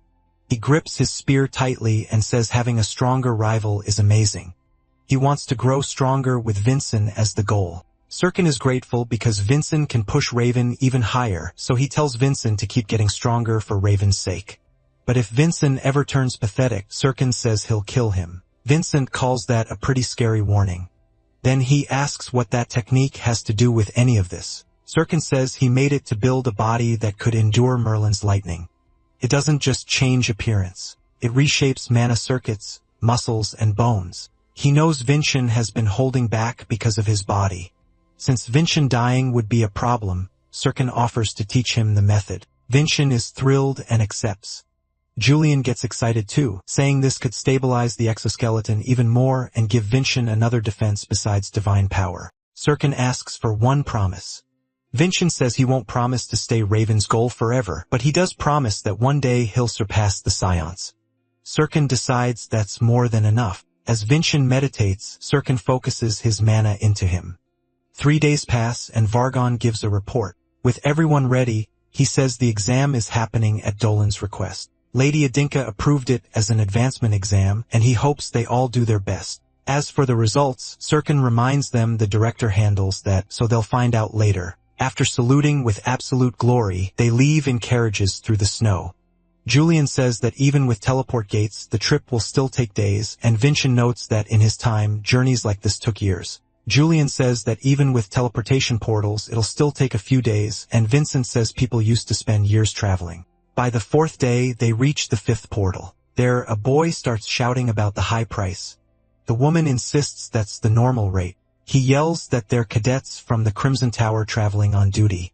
The woman asks what that even is, which shocks him. He quickly adds that the young masters of the Adinka and Vargon families are with them. She says if they're so important, they can pay even more. Wilson starts yelling that he came from the slums, but Vincent stops him. He tells Wilson not to lose his temper over things like this, or he should head back to the fortress. The farther they get from Ejika land, the worse the treatment becomes.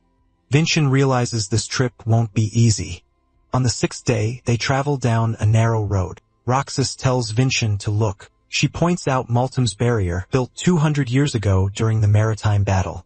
She says it protected the people from pirates. Vincent asks if pirates are still around, and she says yes. But he doubts that story and asks Julian to inspect the barrier. The coastal city has lived behind that wall for 2 centuries, yet people still talk about weak security, pirates, and hunger crushing the citizens. As they move through the city, they find people starving and desperate. Raven and Serkan point out that hunger is far worse than people claim. The group wonders where to go since no guide was sent. Roxas guesses it might be because the Adink have little influence in the south. Vincent finds that odd since the Halim are Adink's only in-laws there. With Maltem so close to their border, their name should carry weight. So Vincent decides to visit the temple priests. At Gaia's temple in the city, they meet a priest named Lisane. When they bring up the mission, he tells them to leave for everyone's good. With a strange look, he claims the city is peaceful and doesn't need guards. Raven complains about how long they traveled, but the priest shuts the doors on them.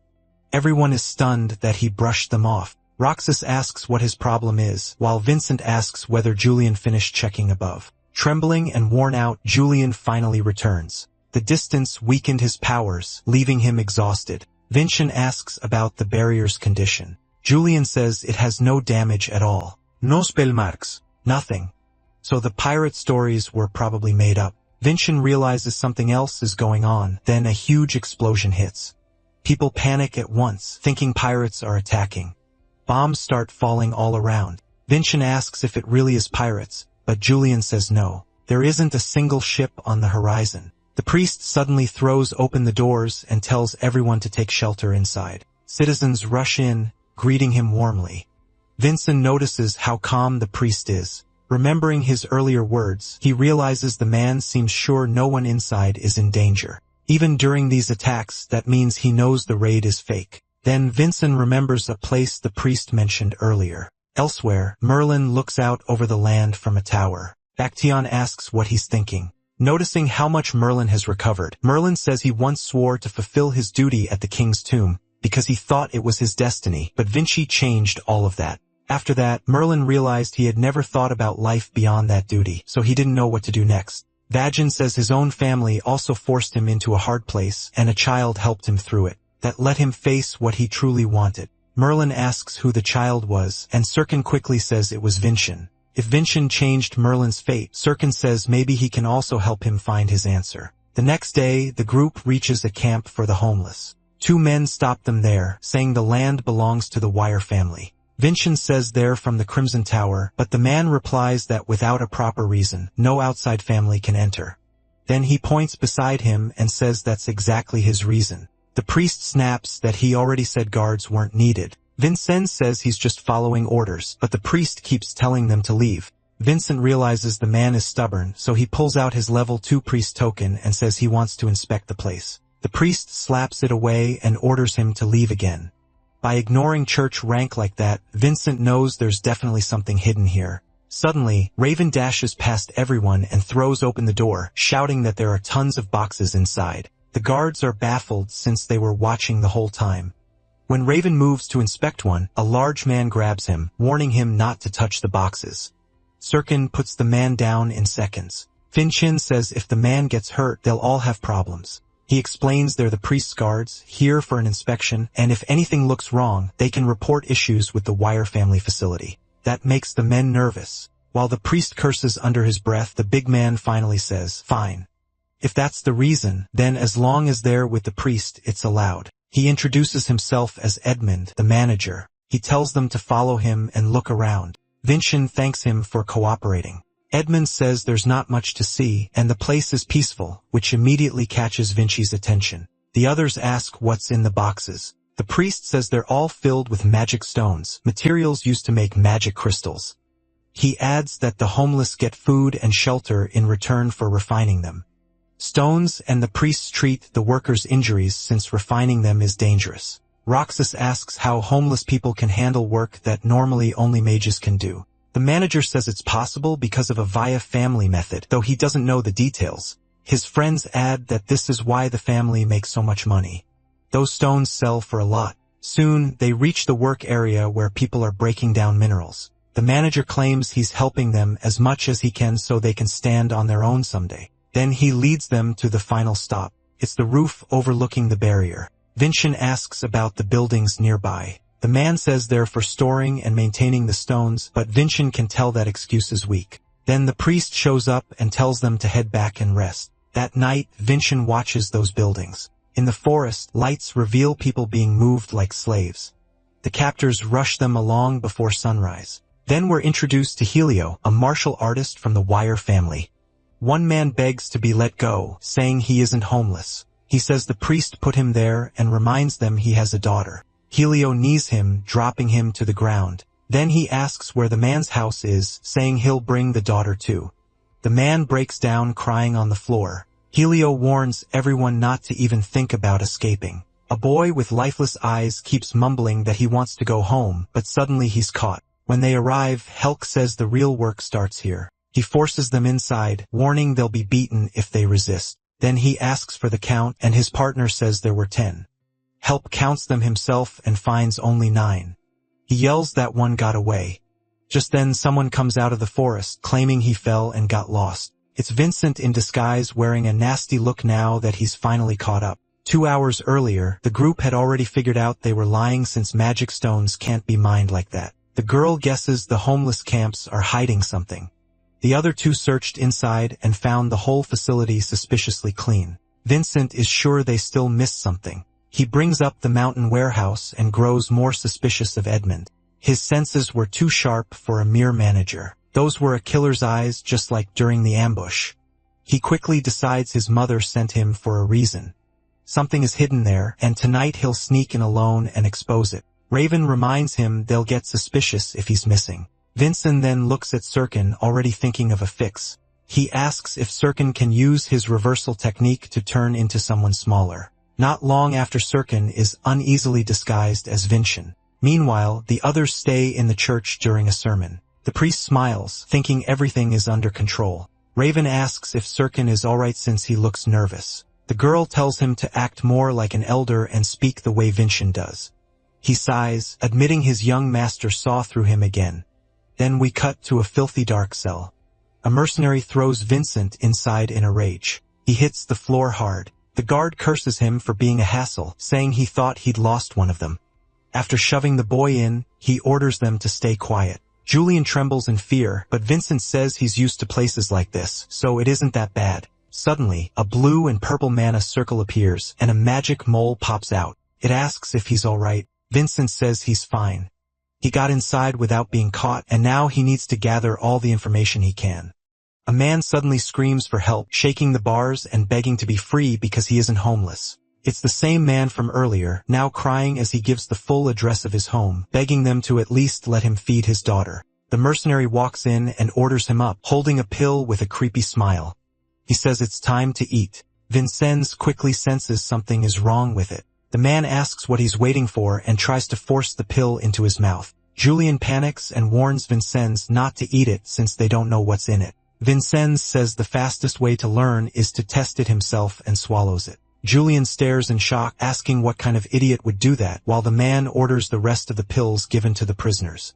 Then he sees an aura rising from Vincennes. Vincennes slips out of his shackles using a new technique so his body won't absorb the pill. With a hand on his chest, he explains that he can use lightning to analyze what's inside. The cell window glows from his power. Light gathers in his hands, refined, concentrated mana. Julian explains that if normal people who aren't martial artists take this, the mana builds up in their hearts until it hits the limit and explodes. It's dangerous even for martial artists.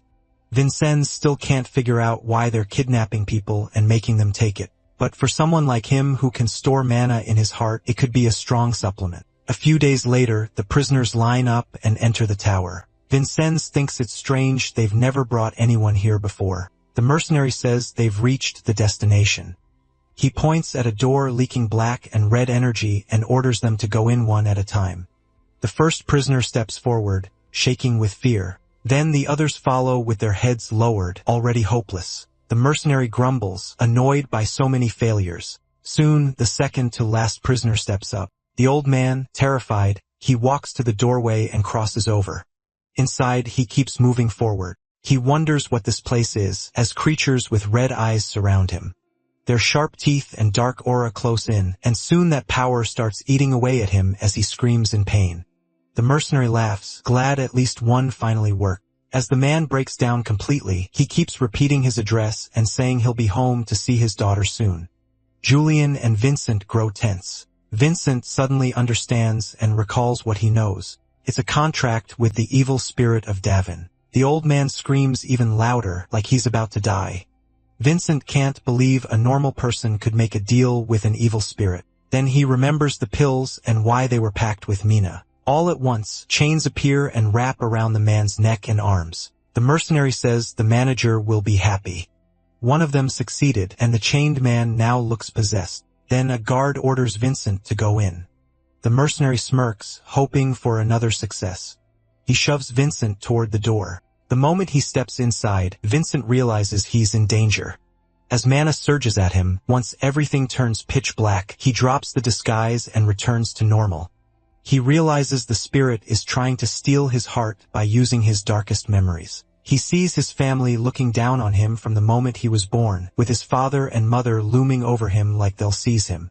Then he's back in a cell, thinking they never loved him, not even at the end. Charging lightning, he apologizes to his parents. As he fires, he says he won't be taken. A voice screams his old name, but he doesn't move. The mercenary gets suspicious and goes to see why Vincent has gone still. When lightning bursts from Vincent's eyes, setting off a huge blast that tears apart everything around him. People in the mountains see it and start wondering if pirates attack. The priest is horrified because he knows what happens there. Serkin is just stunned by Vincent, who has blown apart nearly half the tower. The mercenary rises through the smoke and says he knew Vincent was suspicious all along. He orders everyone still standing to capture him at once. Vincent instantly moves behind him, sword already drawn and charged with mana. The mercenary turns and sees the strike coming. Vincent fires a strong bolt upward and the mercenary blocks it. He says a nobody like Vincent shouldn't even try that, but then his sword snaps in two. Vincent follows with a fast, clean strike. The man screams in pain as Vincent says that as both a martial artist and a human, he can't ignore what they've done, then drops his disguise. Two henchmen rush him from behind, calling him insolent, but Vincent vanishes into a blue mist with snow. They freeze, confused by his sudden disappearance. They don't get time to think. Vincent cuts both down at once. The mercenary clutches his wounded arm and says the bleeding won't stop. Vincent drives his sword into the ground beside him. He says the blade carries lightning, so the wound won't close, and warns him to call a priest fast, or he'll lose the arm for good. The mercenary grabs a stone and calls for backup, summoning priests and soldiers. Vincent is satisfied because once the priests arrive, the cadets will come too, just like he planned. As he heads deeper into the tower, he calls for Julian and says their whole conspiracy is about to be exposed. Parts of the tower still seem untouched until another blast sends up dust and flying stone. Vincent tears through the place with a guard already down at his feet. Vincent shouts that an intruder is here and that he's just a brat. Vincent lands as another soldier goes flying behind him. The guards charge, trying to stop him from reaching the production area. His aura turns gold and he uses Absolute Slash in an alternate form. With glowing eyes, he activates the Dwarf King and blasts apart a huge section of the wall. Other guards stare, wondering if everyone else already fell. Their eyes widen, but lightning soon surrounds them as Vincent forms a giant electric figure and charges up. Then he unleashes giant thunderstorm, wiping out all the soldiers there in one massive electric blast that even tears up the floor. It crashes down, lightning still snapping through the air. Vincent figures those were the last martial artists and that he burned too much mana. As he starts looking for proof, a red knife flies at him. He catches it in time and dodges as it slices past. A clown-like man steps from the shadows, draws another blade, and says Vincent got greedy. Julian warns him this is Jaster Lancerto, a 7-star fighter from Vera. Holding 5 knives, the clown mocks the useless young master and asks what kind of dance he'll show.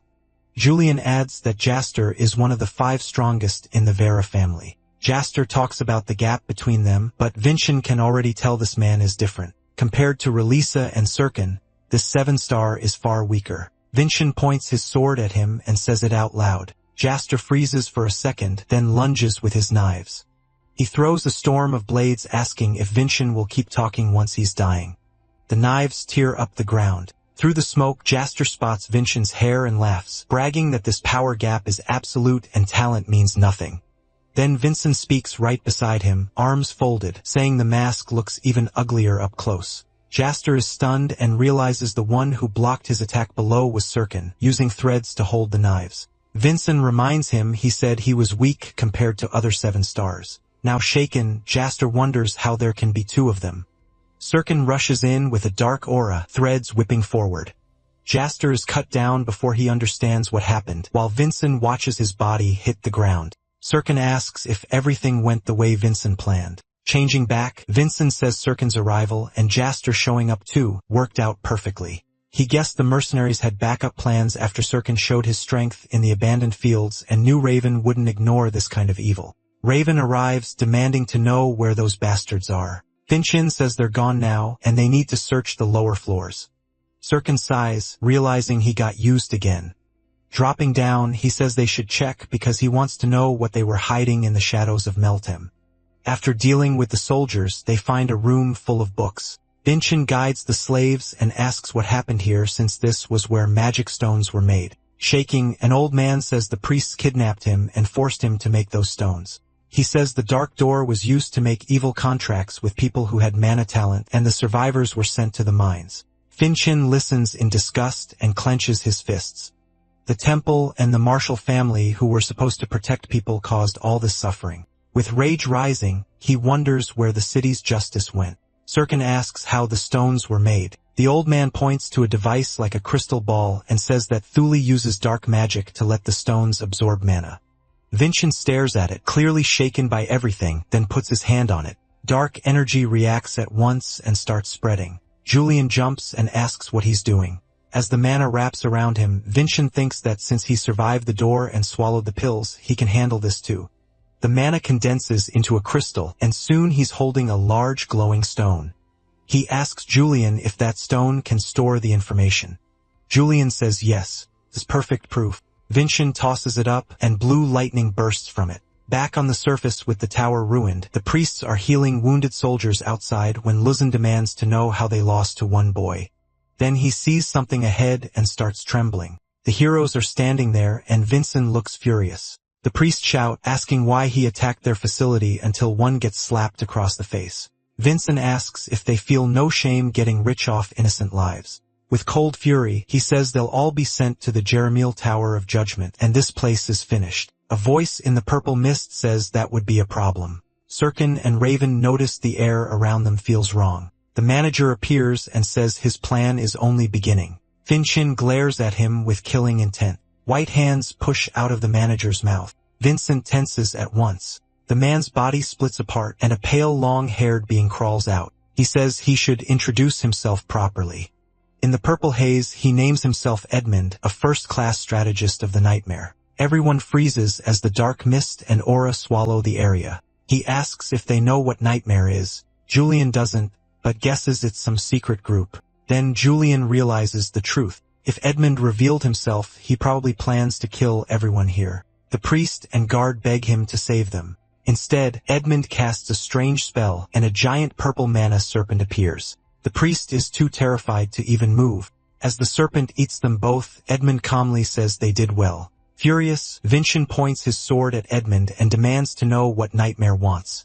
Edmund looks at Vincent, unsure for a moment, then says their goal is, in his view, a better world. Skeletal hands start pushing out of the ground. Vincent realizes they're undead and wonders if these are the civilians who died here. More skeletons rise beside the serpent, all staring at them.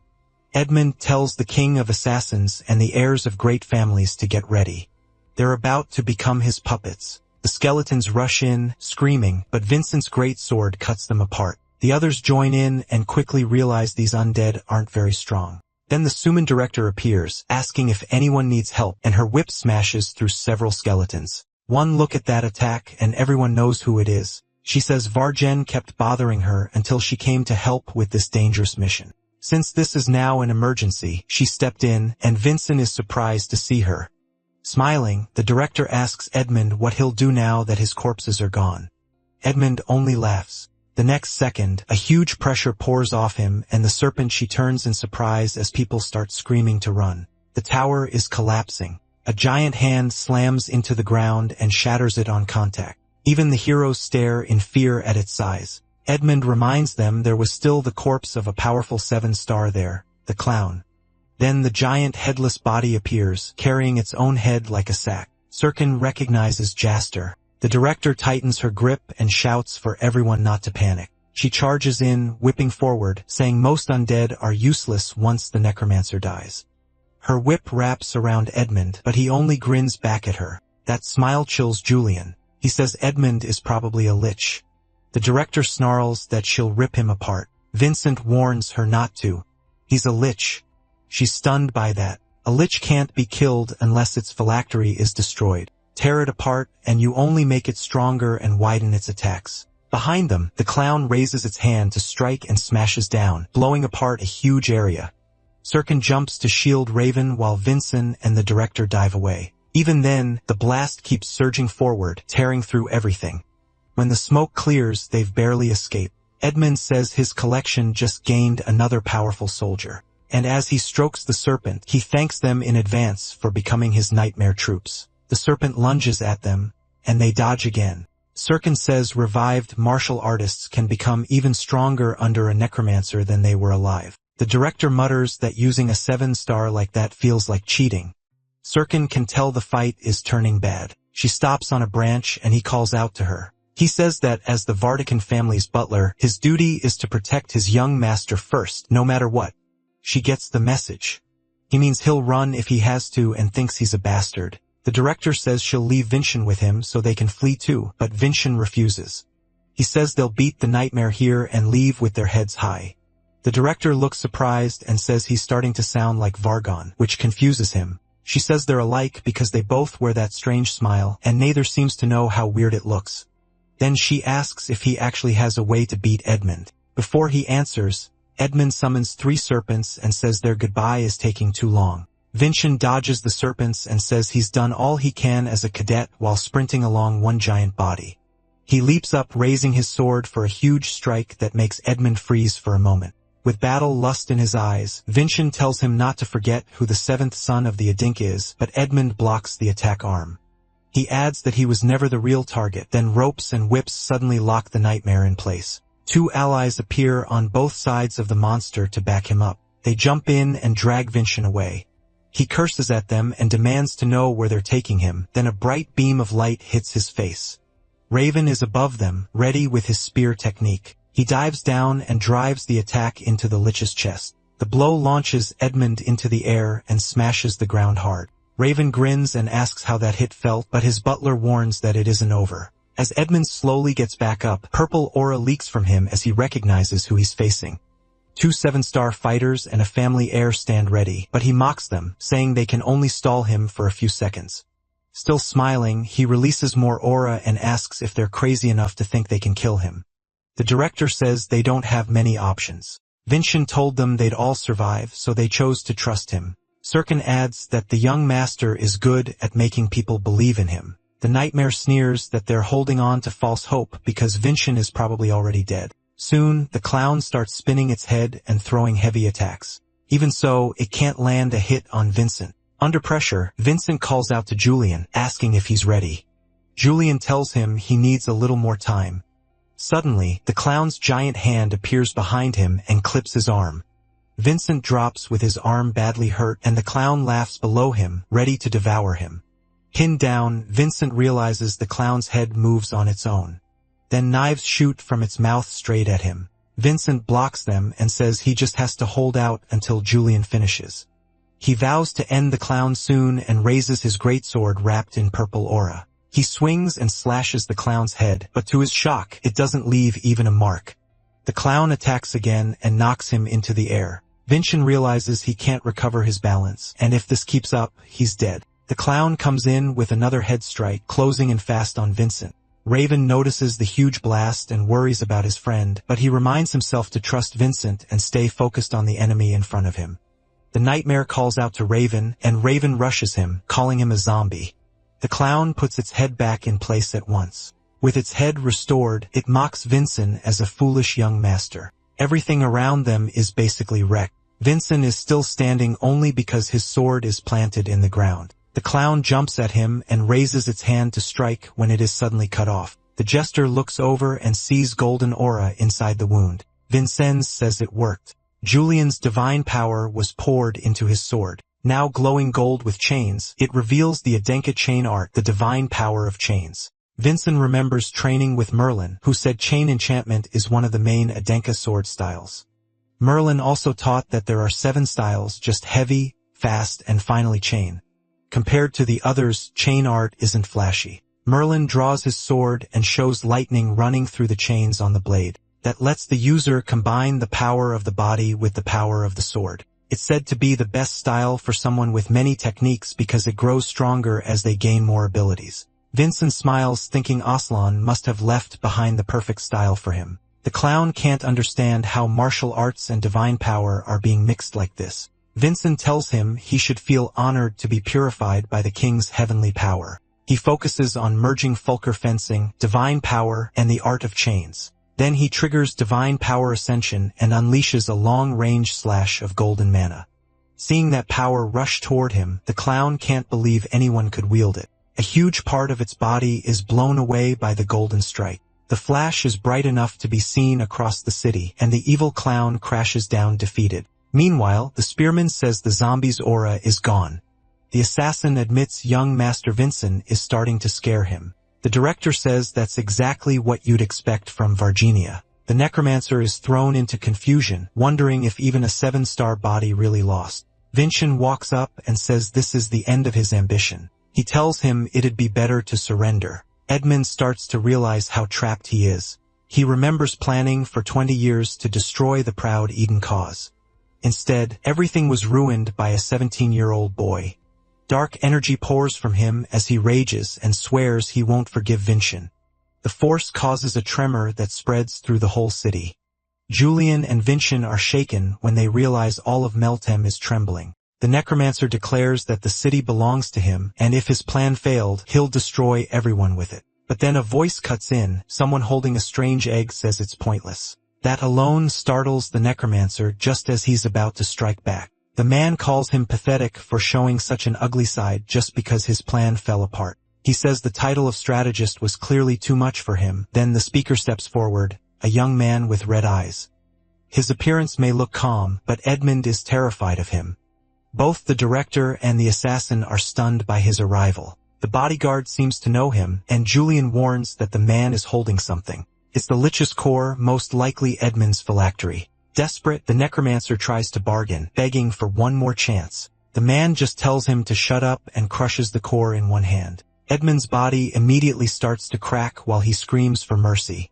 Begging not to die, he crumbles into small stones. Raven is stunned to see him shatter like that. The director asks the second Vargon what he makes of all this. He says the man they fought was only a pawn in this game. Then the king of assassins asks why he's here.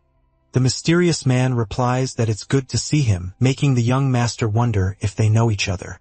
Sirkin explains that the young man is Daimar Heli, heir to the Heli family.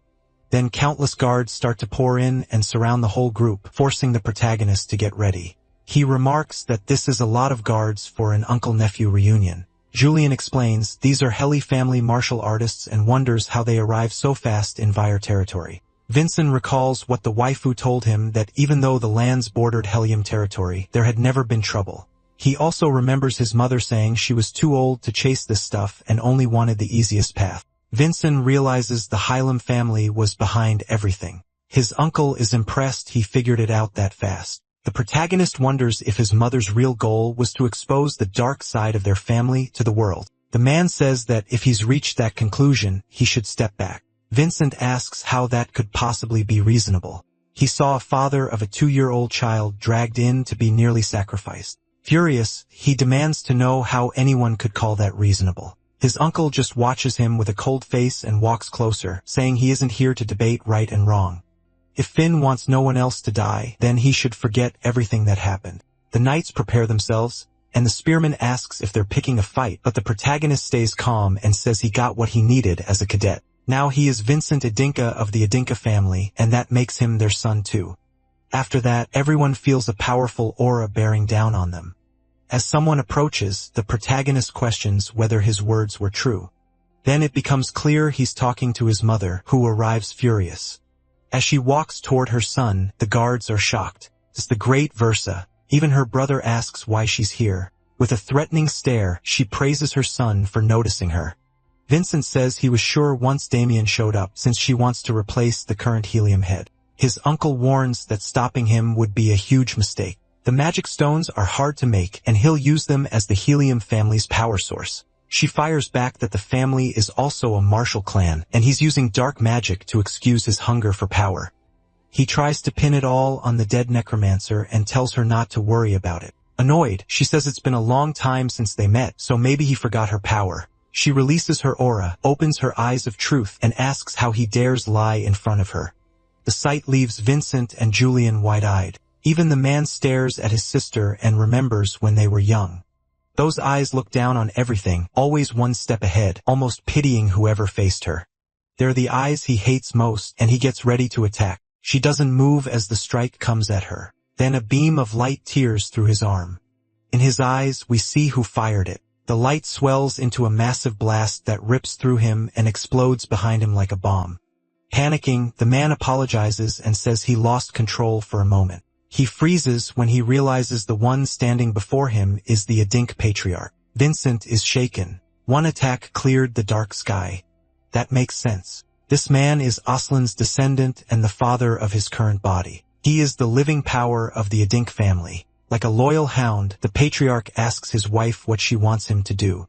Blood drips from the man's arm onto the ground. He looks desperate, and his sister thinks he really is pathetic. Even after all he's done, it still hurts to see him like this.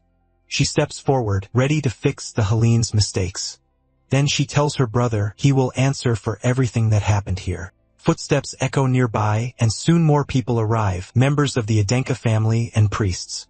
Deming quickly recognizes them as the Adenka Black Sword Union and the Temple of Gaia. Still tied up, he asks his sister if she planned this from the start. As he's dragged away, the matriarch says she wants the Halima to return to the right path. Her brother asks if she feels no regret for their father.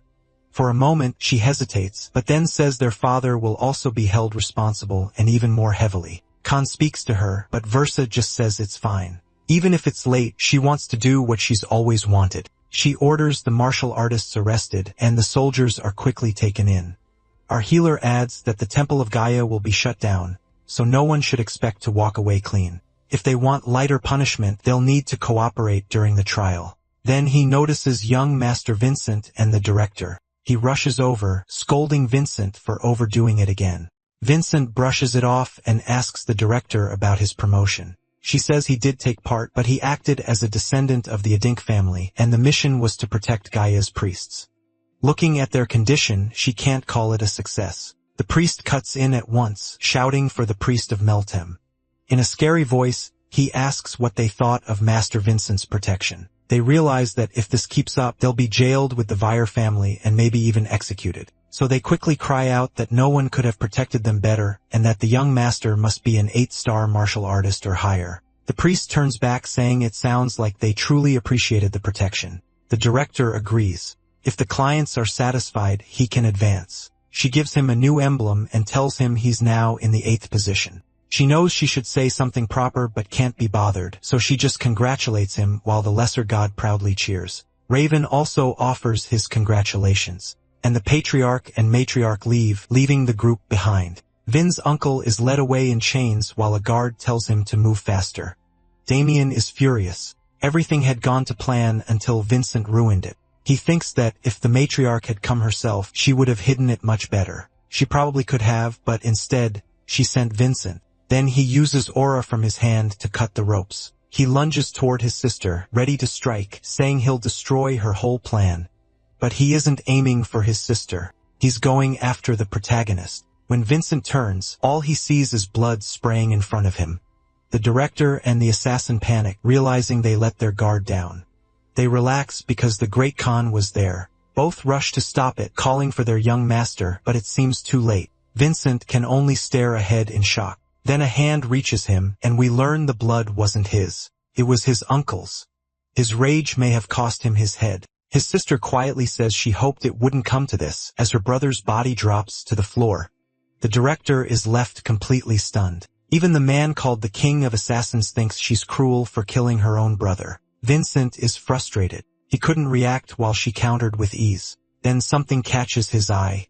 His mother's hand is trembling. He walks up and calls out to her, then shows her a magic stone made from her life force, saying it's proof of the crimes committed there. When she reaches for it, she says her burden feels lighter and thanks him, adding she'll return it after checking it. But before she can, Vincent takes her hand and says it's a gift from him. The sudden gesture catches her off guard. He says it can't replace what she lost today, but it's from the heart. Julian can't understand why he's comforting the great Versa. But then Vincent says her hand was shaking, and someone that gentle doesn't fit that title. She clearly likes the gift, smiling as she looks at him. Later that night at the Wire family's main house, someone is suddenly run through by the Udinka patriarch, who holds the body up like a puppet. The other guards stare at their captain in fear after he was taken down so easily. Khan says there is proof the Wire patriarch was involved in the Meltem incident. He throws off his cape and declares he'll remove anyone who stands in his way. Even terrified, the guards force themselves to charge him to protect their lord. But the old man is merciless, cutting down everyone in the hall with fast, exact blows. Still, more guards keep coming. The huge old man readies another attack and tears through them in a storm of blows, leaving only destruction behind. As he throws open the door, he says all the evidence was sent to Jeremiah and the Tower of Judgment. The patriarch of the Wire family has already been sentenced to death. Still, Khan says he'll allow the man to redeem himself by ending his own life. Scared but furious, the man shouts, ordering his guards to kill Khan. A hidden fighter suddenly rushes the patriarch, but Khan kills him in a single strike. He proves once again why he is the Adink's power. The Wire patriarch can only mourn his fate. Then his aura flares, and he says this is his answer, leaving the elder terrified as his life is taken away. He screams desperately for salvation. Sometime later, elsewhere, someone adds sugar to tea and asks if it's sweet enough for the protagonist. It's his mother, apologizing because he should be back with his friends. Before Vincent can reply, she says she did it because it was the right thing. His words while defending his children inspired her to stand up for what she believed in again. Vincent and Julian both look pleased hearing that. But Vin still asks if everything is really fine since she'll be treated like a traitor. She finds it funny that the one who destroyed the Helheim Magic Stone factory is worried about her. That makes both him and Julian realize what kind of mess they're in. Then she says something incredible. He's very much like his mother. And though it's hard to speak of, she wants to give him something in return, a story about his mother, Sarvana Heasley, the celestial fruit. Vincent is confused. What does his birth mother have to do with the celestial fruit? The matriarch says Sarvana was chosen to receive the fruit, leaving the lesser god confused too. She says it's a long story from a long time ago. Back then, Kong was the rank 1 cadet about to graduate from the Crimson Fortress. The three of them traveled together for their graduation mission, which required a ritual to kill a monster near Nelly Waterfall. They completed the ritual and the monster appeared. But all the woman could think about was how strong and beautiful Sarvana was, enough to rival Kong back then. Suddenly, the monster lashes out with 5 tongues, binding Sarvana's hands and feet in the air and rushing in to eat her. Sarvana screams that she doesn't want to be eaten by some monster, but she was only acting. A huge attack slices through all the tentacles, launched by the future matriarch. She yells for someone to move now, and Kong cuts the monster clean in half with one strike, showing how strong he already was. Sarvana lands lightly on the ground and happily says their teamwork was perfect and the mission is done. Then the future patriarch goes to collect the monster's pearl. The young woman wonders why they need something so gross. He explains that taking the mollusk shell is a tradition from Aslan's time, but then something catches their attention. She says the waterfall mollusk is annoying, but not too hard for a graduating rank 1 cadet. Then she asks why a waterfall like this exists in such a cold place. Sarvana wasn't just cheerful. She was smart and curious enough to notice what others missed. Young Emo speaks to her as she says the mission must have had another reason, maybe something the first patriarch Aslan left behind, and asks what could be hidden behind that waterfall. Curious, the future patriarch asks how they'll get through it. So the three start making their way through the mountain. Sarvana says she'll check what's there from this path since her intuition is always right. Then her foot slips and she falls straight into the river beneath the waterfall. Seeing the danger, Imo tries to stop Khan, but he dives in at once to save Sarvana, and soon all three are swept into the river. Then Sarvana starts to wake up. She wakes up in a cave hidden behind the waterfall. For a moment, she's excited. She was right that something was there. Then someone yanks her by the ear. They demand to know what she was thinking, snapping that they nearly died because of her dumb idea. The other two are baffled that the current didn't injure them, and before they can call it a miracle, a voice says it wasn't. Back in the present, Vincent wonders how anyone could have been hiding there. His mother explains that they called that being the celestial fruit, but its real form was a huge, powerful red dragon. The three are instantly terrified. They've never seen anything like it. The dragon asks which one of them can see the truth, and the other two realize this matches the prophecy passed down in the Adenka family. The dragon quickly understands they got there by accident and know nothing, but says it doesn't matter. Then he readies an attack and declares they'll all die there. He fires a fireball and blasts the three backward. Yema can't believe there's a dragon inside the Crimson Fortress, but she forces herself to focus on escaping. The three run for their lives. The dragon says it's useless, and before they can get out, the waterfall thickens into a barrier. The giant lizard tells them there's no escape, and they should accept their fate. Hearing all this, Ben Shin can't believe a dragon could really exist, but his stepmother asks why that's so hard to accept since the thing he added to the Crimson Lotus was dragon bone. Julian is stunned that she knows about the bone, while Ben Shin thinks it's stupid to believe anything could stay hidden from her. He then asks how she made it out alive. She says she doesn't know. The only one who knew the full story was Sarvana. Back in the cave, the dragon says they have nowhere left to run and should accept death. The young matriarch calls to the other two, and Sarvana starts drawing her sword as the patriarch gets ready to strike. All three charge the creature at once, rushing in and landing a hit that briefly surprises the dragon. The patriarch uses that opening for a sword art technique, but the dragon catches it and knocks it into the wall like it's nothing. That leaves him shaken because it was the strongest move of the Adenka family. As the dragon gathers mana, he says humans have limits and a crushing force bears down on them, making it hard to breathe. Sarvana and Versa collapse, while only the patriarch stays on his feet. That catches the dragon's eye, and he asks how a human can endure his mana pressure. He even thinks it's a waste to kill someone with such talent, but the patriarch refuses to let him kill his friends. A symbol spreads across his face, and attacks begin tearing across his body like arrows brushing past him. The dragon says the ways humans used to control mana were originally passed down by their kind, then transforms into a woman and walks toward them. She says it's unfortunate, but she'll have to finish him, and forms an attack in her hand. Right then, a huge blast erupts outside the waterfall.